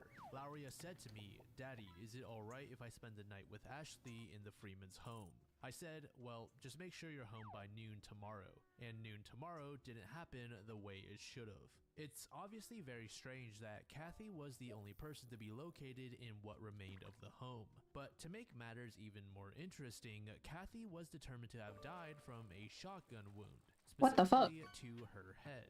This led investigators to assume that the fire was intentional and that the missing individuals had been abducted. The day after the incident, Lauria's parents decided to stop by the Freeman house to have a look for themselves and try to find something that may lead them to their daughter. And surprisingly, they actually found another body which had been missed initially. This body was later identified as Danny Freeman, father of Ashley and husband to Kathy. And just like with Kathy, Danny also had a shotgun wound. Laureen described the discovery with the following statement. He did not have anything from the upper teeth all the way to the top of Oh. his head. That same day, authorities found Lauria's purse, which included her driver's license and a couple $100s in cash. This added to the likelihood that Lauria was abducted, and since Kathy's remains were still missing, she was likely with Lauria. Months passed and there wasn't much progress being made in the case, but then a rumor began to spread about the possibility that the sheriff's office and the Freemans had bad blood with each other. This rumor stemmed from the death of Danny's son, Shane. An officer had shot and killed Shane after he was involved in a crime where he stole a truck and firearm from a neighbor. Shane's death was ultimately deemed justifiable. However, his family wanted to file a wrongful death suit against local law enforcement. This possibility started to see traction when Danny's brother, Dwayne, came out and said, "Danny put his finger in my face and said, if anything ever happens to me, look at the sheriff's department." And he was serious. He was in my face to drive it home with me. Dwayne added that authorities threatened that they could do whatever they wanted to their family whenever they wanted. The chance that officers were indeed involved led to several polygraph tests being administered to the staff. I think I'm vibing with this for they now. were all deemed innocent with no knowledge of where Kathy and Lauria were. Another popular theory involves Danny being an illegal substance dealer. The fire may have been a result of a deal gone wrong. But a special agent named Steve Nutter thought that this was unlikely. He said, "If you wanted to consider that it was substance related, nothing fits correctly. The very last thing that people who committed the murders would want to do would be to abduct the children." Additional theories popped up over time, but a semi-significant revelation came up. A death row inmate by the name of Jeremy Jones came out and said that he was the one who murdered Danny and Kathy. Oh. When questioned as to why he did it, Jeremy said he was paying back a favor to a friend. As for Ashley and Lauria, Jeremy said he took them to Kansas where he shot them and left them in an abandoned mine. Jeremy gave the exact location of the mine to authorities, but after thoroughly searching the area, no signs of the girls were found. And then Jeremy would take back his confession, saying that he lied in order to get better food and privileges. Another person of interest would pop up in April of 2018. This was a 66-year-old man named Ronnie Dean Busick. He was arrested and charged with 4 counts of first-degree murder. The case against Ronnie actually involved 2 other men who were dead at the time. According to authorities, witnesses came forward and said that Ronnie and his 2 accomplices, Warren Welch II and David Pennington, were bragging about and killing the teenagers. Ashley and Lauria were set to be held in Warren's trailer for several days after the fire before being killed. The witnesses even claimed that they were sharing Polaroids of the girls. As for the motive, it's said that they killed the Freemans over substance money. Warren's girlfriend actually informed police that he had an entire briefcase containing those Polaroids in question. Then, in that same month when Ronnie was arrested, he spoke to Lorene Bible and told her that he had no idea where her daughter or Ashley were. After further investigation, authorities were confident that Ronnie was a culprit, and in July of 2020, he pleaded guilty to being an accessory to first-degree murder involving Danny and Kathy's deaths. He was also charged for burning the Freeman home and abducting Ashley and Lauria. Ronnie Busick received a 15-year sentence, with 10 of those years to be served in prison and the remaining 5 as probation. He was released early in May of 2023 for good behavior. He served less than 4 years of his 10-year prison sentence. While the culprits have been identified, the whereabouts of Ashley and Lauria's remains are still unknown, and it seems that they will stay that way as Warren and David may have taken that information to the grave, if they were in fact involved.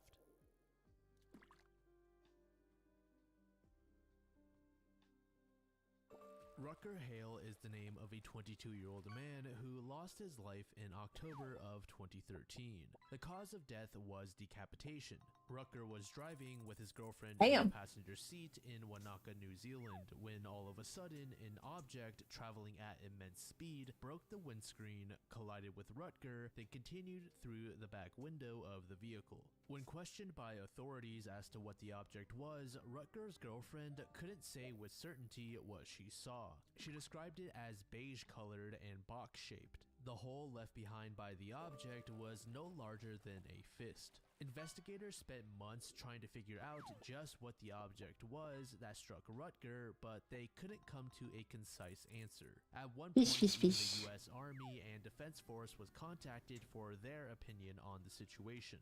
But after carefully analyzing the damage of the vehicle and the area where Rutger was hit, they too had no idea what the object was. Needless to say that the object was never found either. There are many theories as to what the thing could have been, ranging from a bird, ice, space debris, a rock, or even some sort of projectile from a firearm. Later forensic investigations would reveal that the object did not disintegrate after making contact with the vehicle or Rutger. Around this time, investigators started to think that the object was made of steel. However, there was disagreement on this between the US Army and the New Zealand Defense Technology Agency, but something that both sides did agree upon was that the object had at least one sharp corner.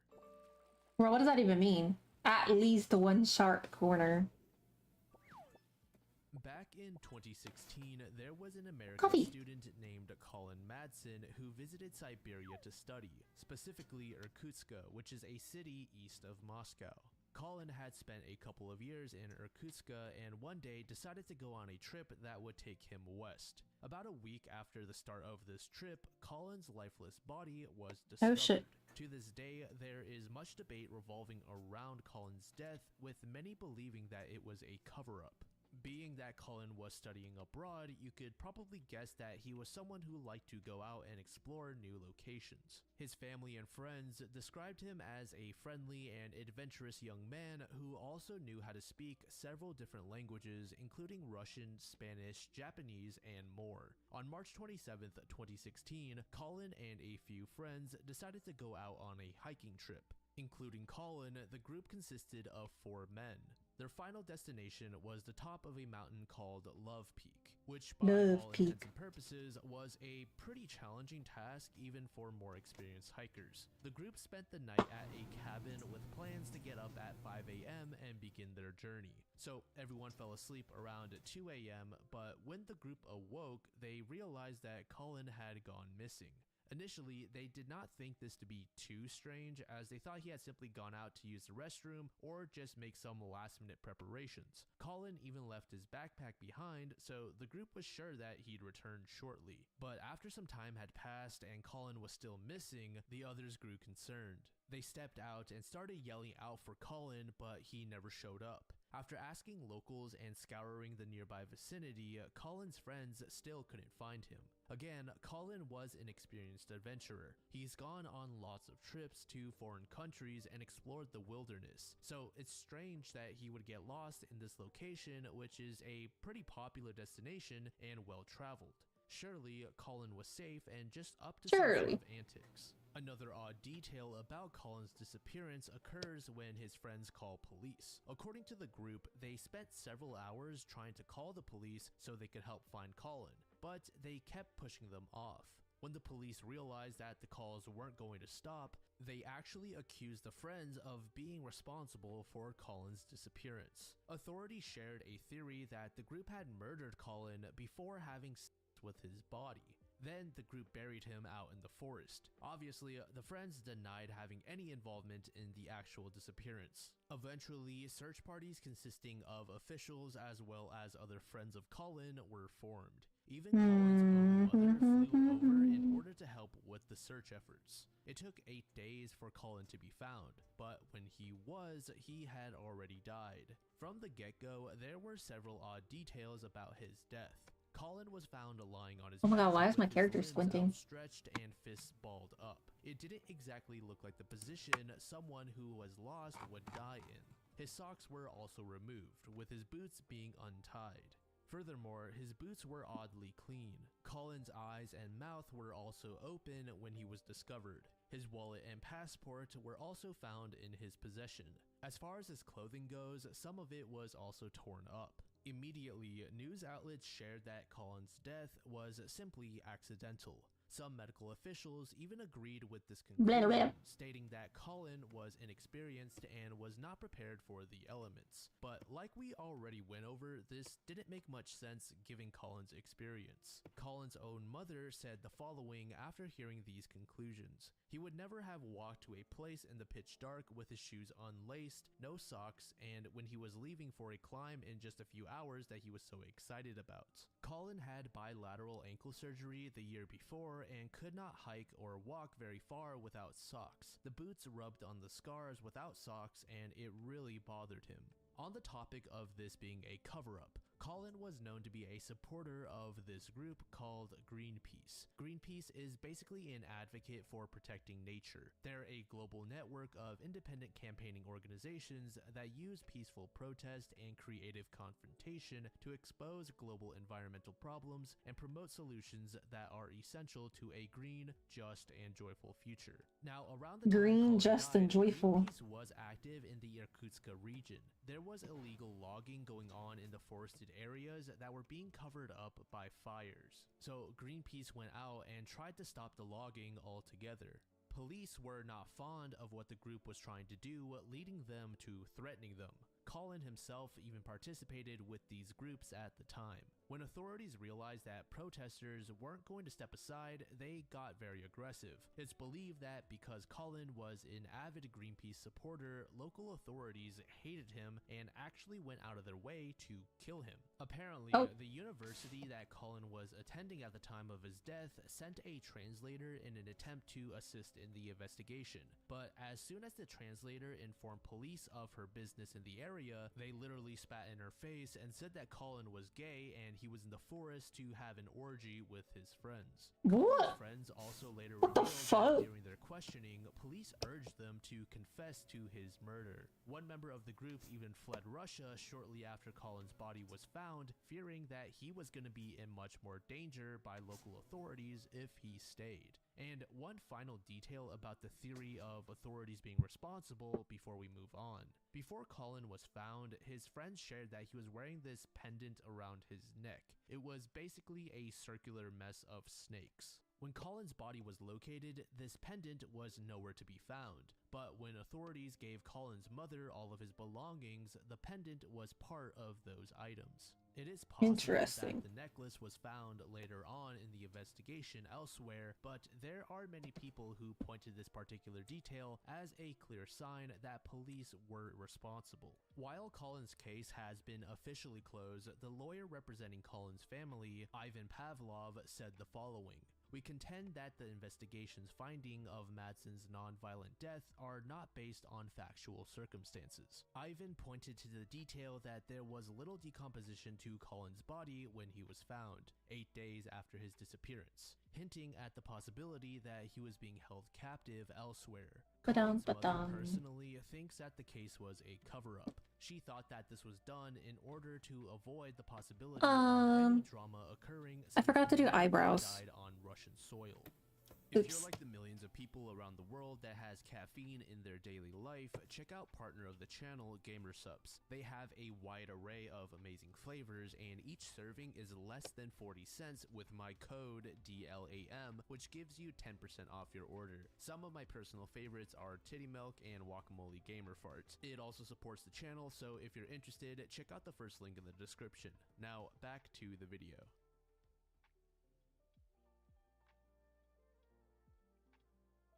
On the night of March 13th, 1997 in Phoenix, Arizona, there was a strange event that sparks much debate to this day amongst UFO enthusiasts, skeptics, and researchers. That night, numerous witnesses observed a formation of bright lights gliding silently across the night sky. Some thought it was aliens, while others thought it was something more mundane, such as military exercises or a hoax. Two men named David Holthouse and Michael Kiefer were among the witnesses of the Phoenix Lights event. They both described seeing a V-shaped formation of lights slowly moving across the sky from north to south. The lights had a yellowish hue to them and appeared high in the sky, but the thing that creeped the men out the most was the dead silence in the night. David believed that the lights were all connected, while Michael thought that they appeared to all be separated. Additionally, other witnesses reported varying numbers for the amount of lights. Some said there were 6, while others said 7. One of the key witnesses to the event was named Mitch Stanley, an amateur astronomer who happened to own a high-powered This cat hates me. On the night of March 13th, Stanley observed the lights closely as they moved and stated that the lights split into 2 under what he discerned as square-shaped wings. Stanley was adamant that the objects he saw were small planes. Despite the abundance of eyewitness accounts and expert opinions, the origin of the craft behind the Phoenix Lights event remains unknown. The light's brightness and absence of transponder signals also fueled various speculation. She won't upsies. Some Come here, these were military aircraft, potentially A-10s or T-37 fighter trainers flying in formation. However, no military installation has stepped forward to claim responsibility, and those that are hard stuck on this theory of military involvement suggest that they were conducting some sort of secret testing that they want to keep under wraps.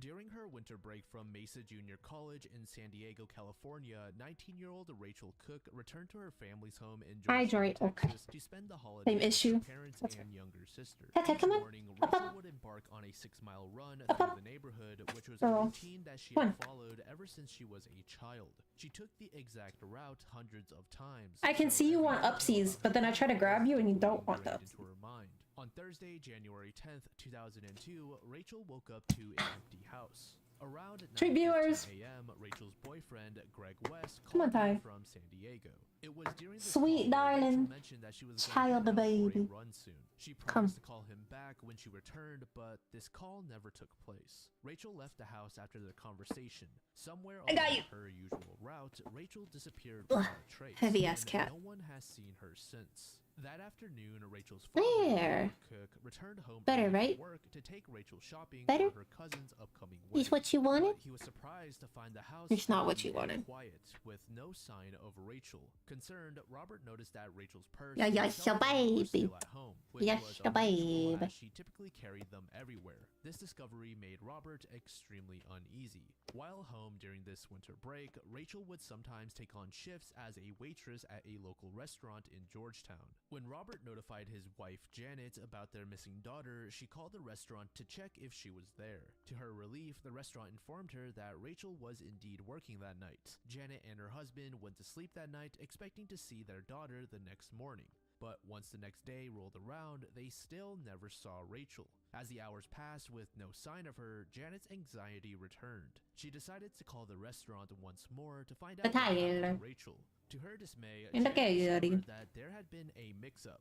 The Rachel who worked the shift was an entirely different person. Rachel Cook was not at the restaurant the previous day. With I Rachel love you, still kitty. missing, her parents and sister Joanne began searching through her belongings for any hints You? of her whereabouts. A good kitty. Their fears Mwah. grew when they discovered that You? her workout The clothes best kitty. and running Mwah. shoes were missing. They now assumed that Rachel never made it back home after going out for her run.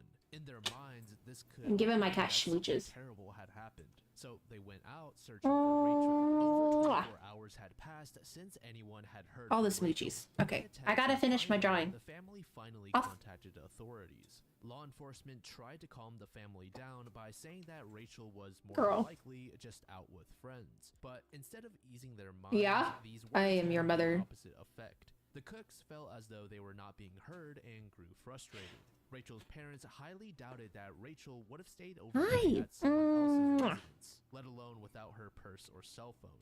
Eventually, the family This was cat. able to get in touch with one of Rachel's friends, Mwah. who informed them that the two Thank had you. made plans to meet up the night that she disappeared. And as you could probably guess, this unnamed friend said that Rachel never showed up to their meeting spot. Rachel's boyfriend was also called, and he shared that Rachel was supposed to call him back, but he never got such a call. Now, at this point, the Cook family thought that law enforcement were dragging their feet, so they took matters into their own hands and organized a large search party. The next day, authorities stopped by Robert and Janet's home and realized that the couple had escalated the situation on their own. They worried that this search party could contaminate evidence that may lead to Bro, not the Rachel. contaminated Before evidence. enforcement started their investigation, they officially stated that there was a high likelihood that foul play was involved. Investigators spent the following Sunday retracing the steps of Rachel and her family. They found that Robert had left the house around 7 a.m. while Janet and Rachel's sister had left at 8 a.m.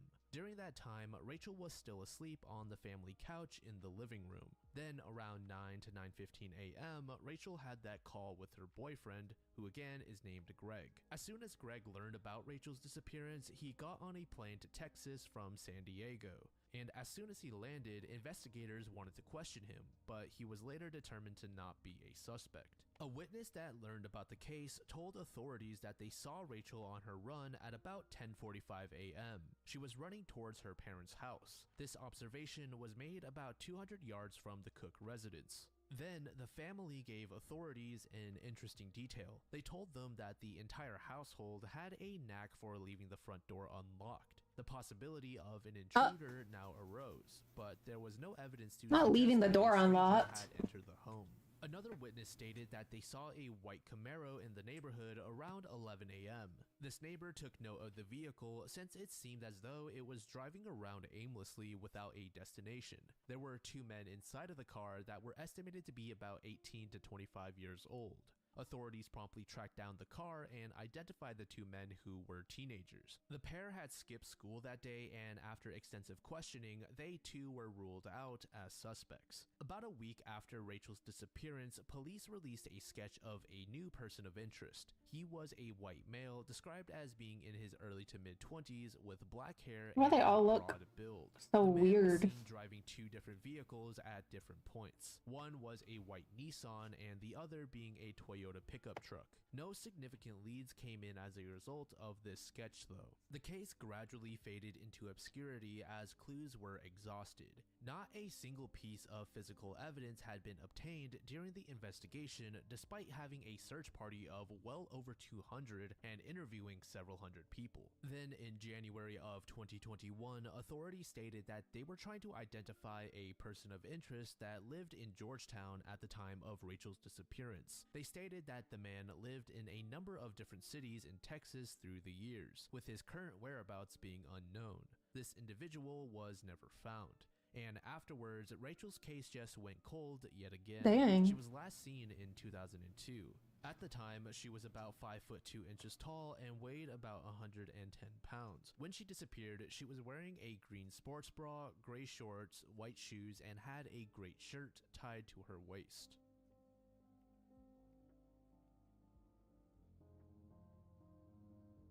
In Spanaway, Washington on June 26, 1994, 25-year-old Michael Johnston and 19-year-old Rochelle Robinson visited a friend's house for a game night primarily focused around the Magic the Gathering card game. The two left at about 11:30 p.m. that night, but never returned home.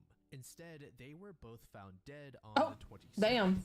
and there were clear signs that this was a murder case. Michael, a married father of two, lived in Puyallup with his family. Rochelle, employed at a Spanaway Taco Bell, was a computer enthusiast and aspiring teacher, living with her family in that same city. The two met through classes at Pierce Community College and quickly became friends, bonding over their shared interest in Magic the Gathering. Michael frequently visited Rochelle at her home, and the two's friends later revealed to authorities that they had a romantic relationship. This detail led to several investigators theorizing that the murders were a result of jealous rage. However, some disagree. Michael was found dead at around 4:45 a.m. on the 27th, less than 6 hours after he and Rochelle had left their friend's house. Oh my God. He had sustained both a knife wound and gunshot wound. His body was discovered next to Rochelle's 1988 Mazda, which was parked close to a popular shooting range that was also known as a sort of lover's lane. Rochelle's body was located around 5 p.m. the same day. She was tucked away behind some shrubs along a remote access road about 5 miles from Michael's body. Rochelle had several brutal stab wounds as well. Based on eyewitness accounts and evidence from the crime scene, authorities came up with the following sequence of events as a possibility. The couple had left their friend's house in separate cars, with Rochelle later picking up Michael Not the Steve from Minecraft. high school parking lot near her home. His car was found in the same lot. Police believe that after 1 a.m., they parked Rochelle's car on the secluded road near the shooting range where they were alone until the killer arrived. Upon discovering them in the backseat of the car, the killer forced them to hastily dress, with Rochelle wearing Michael's t-shirt inside out when her body was found. Police speculate that they were then forced out of the car at gunpoint. Forensic evidence indicates that Michael was handcuffed and forced to kneel in front of Rochelle's car. He was then killed, with Rochelle forced to watch it all happen. They also believe that Michael was a secondary target, with Rochelle being the primary focus of the attack. Detective Fred Reinick's investigation concluded that the assailant then drove Rochelle to a secluded road 5 miles away, where he proceeded to take her life and conceal her body. The nature of Rochelle's murder led investigators to theorize that the culprit was close to her, or at the very least knew her. possibly an ex-boyfriend who was someone who had a romantic interest in the young woman. According to Rochelle's friend, Kevin McMichael, she said she had a feeling someone was stalking her. The man first started appearing at her workplace about 4 months before her death. Rochelle confided in a coworker that she had gone to lunch with this so-called stalker once, after which he began harassing her. Not the She believed once. that he had followed her home on several occasions and recounted instances of him showing up at her workplace and other places she frequented, where he would stare at her until she left. This coworker did confront the man at one point, telling him to leave Rochelle alone, and it seemed to have worked as he promptly left and wasn't seen again for a brief stint. A description of this suspect was given to police, but nobody has been able to tie the sketch with an identity or name. After about a year of investigating, leads and clues seem to have all been used up. So, Michael's now widow, Janet, hired a private investigator named Jim Wright to help keep the case alive. Janet also revealed that both she and Michael had life insurance policies of about $250,000 each. Furthermore, she stated she was well aware of Michael's secret relationship with Rochelle, but she kept silent. When police questioned Janet, they ultimately determined that she was not the culprit. The investigation took an interesting turn when investigators sought the help of a psychic named Nancy Meyer. Nancy What? actually has a That's so random. over 300 homicide cases, so while the approach does seem rather strange and unconventional, authorities were at a point where they were down to try anything. Nancy requested that no That's fair then. details regarding the case be revealed to her besides the actual location of the murders. She wanted it this way so that her investigation could be genuine. Nancy shared with the authorities that she knew Michael had died first, since she felt fear at the location of his death.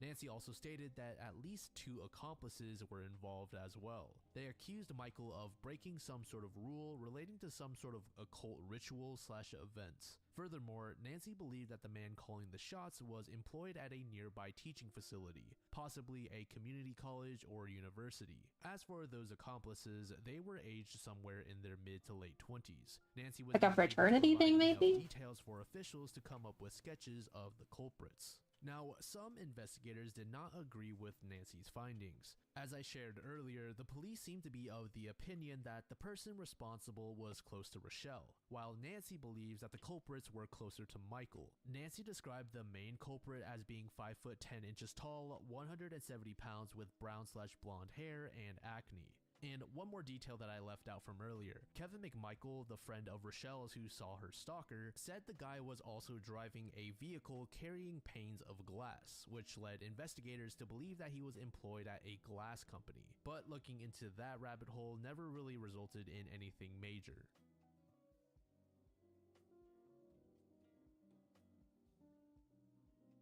Yusuf ibn Ayyub, Oh, dang. aka End of Saladin, sentence. was born around 1137 to 1138 in what is now modern-day Iraq. Saladin's legacy carries many Potato. accomplishments, including the Potato. capture of Jerusalem, but probably his greatest feat was his command over a religiously and politically split region, including Egypt, Syria, Mesopotamia, and Western Arabia. But today, we're going to be talking about his death and the unknown cause of it. Saladin passed away around the age of 55 or 56. He had come down with a strange fever which lasted 2 weeks. For centuries, the illness that Saladin had has been unknown.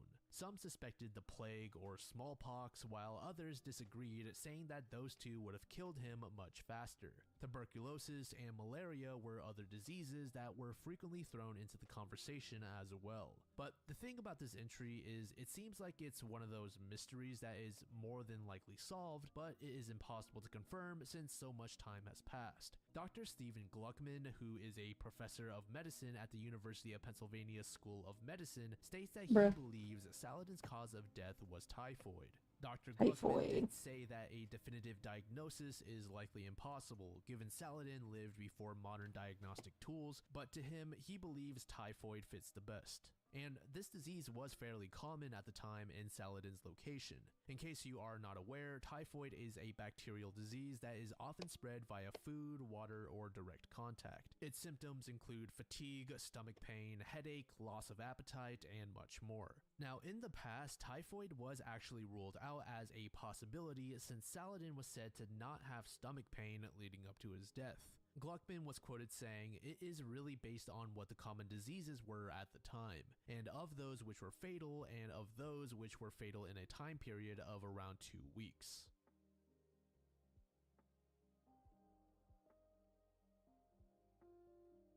Chicago's near North Side had a dark reputation in the 1910s, particularly at the intersection of Oak and Milton Streets, now known as Cleveland Street. This location was named Death Corner amongst locals. It earned That's the not a name good due to name. the high number of murders that occurred there. This neighborhood was even once considered the deadliest in the city. It was dubbed Little Sicily for its large Italian immigrant community, but others refer to it as Little Hell.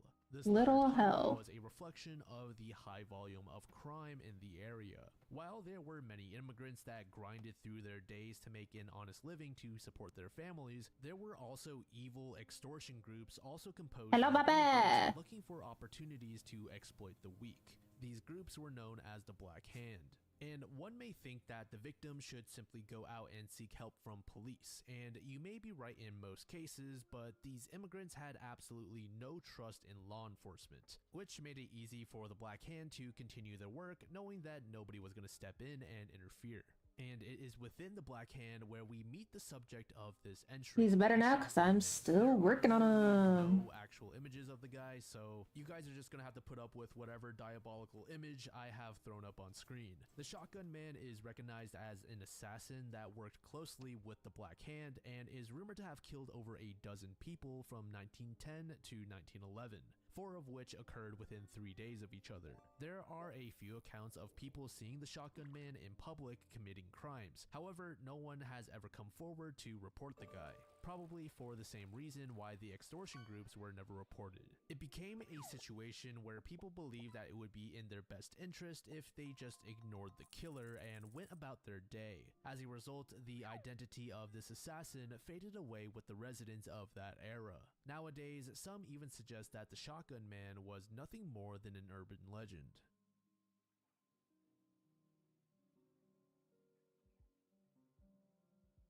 In the Gospel of Mark in the New Testament, there is an individual referred to as the Naked Fugitive. I'm not religious at all, so trying to make sense of some of these readings was difficult, so if I get something wrong, feel free to correct me below. The Naked Fugitive pops up after the arrest of Jesus in the Garden of Gethsemane, and the fugitive is only mentioned briefly, yet many people are fixated on the mysterious identity of the guy. This boy, who had nothing on except for a linen cloth, followed Jesus during his arrest, and when authorities attempted to arrest the boy, he dropped this cloth and bolted away naked. Nobody really knows why the boy did That's what he did so or random. his identity. Some believe that there is simply no significance at all with him, while others disagree. A number of scholars propose that the fugitive is a follower of Jesus who also witnessed his crucifixion. On the other hand, some believe that the fugitive is a literary device to get across some sort of deep theological message. Other interpretations of the fugitive include him being a symbol of the vulnerability of humanity.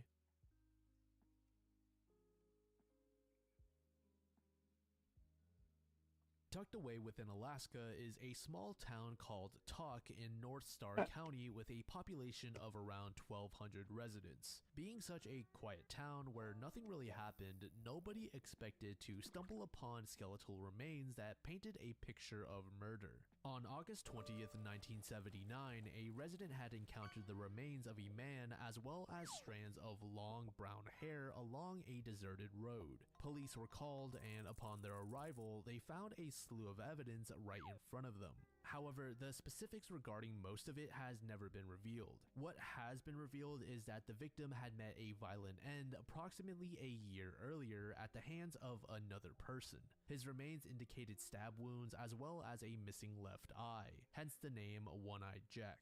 Jack's jaw was missing, which made forensic reconstructions a bit difficult. The evidence authorities obtained pointed to a suspect already in custody in Nevada for unrelated charges. During his confinement, this individual, Jesse Burt Bishop, confessed to the murder of a hitchhiker in Alaska back in September 1978, and Jesse was more than willing to share the details. Jesse Bishop Bishop had encountered a man in Boise, Idaho who initially planned to travel to Pendleton, Oregon. After a brief conversation, the man agreed to accompany Jesse to Alaska. According to Jesse, the man went by either John or Jack. He couldn't really remember.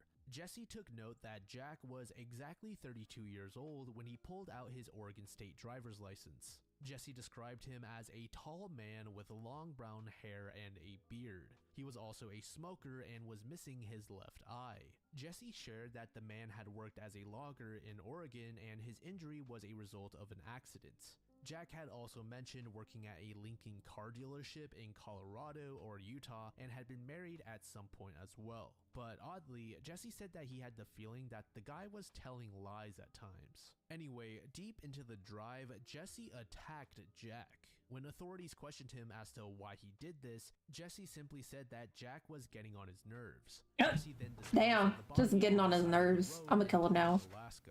Jesse's description of the man matched the evidence That's found at the crazy. scene, especially in terms of clothing.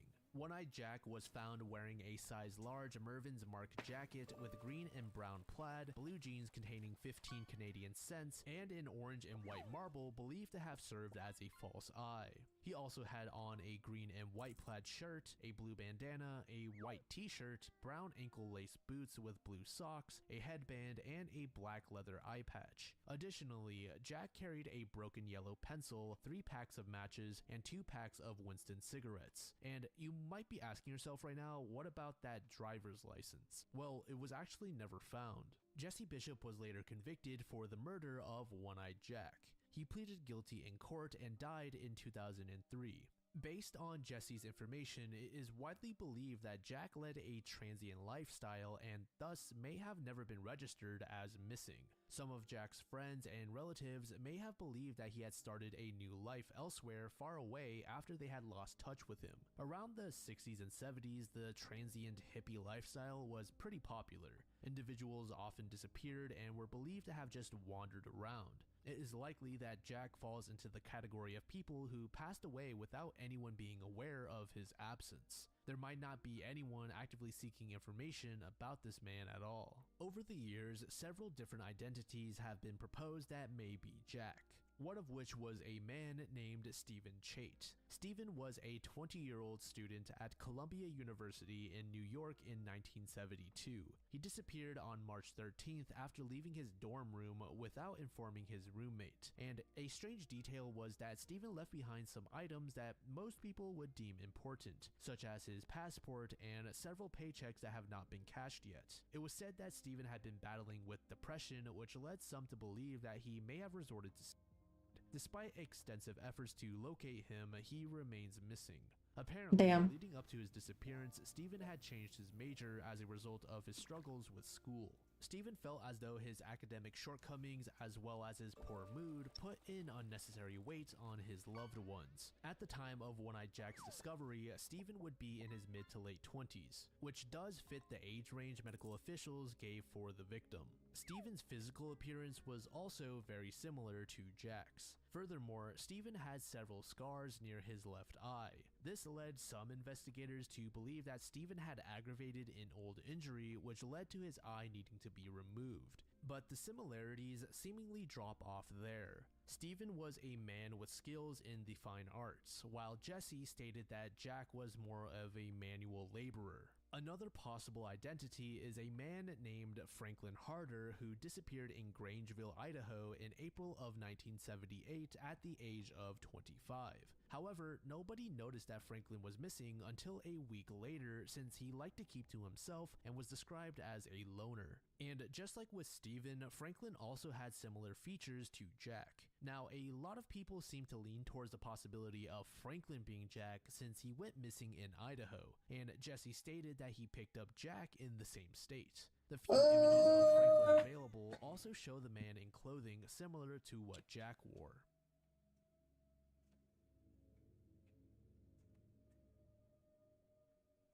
This entry refers to a show called The Robot Wars, specifically the third series titled The Third Wars. It was a show broadcasted on BBC Two from 1999 to 2000. And as you could guess from the name, the series was about robots duking it out against each other. And I had no idea until this entry that that one Simpsons episode with Homer inside of a robot was based off of this show. Now, this segment isn't about one particular event, but rather a series of unresolved accidents that occurred. For example, there was one unfortunate incident during the Third Wars audition on October 20th, 1999, where a 77-kilogram robot went off course and injured a technician with its spikes, resulting in an injury that required professional treatment. Damn. This accident led to a lot of criticism, so Roboteers were shocked when this robot was still chosen to compete. A man named Martin Dawson, who was a member behind the Millie Ann Bug robot, said the following about the situation. Oh yes, and very controversial it was at the time. Here's what I remember. It's October 1999 at Elstree and it's a dark, miserable night. The afternoon was long. A robot shot off on its own in the arena and spiked one of the tech guys. All hell erupted. Filming was stopped and the audience told to go home. The rumor mill went full swing and it's believed someone, possibly in the audience, had a piece of radio kit that bled over the wavelength the robot was working on and made it take off.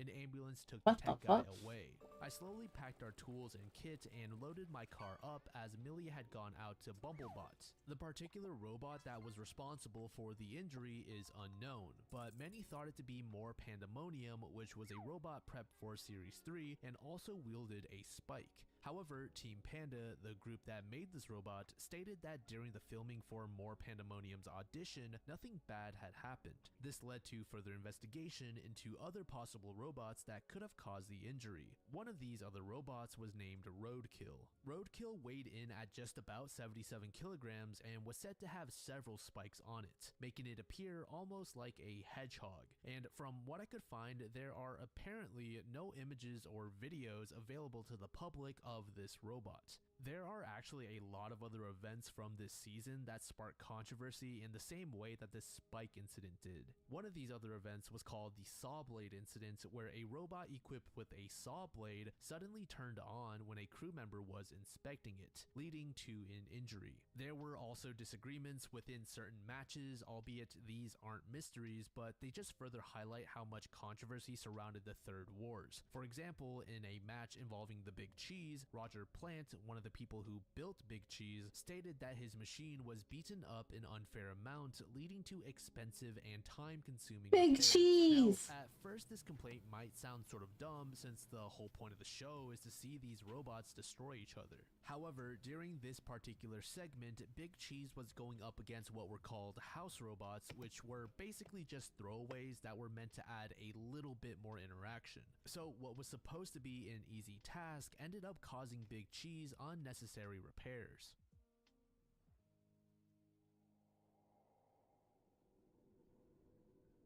In the city of Swansea in Wales, there was/is a man who, for whatever reason, stands in front of traffic. He has been doing this on and off for about a decade and has become known locally as the Silent Man. And as the name would suggest, the guy doesn't say a word when he's confronted. Obviously, authorities had to get involved, and they tried to figure out the man's identity. His name is David Hampson, and he is currently in his mid-50s. Investigators spent hours trying to find out why the man was doing this. Some people got the idea that this was the beginning of some sort of act of terrorism. In 2021, David got sentenced to 3.5 years in prison.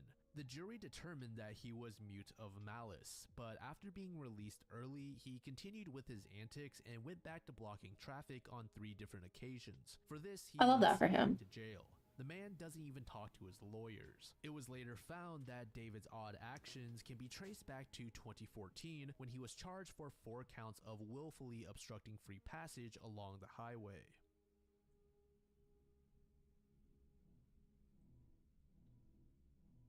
Born in Memphis, Tennessee, Natalie Ann Holloway was raised by her mother Elizabeth Holloway after her parents' divorce in 1993 alongside her younger brother Matthew. In 2000, Elizabeth married a businessman named George Twitty. This spurred on the family's relocation to Mountain Brook, Alabama. Following her graduation Oh from shit, Mountain Public Brook. High School on May 24th, 2005, Natalie went on a graduation trip to Aruba accompanied by 124 other classmates. The group of students was closely supervised by 7 chaperones, including teachers, during their trip. Now, amongst her peers, Natalie was very well known for her drinking problems. In fact, she would often skip breakfast after starting her day with cocktails. On the night of May 30th, she was last seen leaving Carlos and Charlie's bar and nightclub at 1:30 a.m. She was accompanied by 17-year-old Joran Vandersloot, who was a Dutch honor student living in Aruba. Along with Joran were his friends, Deepak and Satish Kalpoe. Natalie was supposed to catch a flight back home to Alabama that same day, but she never made it. Her luggage and passport were found in her Holiday Inn room, prompting Aruban authorities to search the island and surrounding waters, but no trace of her was found. Upon Natalie's disappearance, her parents immediately flew to Aruba. Shortly after their arrival, the Twitties informed the police about Joran Vandersloot, providing his name and address. This information was obtained from the Holiday Inn night manager, who recognized Vandersloot from security footage. Accompanied by the police, they visited Vandersloot's home. Initially, the student denied even knowing Natalie, but later he recounted a story that was confirmed by Deepak. Vandersloot claimed that they had stopped at the lighthouse area of Arashi Beach to see some sharks as Natalie requested.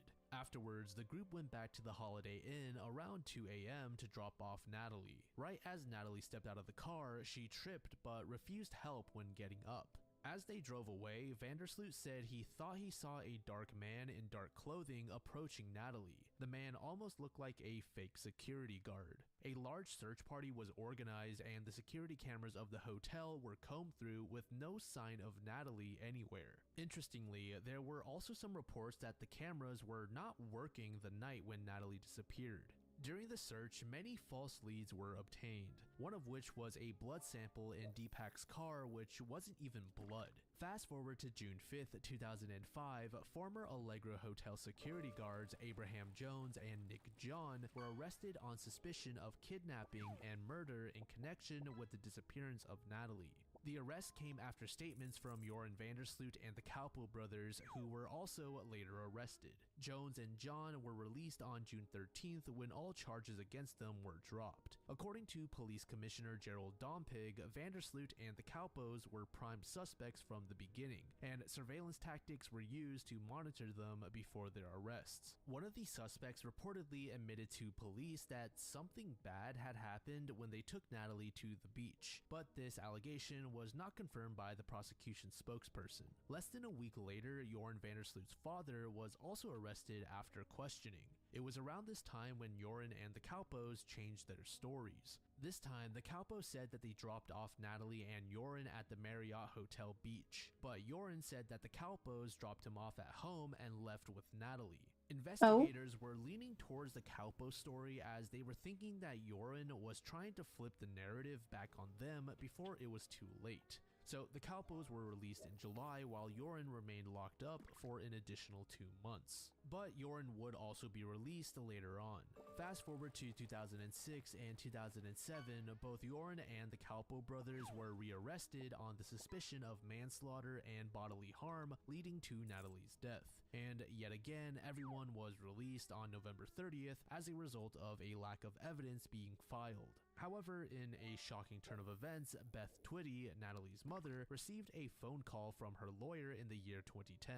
Her lawyer stated that Joran was offering to reveal the location of Natalie's body as well as the details regarding her death in return for $250,000 with an advance of $25,000. Beth agreed to the deal and arrangements were made, but not long after, the claims made by Joran were found to be fake. On May 10th, Joran received a wire transfer and he gave authorities a location. But after simply looking up this place, authorities realized that it was actually constructed after Natalie had disappeared. Joran was subsequently charged with extortion and wire fraud. In that same year, which was again 2010, specifically on May 30th, a different case led investigators to take another look at Natalie's disappearance. A business student named Flores Ramirez disappeared in Lima, Peru. After a few days of searching, investigators found Ramirez in a hotel room that was purchased by Joran Jorn Vandersloot, and it's here where authorities tracked down and arrested Jorn before extraditing him to Peru. After intense questioning, Jorn admitted to killing Ramirez. And it was during this exchange that Jorn said that he knew where Natalie was and that she was dead. He added that the extortion attempt was made to get back at Natalie's family since the investigation into her disappearance made his life unenjoyable. His exact words were, "I wanted to get back at Natalie's family. Her parents have been making my life tough for 5 years." Jorn pleaded guilty to murdering Ramirez in January of 2012 and received— Not him saying that they made his life difficult when he was the one that murdered a lady. Biological father, Dave, requested that his daughter be declared legally dead by the state of Alabama, but his ex-wife, Beth, opposed this move. A year-long legal battle ensued between the two where, in the end, Natalie was declared dead. The case saw another development in June of 2023 when Jorn was extradited from Peru to the US, where he pleaded not guilty to those charges of extortion and wire fraud back in 2010. Then, in October of the same year, Jorn confessed to taking the life of Natalie Holloway. Jorn had used a cinder block after Natalie refused to have sex with him. Afterwards, he tossed her body into the ocean. And yes, this mystery is technically solved if you disregard the location of Natalie's remains. Then again, we sort of know where they are, but at the same time we don't, and it's obviously going to be impossible to find the remains. This iceberg was created back around 2021 to 2022, I want to say, and this case was only recently solved in late 2023. So I still wanted to include it.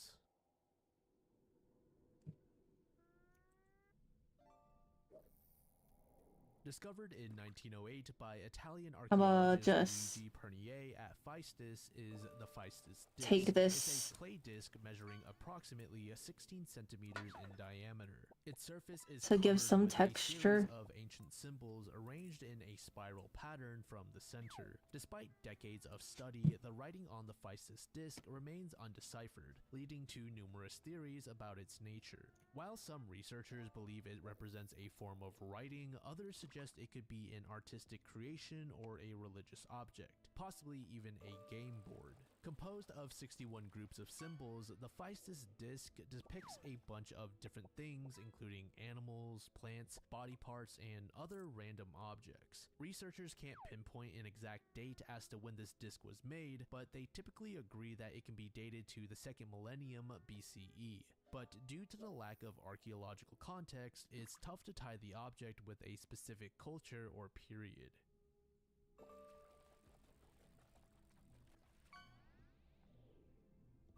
The death of Australian astrophysicist Rodney Marks is regarded as one of the more peculiar cases to this day. Rodney died on May 11th, 2000 after suffering from severe illness for 36 hours. His cause of death was promptly identified as methanol poisoning. But where the mystery lies is how the poison ended up in Rodney's system.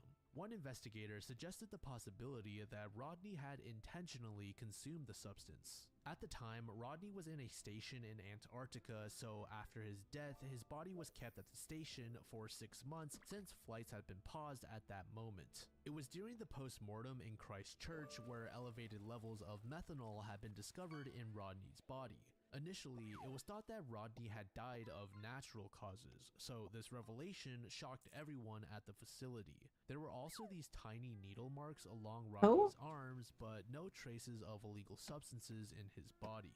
Rodney was known to be a binge drinker. He had Tourette's syndrome, and it was said that he drank in an attempt to cover up his symptoms. So one person suggested that Rodney may have distilled his own drink, which led to him poisoning himself. But this theory was quickly shot down as the base provided the staff with alcohol. While investigators initially thought that this was a matter of there were no other details that supported this thought. Everything in Rodney's life seemed to be headed in a positive direction. He was social and active and even built a strong relationship with a female coworker at the base. He had no financial hardships, and he occupied himself by working on an important piece of academic work. Authorities struggled to obtain a list of the staff members' names as the requests were ignored, but they were eventually able to get their hands on this information on the internet. They got the names of 49 co-workers and sent them all a questionnaire. Investigators got back 13 responses. According to New Zealand police, US authorities have also had a hand in the investigation, but they refused to share what they found. One New Zealand official was quoted saying, "It is impossible to say how far that investigation went, or to what end." To this day, the circumstances revolving around how Rodney had ingested the substance remains a mystery.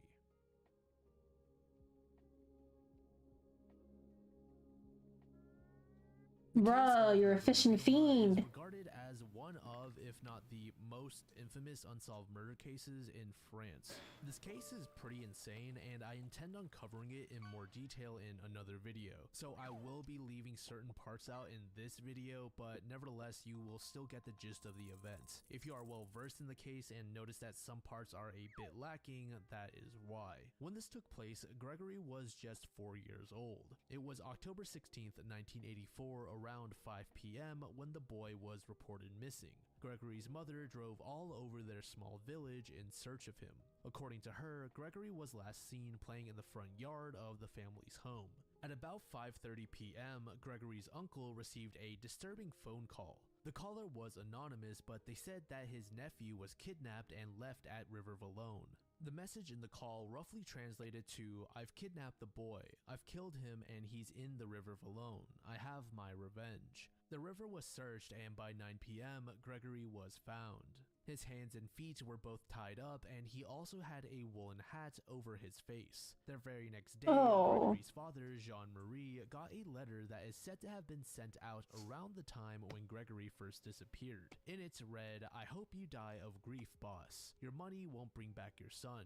Here's my revenge, you bastard." The true identity of whoever sent the letter is still unknown, but they have been given the moniker Le Corbeau, or in English, the Crow or the Raven, which is a title made famous by a 1940s French film under the same name. Investigations led to a man named What booty? Roche, What booty got actually spanked? the cousin of Gregory's father. Authorities believe that Bernard had some involvement in the crime after handwriting experts stated that his writing matched with that of the letter. He was arrested in November of 1984 before being released in February of 1985. Bernard was adamant that they had the wrong man, but it seemed as though Jean-Marie was convinced that Bernard was the killer, as he vowed to take his life. Then the very next month, on the 25th, Gregory's own mother, Christine, was now suspected of being involved in Gregory's death.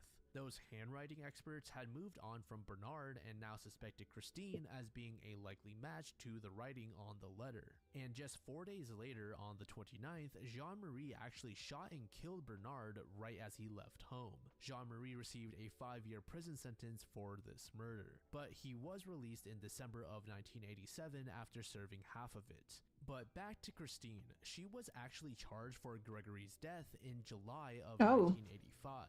Obviously, Christine was outraged. At the time, she was pregnant and went nearly 2 weeks without eating as a sort of way to display her discontent towards the accusation. She was eventually released though after it was cited in court that the evidence was poor and that there was no coherent motive. As a result of all this drama, Christine had a miscarriage resulting in the loss of one of her twins. Over the following decade or two, the case would see minor developments that didn't really affect the case's progress in the end. This included DNA testing of the letters Gregory's family received, as well as other pieces of evidence, including the rope that was used on Gregory. Oh, your The dog's results were booty. inconclusive. Then in June of Spank the dog. 2017, another 3 relatives of Gregory's were also arrested. This included Gregory's aunt, a great-aunt, and a great-uncle. And all 3 were released about a month after being detained. And about a month after that, the magistrate who led the first investigation into the case, Jean-Michel Lambert, took his own life as a result of the overwhelming pressure the case brought along when it was reopened. All in all, the case was just a big fat mess.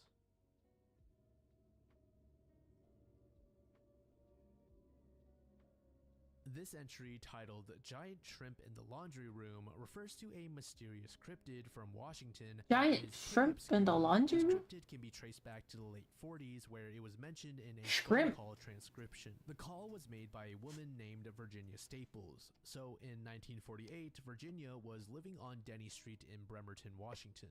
The apartment that she was staying in had this large basement with holes in the walls. She often used this room as a place to hang up her wet laundry, but every single time she went down there, she felt that she was being watched, possibly from those holes. One day, she had this dreadful By giant feeling that shrimp. someone was behind her, so she turned around and she saw something. In the phone call she made, she was quoted saying, "I was so scared I can still feel it. I couldn't move." In one of the huge holes in the basement, there stood this thing. Virginia went on to describe a bright orange creature that stood at about 5 feet tall with thin spider-like Giant legs shrimp. and antenna. This sight freaked Virginia out. She sprinted out of the basement, got in her car, and drove to Seattle, which is about a 2-hour drive, Hi, to Dre. stay with a relative. The only thing that I could find that looked anything like it was this tiny little shrimp. It's unclear what exactly Virginia did after that encounter, but Shrimp. apparently she didn't go back to her apartment for years. And when she did eventually return, the complex had been torn down. Obviously, there are very few people that believe Virginia's story, even amongst cryptid enthusiasts. But she's still unable to explain what exactly she saw, and to this day, she's gonna continue saying that it was a giant shrimp. The giant shrimp is crazy. Yes, you read that right. This entry is called Jack the Stripper. This case is also commonly referred to as the Hammersmith Nude Murders. And as Jack you can the guess from that first Stripper? name, this series of murders draws some similarities to Jack the Ripper. It's commonly agreed upon that there were at least 6 official victims tied to Jack. But it's also believed that there may be other murders committed by the same person that have not yet been officially linked to these cases. The killer's run spanned He's just like between Jack the Stripper? 1959 and Or am I like 1965 in hallucinating? West London, England. Most, if not all, of the victims in this string of cases shared similarities to each other. These included strangulation, being found naked, victims missing several teeth, and more. Let's begin on the morning of February 2nd, 1964. A man and his dog were on their daily walk near Hammersmith Bridge. The morning seemed mundane like any other, but the peacefulness that a mundane routine brings along is often Bro, the mysteries are getting more and more confusing. Giant shrimp? However, during this I'm still stuck on pause, as he's looking giant around, shrimp. he makes a disturbing discovery. Right there on the bank is what looks like a nude, unconscious woman. At first, Oh. he thought it was actually a mannequin because the area was known for people throwing away their trash into the water. But as he stared at it, it became increasingly obvious that this was a real person. Officials were contacted and they identified the person as a woman named Hannah Tailford. Upon discovery, it was noticed that she was beaten with several teeth missing. Her underwear had also been shoved down her mouth. After some digging into Hannah's past, it was stated that she was a sex worker. Hannah came from a poor family and didn't do all that well in education, forcing her down a less than fortunate path where she survived off of the money she made from sex work. As news of Hannah's death spread, acquaintances of hers informed police that she had gone missing about a week or so before she was found. Oh, Investigators damn. did look deeper into Hannah's death, but they really didn't care all that much. It was almost as Aw, if that's because sad. Hannah was a sex worker, authorities thought her death was some standard workplace accident, like it was bound to happen and shouldn't be considered a crime. So after they looked at all of the obviouslies, which were very limited, Hannah's case was left to be forgotten. However, little did everyone know that the process of forgetting Hannah was going to prove to be a difficult task, as she is commonly believed to be the first official victim of Jack the Stripper. But as I shared at the start, there may be other victims Jack the who aren't Stripper. officially connected to Jack, but have the potential to be. Fast forward about 2 months to April 8th, the second victim of Jack's was found. This time, it was a woman identified as Irene Lockwood. Similar to Hannah, Irene was also discovered in a body of water, with Irene being found in the river in Chiswick. Another I like commonality her right there. between the two women is that Irene was also stripped of all her clothing. And I didn't share earlier, but Hannah was pregnant when she was found dead, Oh, just like no. 26-year-old Irene. Both women were also sex workers and had been strangled to death. As a result of all of these similarities between the two cases, investigators would tie Irene to Hannah. They now suspected that they had a serial killer on their hands. About 2 weeks later, yet another body was found. This third victim was 22-year-old Helen Barthélemy, whose lifeless body was found abandoned in an alley. It's often suggested that Jack may have been aware of the growing suspicion that Hannah and Irene were murdered by the same person. So in order to avoid the now heavily surveyed bodies of water in the area, Jack was forced to leave Helen in the alleyway. Authorities quickly determined that Helen was actually new to London and had moved there in order to find work that would lead her down a path of wealth. But this didn't exactly work out for her, and just like with Hannah and Irene, Helen also turned to sex work. Meanwhile, investigators had taken a look at previous crimes that held similar details to the 3 murders that we have just discussed, and they found 2 particularly interesting cases. The first of which involved a 21-year-old sex worker named Elizabeth Figg. On a cool summer night in the middle of June in 1959, Elizabeth had a client set up that night and was seen stepping inside a vehicle which was also driven by a man. This was the last time anyone had seen her alive. And just like with all the other victims, Elizabeth was found with a majority of her clothing removed and was strangled. Then in November of 1963, the body of 22-year-old Gwyneth Reese was found near a river located in Mortlake. While both of these cases share a ton of similarities to the rest of Jack's murders, they aren't officially connected. But a lot of people believe that they have the potential to be Jack's earliest victims. By the time Helen's body was found, news of Jack the Stripper had spread all over London. Those that were within the local sex work community grew scared and anxious cause any one of them could be next, and they had no idea who they should be looking out for. And a woman named Mary Fleming would be the next person to encounter Jack. She was 30 years old at the time of her death. Mary's life seemed to I put a giant shrimp in Discord.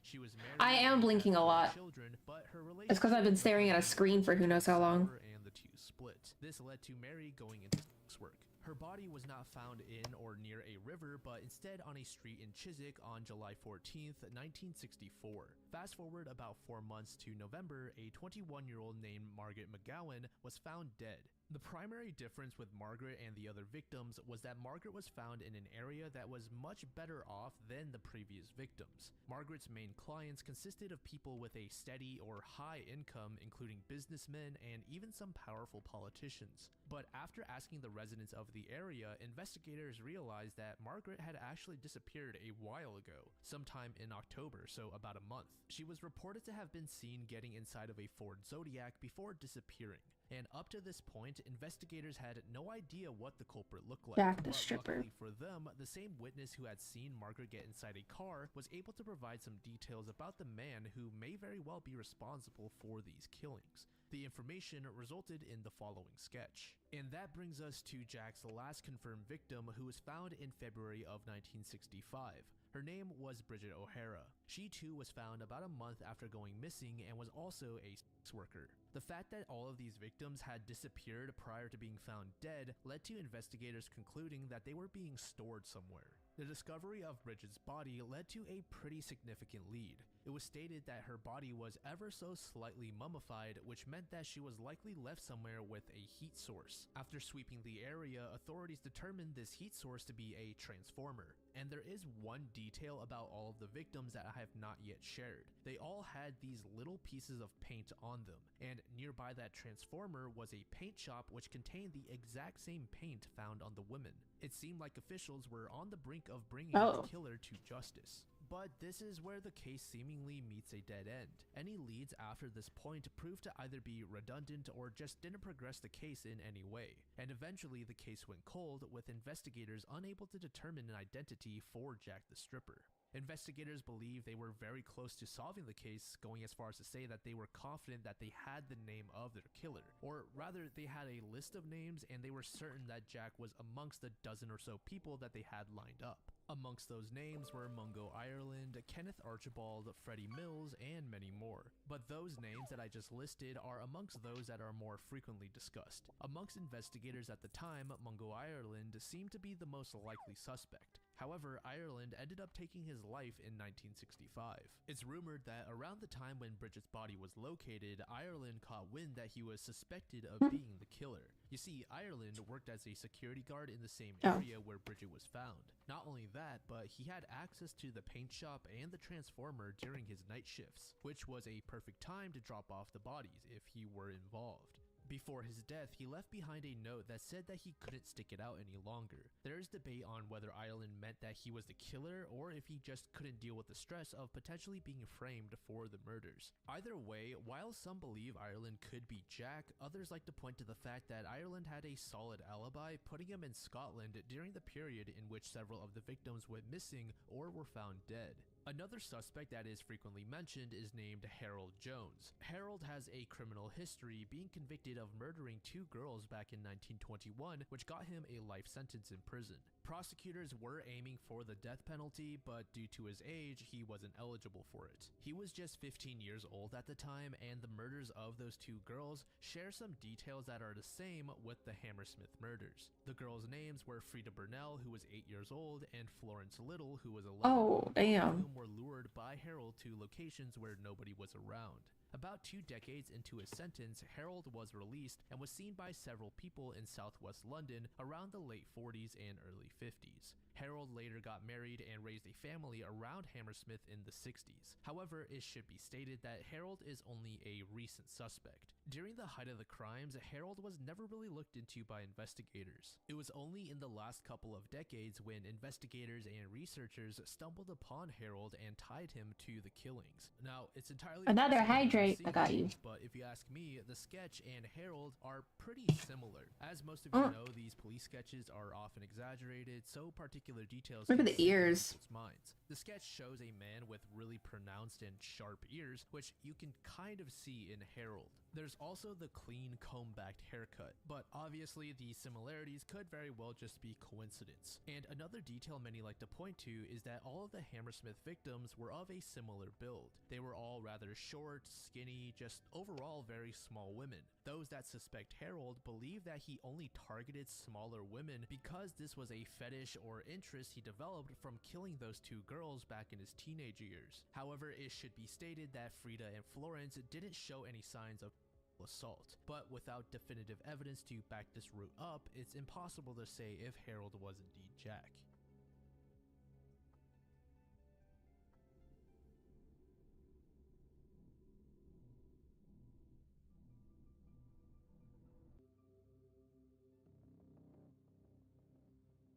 The man you currently see on screen was named Ray Rivera, and he disappeared on May 16th, 2006. He was born on June 10th, 1973. Ray and his wife lived in California before moving to Baltimore, Maryland in the mid-2000s, where Ray worked as a writer focusing on finance. His employer was actually a longtime and dear friend of his named Porter Stansberry.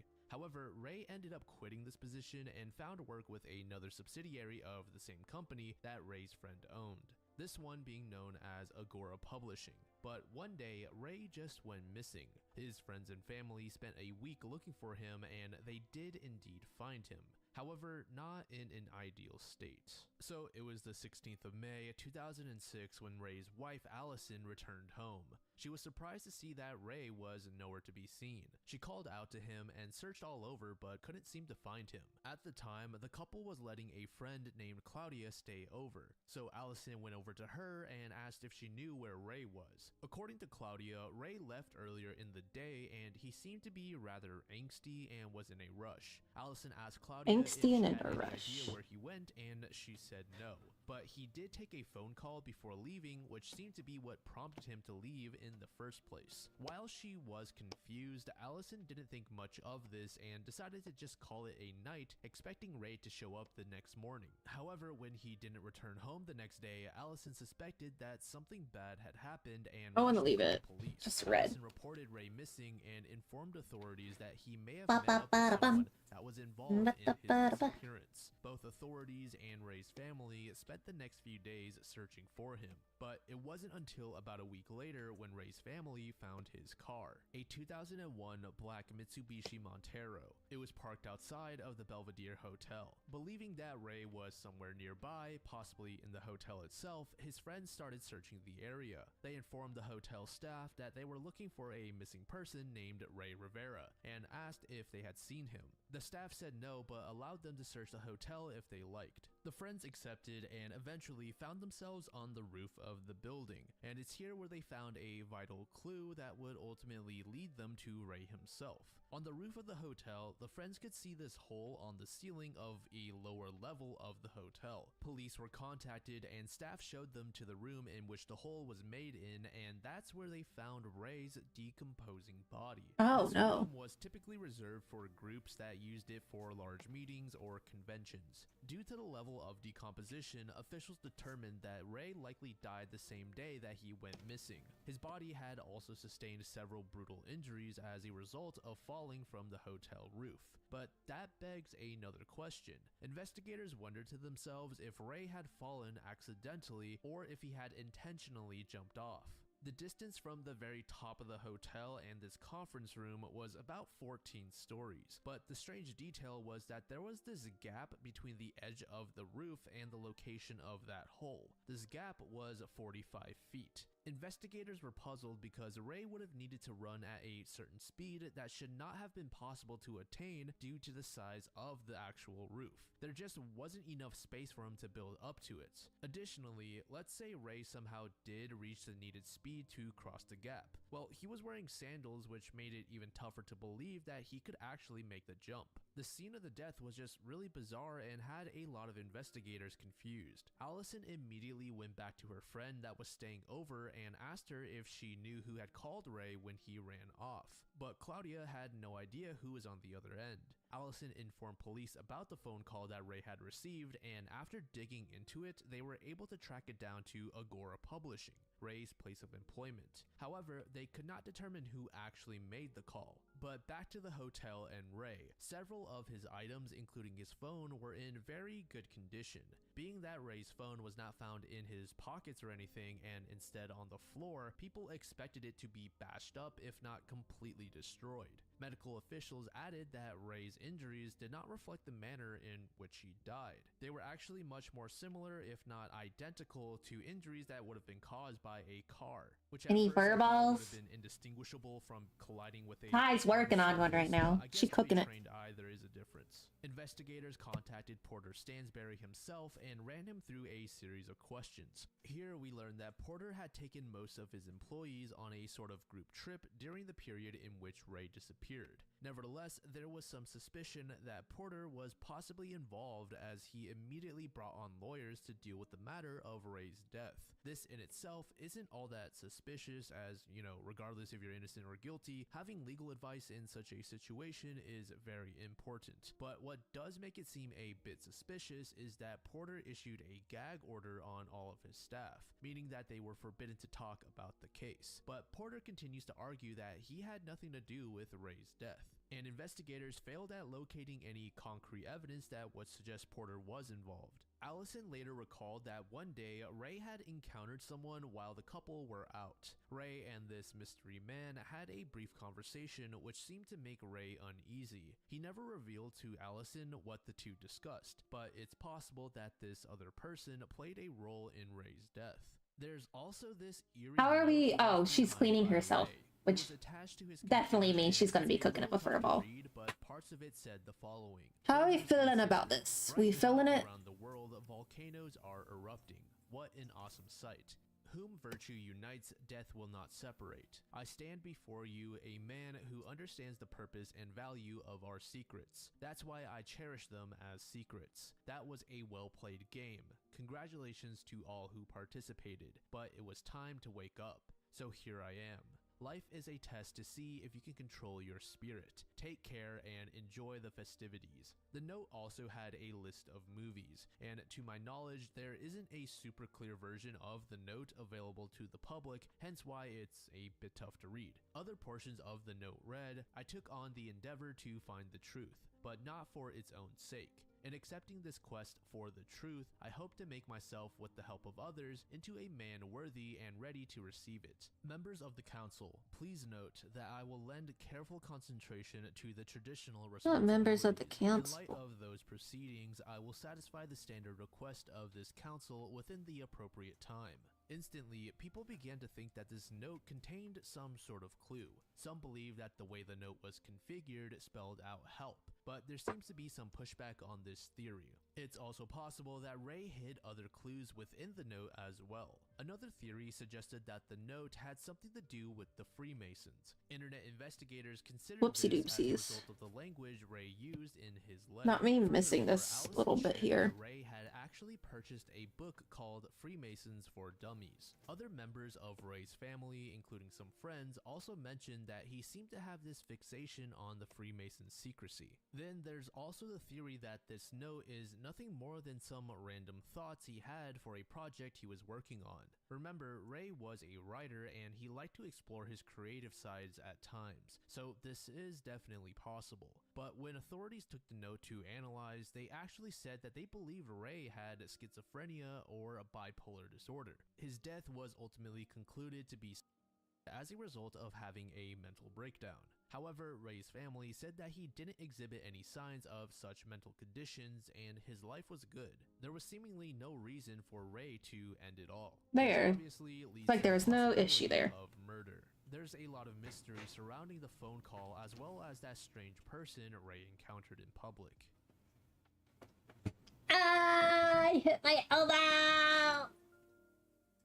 The ivory-billed woodpecker is one Oh of my the God, I'm largest sorry, Bo. woodpeckers in I the spoke world, with ya. and for the rest of the entry, I'm just going to be calling it the IB woodpecker. But as a result of their habitats being destroyed over the past couple of centuries, their population has seen a decline. In fact, in recent decades, the IB woodpecker was believed to have been extinct. However, this may not be the case. In the mid-2000s to early 2010s, there have been several reported sightings of these birds. One such sighting occurred in the eastern half of Arkansas in 2004. There was even a study that was published in 2017 where a bird researcher named Michael Collins shared that it is possible that this bird is still roaming Louisiana or Florida, specifically in the more swampy regions. From 2006 to 2007, Michael Collins shared several photos and videos with what he believes may be the IB woodpecker. Now, the actual videos that he shared are pretty blurry and just a bit tough to make out, but according to Michael, the movements of the bird he saw strongly resemble that of the IB woodpecker. If you do want to check out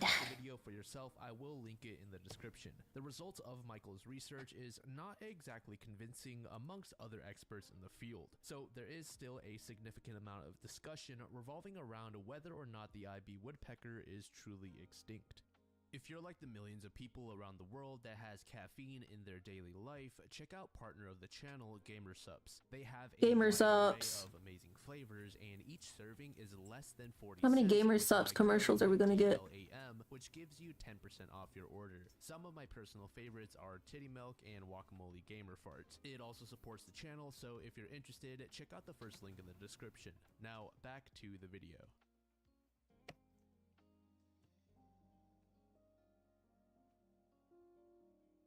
This is a pretty popular topic that has been covered quite a bit already over the years, so I won't be spending an excessive amount of time here. I'm sure 99% of you have seen the Jeff the Killer image, and Oh, I don't like it. still kind of freaks me out.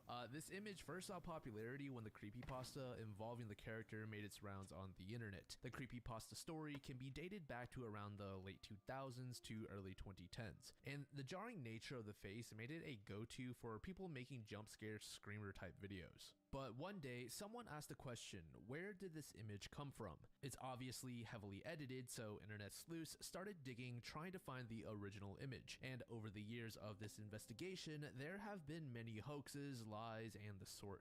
So there was a YouTuber who created a video on Jeff, and the video was very successful, especially for the time. This YouTuber was named Sasur, I believe is how you say it, and initially he claimed that the JTK image was actually of himself, but this later turned out to be a lie.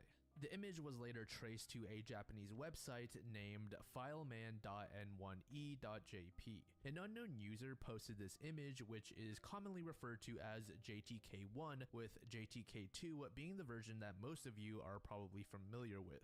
The original JTK1 image was accompanied with a caption reading "A celebrity before plastic surgery," and the post itself was titled "Fear of Summer Nights," and of course those are just the English translations. But further investigation led to people finding this JTK1 image on other Japanese sites. These other sites led investigators down some interesting rabbit holes, but to sum it all up, none of those particular routes led to the original image. Based on what I could find, it seems that as of right now, the best lead people have is of a woman referred to as Mariko. This lead begins in 2023 with a Discord user known as Eat Raw Skin.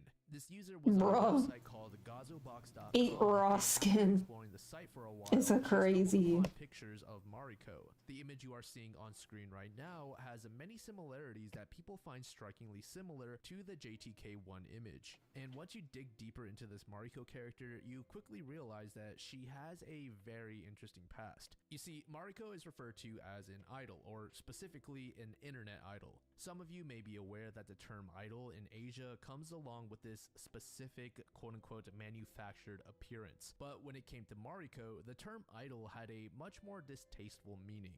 To me, it basically sounded like she was looked at as a lol cow. Mariko would post photos of herself online, hoping to obtain a certain level of internet fame. And she would get some attention, but this would come in the form of bullying and harassment. Enthusiasts were able to track down the first ever mention of Mariko to a page managed by Mariko's boyfriend, Suzaku Maru. The first post created by him was in April of 2004. Suzaku Maru would upload photos and videos of Mariko and refer to the thread as a sort of fitness journal, as Mariko was trying to lose weight. And I'm not sure if this is confirmed, but it's believed that Suzaku Maru may have created this page with malicious intentions. Suzaku Maru shared the link to the page through various other websites, which led to a slew of hateful comments directed towards Mariko. It's also agreed upon that the couple had a rather heated relationship, which is the primary reason why so many people think that Suzaku Maru created the page in the first place. He just wanted to find more outlets to make fun of his girlfriend. Now, that immense amount of hate that Mariko's page was getting actually led to an attempt of wiping her existence off of the internet, which to an extent was successful. A lot of the information about her that was posted on there is now lost. Many people believe that we're doing creepypasta now. Was unethical and a crime.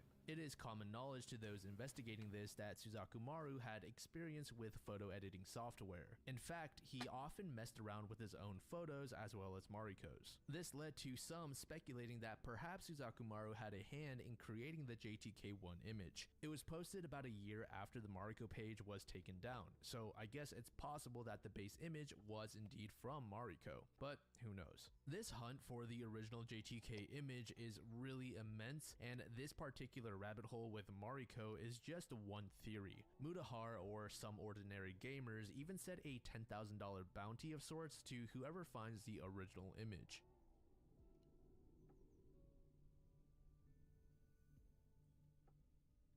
Judge Crater, or Joseph Force Crater, was a New York Supreme Court judge before mysteriously disappearing in August of 1930 at the age of 41. He was born in 1889 in Pennsylvania and later went on to study at Lafayette College, then Columbia University. Initially, Crater worked as a law clerk, but later developed into a lawyer with some powerful connections. His career saw significant success, and he was able to lead a very comfortable life. His income, when adjusted for inflation, is a bit under $400,000 per year.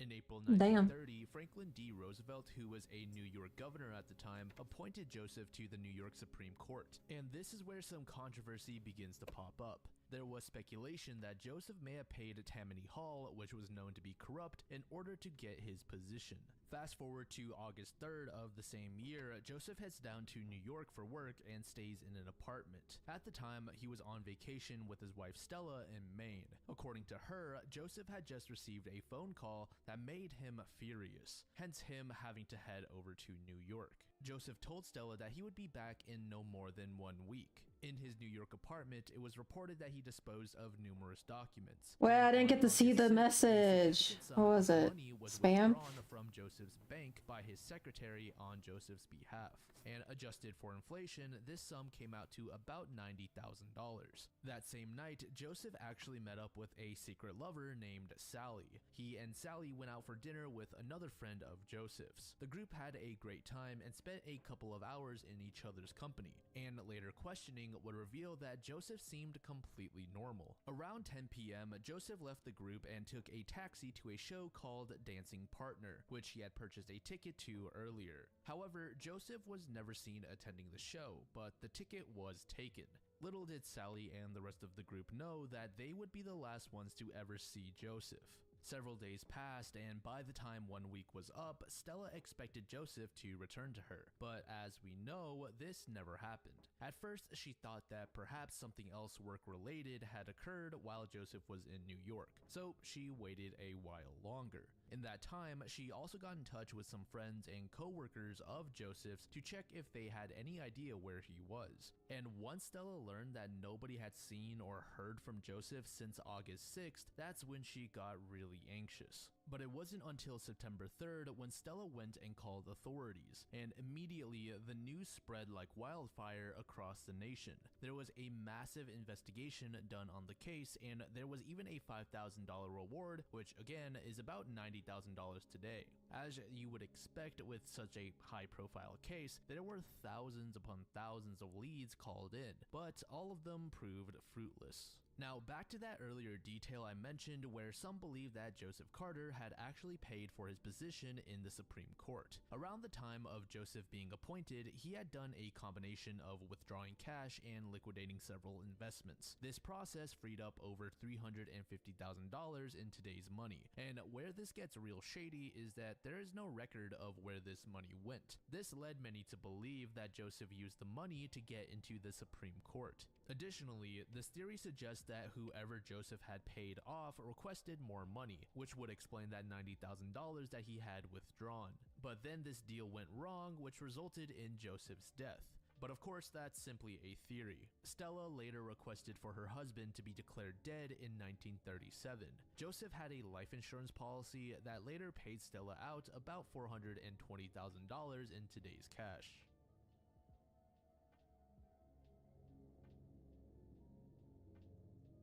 The Maine penny is a silver coin that was discovered in Maine in 1957 and is believed to have been from the 10th century. Due to the location of the discovery, there is speculation that this coin may have been a form of currency. The coin was found in the Goddard site by two archaeologists named Guy Melgren and Ed Runge. Initially, they believed the coin to be from England. However, news of it later reached an expert in London. This expert shared that there was no chance that the coin's origins were from England. It was determined to be a Norse penny that was likely created sometime between 1060 and 1090 in medieval Scandinavia. Where the mystery lies is how the coin ended up in Maine. One theory suggests that the Vikings actually used it in Maine. However, this theory is commonly shot down for a reason I will touch on at the end. There's a Norse settlement called Lance O Meadows in the northern part of Newfoundland. Some look at this settlement as a potential piece of evidence supporting Viking exploration of North America.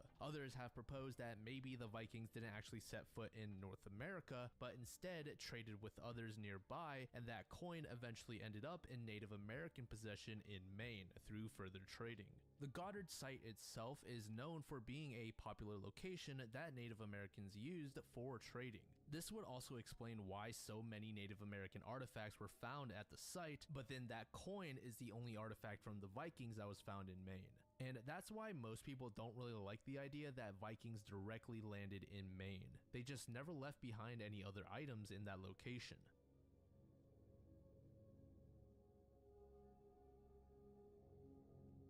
This entry takes us over to the UK, and there isn't an exact date attached to this mystery, but it's said to have occurred anywhere from the 70s to 90s. There was an urban legend in the UK stating that if you visited a phone booth and called a particular number, you would get a creepy response on the other end. The actual number is said to be 202020, but depending on who's telling the story, 202020. may be different. A woman would pick up the phone and say, help me, Susie's dying."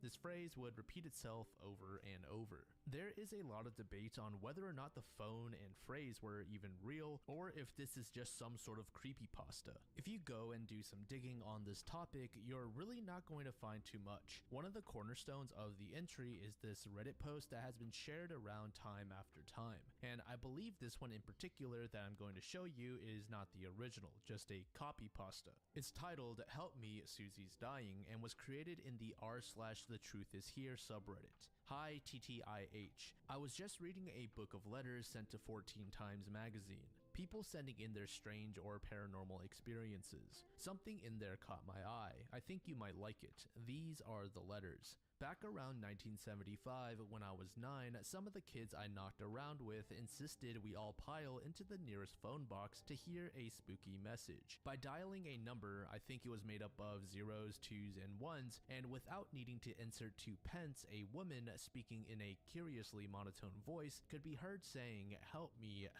Susie's dying," over and over. Some of the lads said she sometimes said, help me, Susie's drowning," always in the same slow, seemingly bored tone of voice. Was it some weird engineer's test signal, hence no money needed? Rob Dickinson, Worthsthorne, Lancashire, UK, 2000. Letter 2. I can remember once cramming into a phone box in the Stony Holm area of Burnley with various other kids to hear the strange message related by Rob Dickinson. I cannot remember the number dialed. Could this be an early example of EVP, electronic voice phenomenon, or just inexplicable interference on the telephone system, filtered through the active imaginations of young witnesses? Christopher McDermott, London, 2000. Letter 3. I remember the spooky message when I was a child playing with the old red phone boxes in Burnley. 2 phone boxes in particular were prone to mysterious scary voice messages, one at the top of Dalton Street on Plaintree Estate and the other at the end of Harold Street on Stoops Estate. As I remember, you put 2p in the slot and dialed 20202020, and the voice on the other end would be crackly but audible, "Help me, Susie's dying," which would send us kids running in all directions. A.G. Russell Dallimore by email 2003.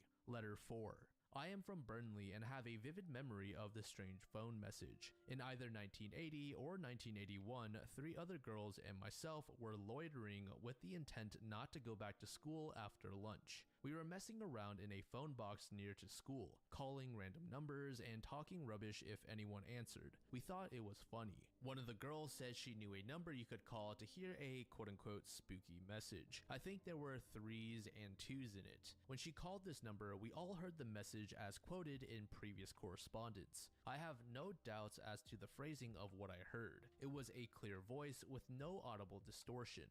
Needless to say, we were all a bit freaked out by this, and when a British Telecom van pulled up nearby, we made a hasty retreat and returned to school. Tracy McLean, Knaresborough, North Yorkshire, 2003. I'd be very interested to hear if anyone has heard any similar stories about this message. Investigators began asking questions such as if this number worked on all phone booths or only certain ones, and if it was just certain phone booths, why? There was a guy on an online forum discussing the topic. He claimed to have tried dialing the number himself. He said, "I can absolutely confirm that this actually happened. This is how it worked. You would dial a few numbers by tapping the receiver holder, not dialing the number via the dial. You'll then hear a male voice say, 'Start test,' which would repeat until you put the receiver down. The phone then rings, and depending on the test, you'd hear either tones or messages. The Susie message was the only one I could remember, and it actually said in a low female stern voice, 'Susie's dying, help me.'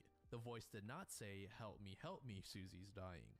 So, according to this guy, this recording was a test. But even if this was true, then why was this particular line chosen? Pretty screwed up selection in my opinion.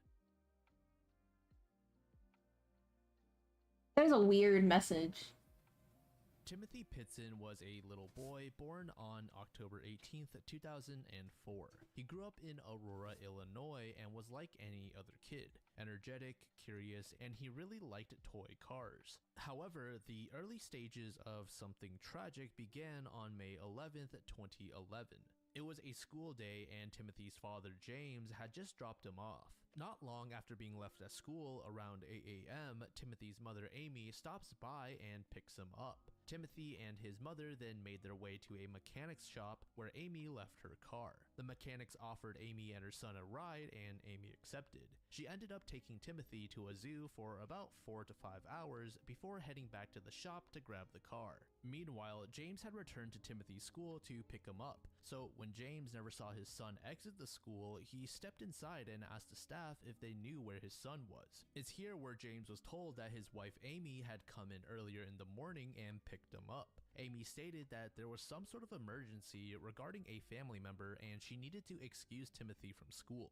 Immediately, James bolted out and started spam calling Amy's cell phone, but as you would expect, she never picked up. James would go on to call police and report Timothy as missing. So far, we have no idea why Amy had taken Timothy from school. Surely, it wasn't just so that the two could go to the zoo, and checking in on a family member was obviously a lie. Amy would go on and take her son to a number of places I think over I'm the next 3 days, all of which are call it here for locations now. that would make any child super excited. Places such as theme parks. One of the locations was actually about a 3 to 3.5 hour drive over to Wisconsin, where Amy and her son visited a water park in the Kalahari Resort. And it's at this resort where Timothy was last seen. Around 10 a.m. on May 13th, the 6-year-old boy was seen on security footage checking out with his mother. 2 hours later, around 12 p.m., Amy grabbed her phone and began dialing several family members. However, she didn't call her husband, James. By this time, the rest of Timothy's family was incredibly worried, which Amy suspected.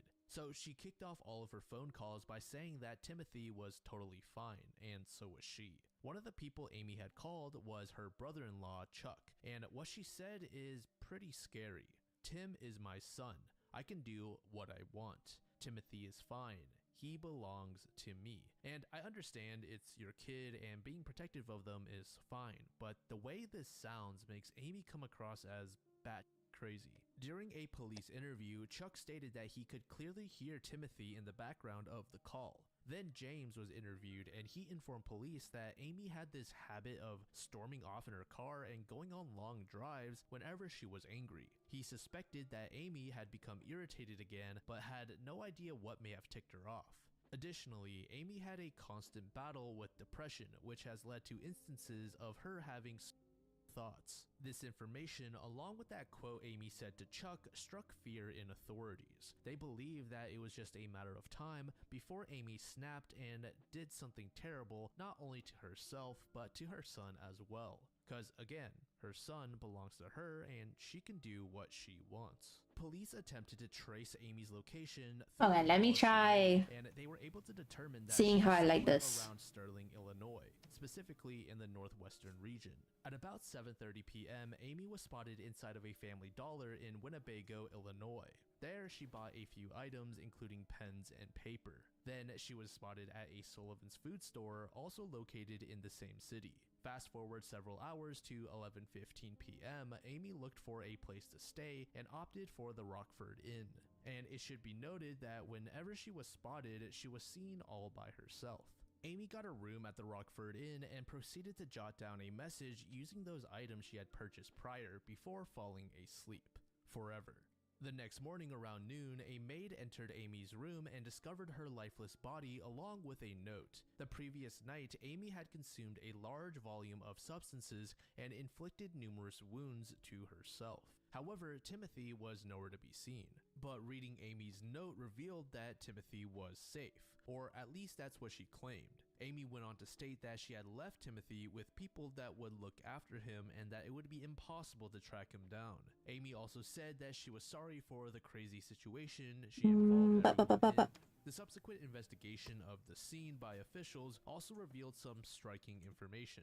Of course, authorities feared that Amy had killed Timothy, so they examined the blade she used and found that it only had her DNA. However, digging through her vehicle revealed a copious amount of Timothy's blood. But there is some debate as to whether or not this blood was from Amy harming her son. Apparently, the boy had a nosebleed in the car not too long ago before this incident. Regardless Hello, if cat. true or not, investigators still had a strong suspicion that Amy did something very bad before her death.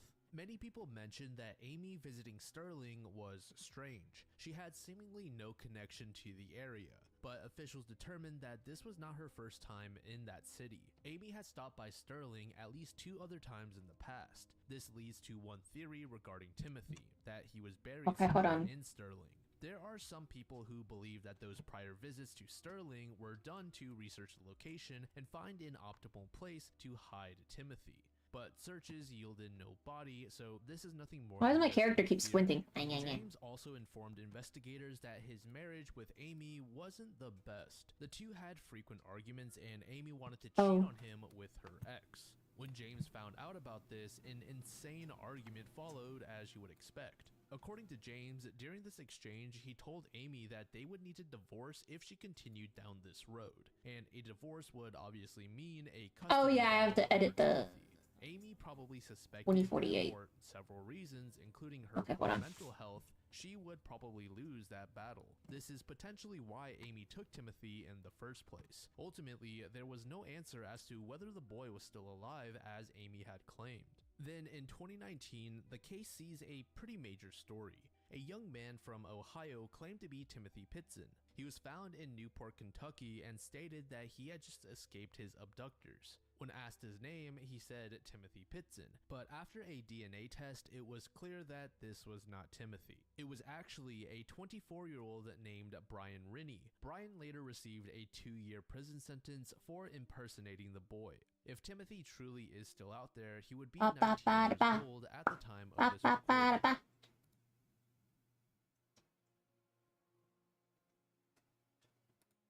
This entry takes us back to June 1989 in Richmond, British Columbia. A woman in her mid-40s named Cindy James was the unfortunate victim of a series of attacks that spanned over half a decade, and tragically, at the very end, she did lose her life.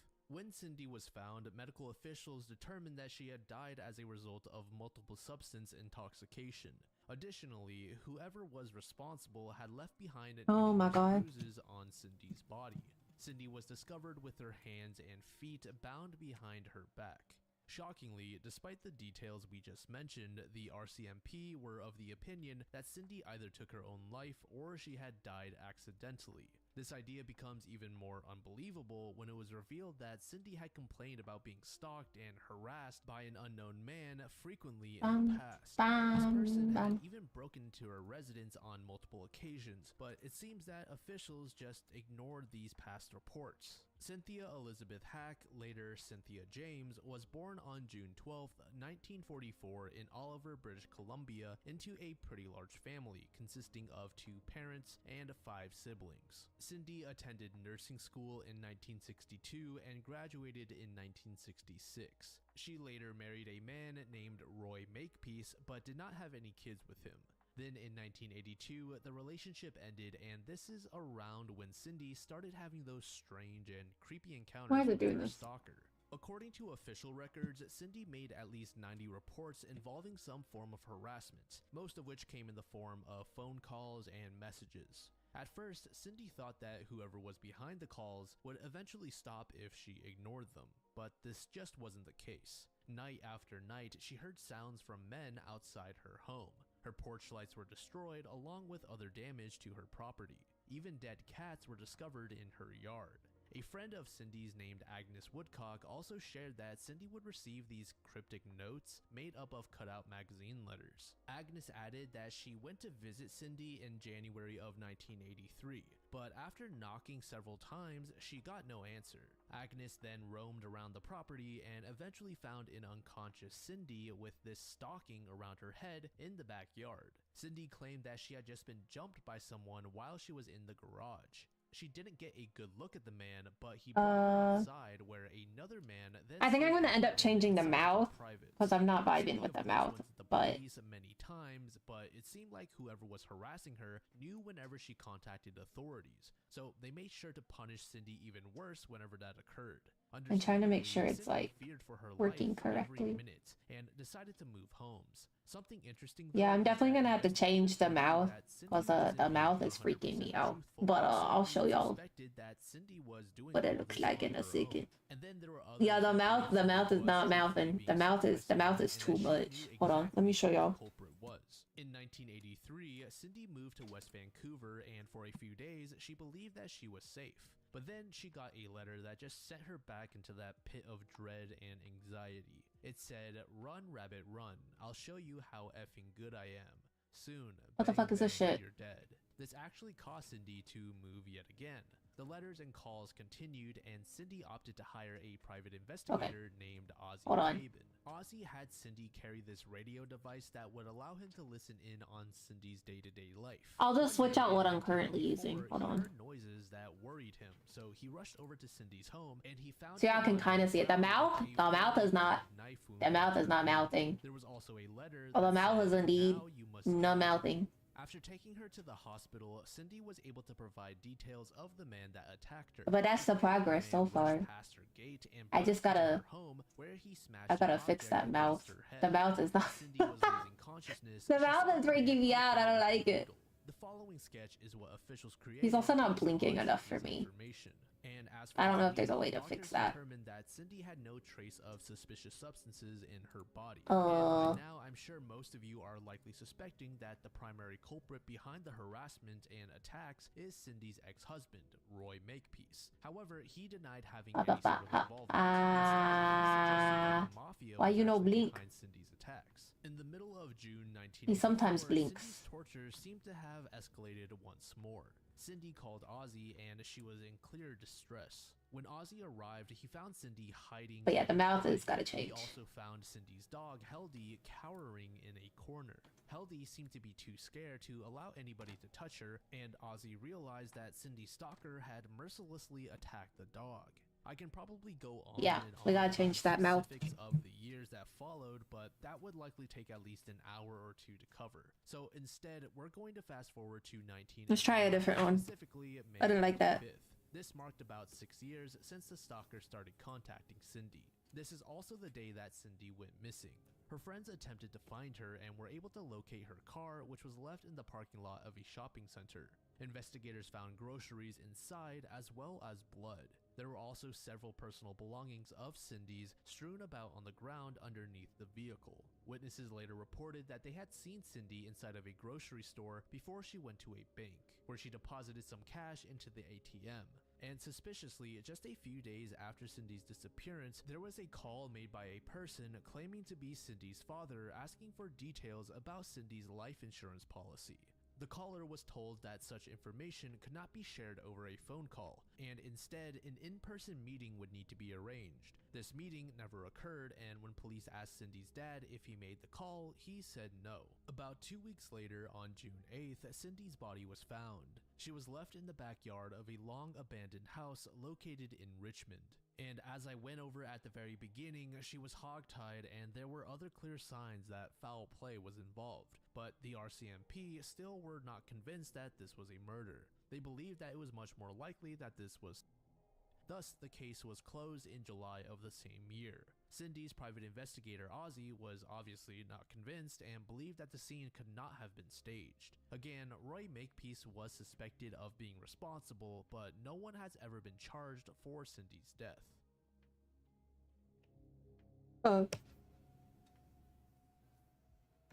Back during World War II, when forces held a lot of power, tons of valuables including gold, art pieces, and other artifacts were stolen by them, much of which is now lost. There are many explorers and historians who believe that the stolen treasure was actually hidden in secret isolated locations, which has led to the birth of urban legends focused around said treasure. At the time, the Nazis stole gold from Hi, not Bo, only what you got? individuals, but they also got their Oh, hands on you gold brought the reserves held baby. by the national banks. And apparently, only about 60 to 70% of all this gold was ever recovered I after love the war. baby. In 1945, U.S. Army units discovered hidden stashes of loot across Germany and Austria, the largest of which was the Merker salt mine in Thuringia, Germany, which contained gold bullion, coins, and currency valued at $517 million in 1945, which is nearly $9 billion today. That is such an absurd number for one single stash. As Allied forces gained control of occupied territories, efforts were made to return the monetary gold to the countries from which it was seized. However, other recovered treasures were sold, and the proceeds were given to organizations established to aid Jewish refugees in the aftermath of the war. There are stories about various officers writing down the locations of these stashes in diaries, but it seems that most of the logs kept by the higher-ups have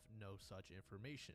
Another rumored site of hidden gold was the Valbzik gold train. The train was rumored to be buried inside of a mountain in southwestern Poland, but when explored, no discovery was made of any hidden treasure. The most recent exploration of that particular location occurred in 2016, with nothing to show for it. To this day, there are explorers that organize treasure hunting expeditions revolving around leads that may take them to loot, but needless to say, finding such a stash today is incredibly difficult. Any rumored location has likely been scavenged through, and if there is still treasure out there, it would be in locations that nobody has any idea of. Room 1046 takes us to the Hotel President located in Kansas City, Missouri, where one of the guests was mysteriously found dead in his room. It was January 2nd, 1945. I think I like this one a little better. Named Roland T. Owen stepped inside of the Hotel President after 1 p.m. He specifically requested that he receive a room that was facing the hotel's inner courtyard. Other guests and employees described him as a man in his 20s or early 30s, and he looked sort of like a brawler. He had what appeared to be a cauliflower ear and a scar on the side of his head. Before heading towards his room, Roland complained to one of the guests about a different hotel he stayed at the previous night. He mentioned that they charged him $5, which was not worth his experience. Roland oddly carried no luggage, but it did appear that he was intending to partake in some sort of important meeting, as he was neatly dressed with a black overcoat. Employees of the hotel immediately thought that Roland was a bit strange. Whenever a maid visited his room, it was extremely dark with only the desk lamp to provide light. One of the maids, named Mary, claimed that when she went inside room 1046, there was a man sitting in the dark, which made her feel uncomfortable. She offered to leave and return later in the day, but the man told her to proceed with the cleaning. Mary took note that the man appeared to be rather agitated. He seemed extremely stressed over something and was careful to always stay in the dark. When Mary asked if she could turn on the main lights, the man yelled no. A different maid was in the middle of cleaning room 1046 when Roland commanded her to not lock the door, as a friend was going to stop by in just a couple of minutes. That same maid returned later in the day to inspect the room once more. She noticed Roland lying on his bed fully clothed. She thought that he was sleeping, so she didn't want to wake him, but she saw a note on the desk that said, "Dawn, I will be back in 15 minutes. Wait." The next morning, she walked by Roland's room and overheard Roland having what seemed to be a phone conversation. He said, "No, Dawn, I don't want You to look- eat. I'm doing good. When the maid I didn't like the first mouth that I drew, so I'm redrawing it. She noted that there were two men inside that room. After knocking and offering towels, one of the men bluntly told her that they didn't want them. This voice was not Roland's. The woman staying in room 1048, right next to Roland's room, later informed police that she heard what sounded like several men and women arguing with each other. They were loud and were constantly cursing.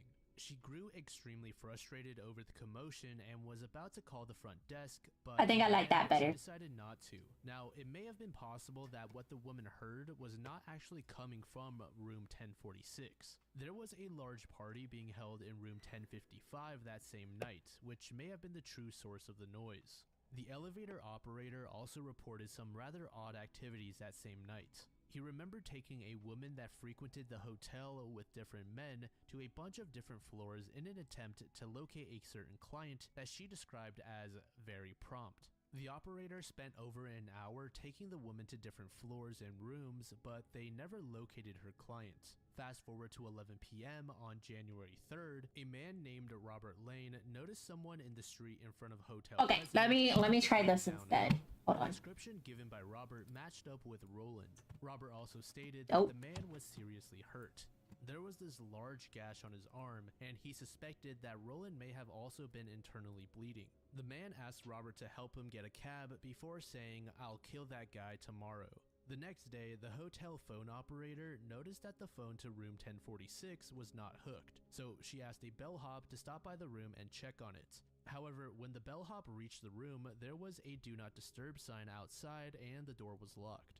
Not the do Regardless, not bellhop disturb. knocked several times on the door, but no one came out. Then suddenly, someone in the room said, "Come in," and turn on the lights. But again, the door was locked, so the guy couldn't get inside. The bellhop eventually gave up and just yelled, "Hook up the phone," before returning to the lobby. But after an hour went by, the phone was still not hooked up. Another bellhop named Harold Pike was sent to the room to check on the guest again. Harold also received no answer after knocking repeatedly, so he ended up using his pass key to get through the door. When he stepped inside, his eyes immediately moved towards the man lying on the bed. Harold just rushed towards the phone and placed it on his hook before leaving and locking the door. Then, just a few hours later, the phone in room 1046 was yet again off its hook. The first Weird. bellhop, Randolph, was sent to fix the issue. Again, there was no response from knocking, so he used his passkey to get inside, and this time, he found Roland on his hands and knees just a couple of feet from the door. He went to flick on the lights, and that's when he noticed a massive amount of blood. Roland himself was also in terrible shape. Randolph rushed back to the lobby and called police. When officials arrived, Roland was clinging to life. It was clear that he had been tortured for a prolonged period of time. Investigators estimated that the bloodstains had been there for hours at the very least, meaning that Roland was being tortured well before Randolph's first visit to the room. Shortly after entering the hospital, Roland slipped into a coma. On the way there, he was also falling in and out of consciousness, and when questioned as to what had happened to him, Roland simply said, "I fell against the tub." That same night, Roland died. I think in that the might look. hospital. Oh, that looks so much better. Okay, hold on. Hotel employees learned that Roland T. Owen was not this man's real name. Police rushed to put out a sketch with the heading, "Do you recognize this man?" Police were able to find the hotel that Roland mentioned he stayed at previously that he complained about. But it turned out that the staff never encountered... Again, it's gonna look a little weird because I'm putting it They did recognize the on this person in the instead. sketch. They stated that But you this can see man it. checked in Doesn't it look a whole lot better than the other creepy He one? also shared that he was from Los Angeles. I'm still not 100% with the mouth, but I think this mouth looks a whole lot better than the other mouth. The other mouth is kind of creepy, but I think I'll take this Again, he didn't for bring now. any luggage. He only had a For like the brush first day, for like 4 hours. but I'll take that. nevertheless, they were all missing. Investigators did find a few items though, such as a hairpin, Oh no, the unused mouth. cigarette, a bottle The of mouth is still bothering me, acid, but I think it might just be and because I don't draw guys there were very also often. Fingerprints on the phone, which were initially thought to belong to a woman, but this was later ruled out. They also did not belong Neat to the person nonetheless. that touched the phone. The exact owner of the prints was never identified, and no matter how deep the investigation got, police just couldn't figure out who Roland really was. Then, all of a sudden, another strange occurrence took place. Preparations were being made for Roland's burial when an unknown man called police telling them to postpone the ceremony as he wanted to pay for a proper funeral. And shockingly, the funeral home responsible for Roland's burial did receive an unmarked envelope with cash inside. It was more than enough to cover all of the expenses. Additionally, 13 roses were sent to Roland's grave with a note that said, "Love forever, Luis." Then, 1 year later, a random woman encountered Roland's sketch in a magazine and claimed that he was her son. According to her, this guy's name was Artemis Ogletree. The woman said that Artemis left home at the age I'll probably of have to come 17 back to in this another day and like 1994 in go order with to it. hitchhike to California, but the man appeared to be much older. Artemis's mother also stated that she received several letters from her son and a phone call from someone claiming to be his friend. Thanks. All of the letters were from Roland. Still not and sure about the phone mouth, call claimed that Roland was but in Egypt. The letters were also sent after his death. And down the That one line, was the creepy. identity of Roland was confirmed to be Artemis. But even after this revelation, we still have no clue. I think what the this actual kid image or though I who think looks is. pretty cool.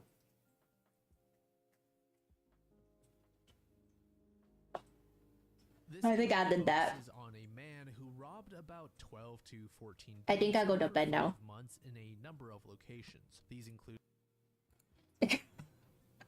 Anticlimactic.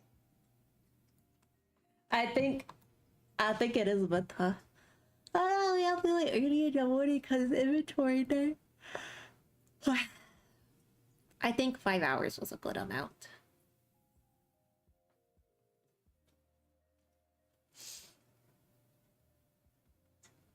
Yeah, inventory day is scary. Oh, not me looking over and I still have like the image I drew talking to me.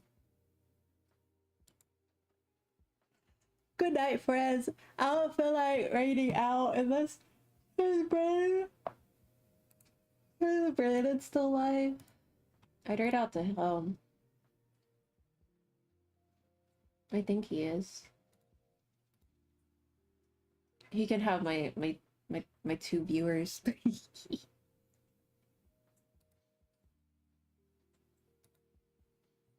He can have them.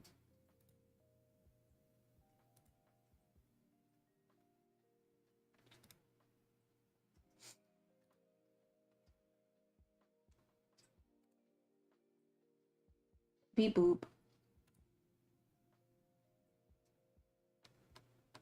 Yeah, where's Brandon? Where's Brandon at? He can have my viewers. My 2 viewers. I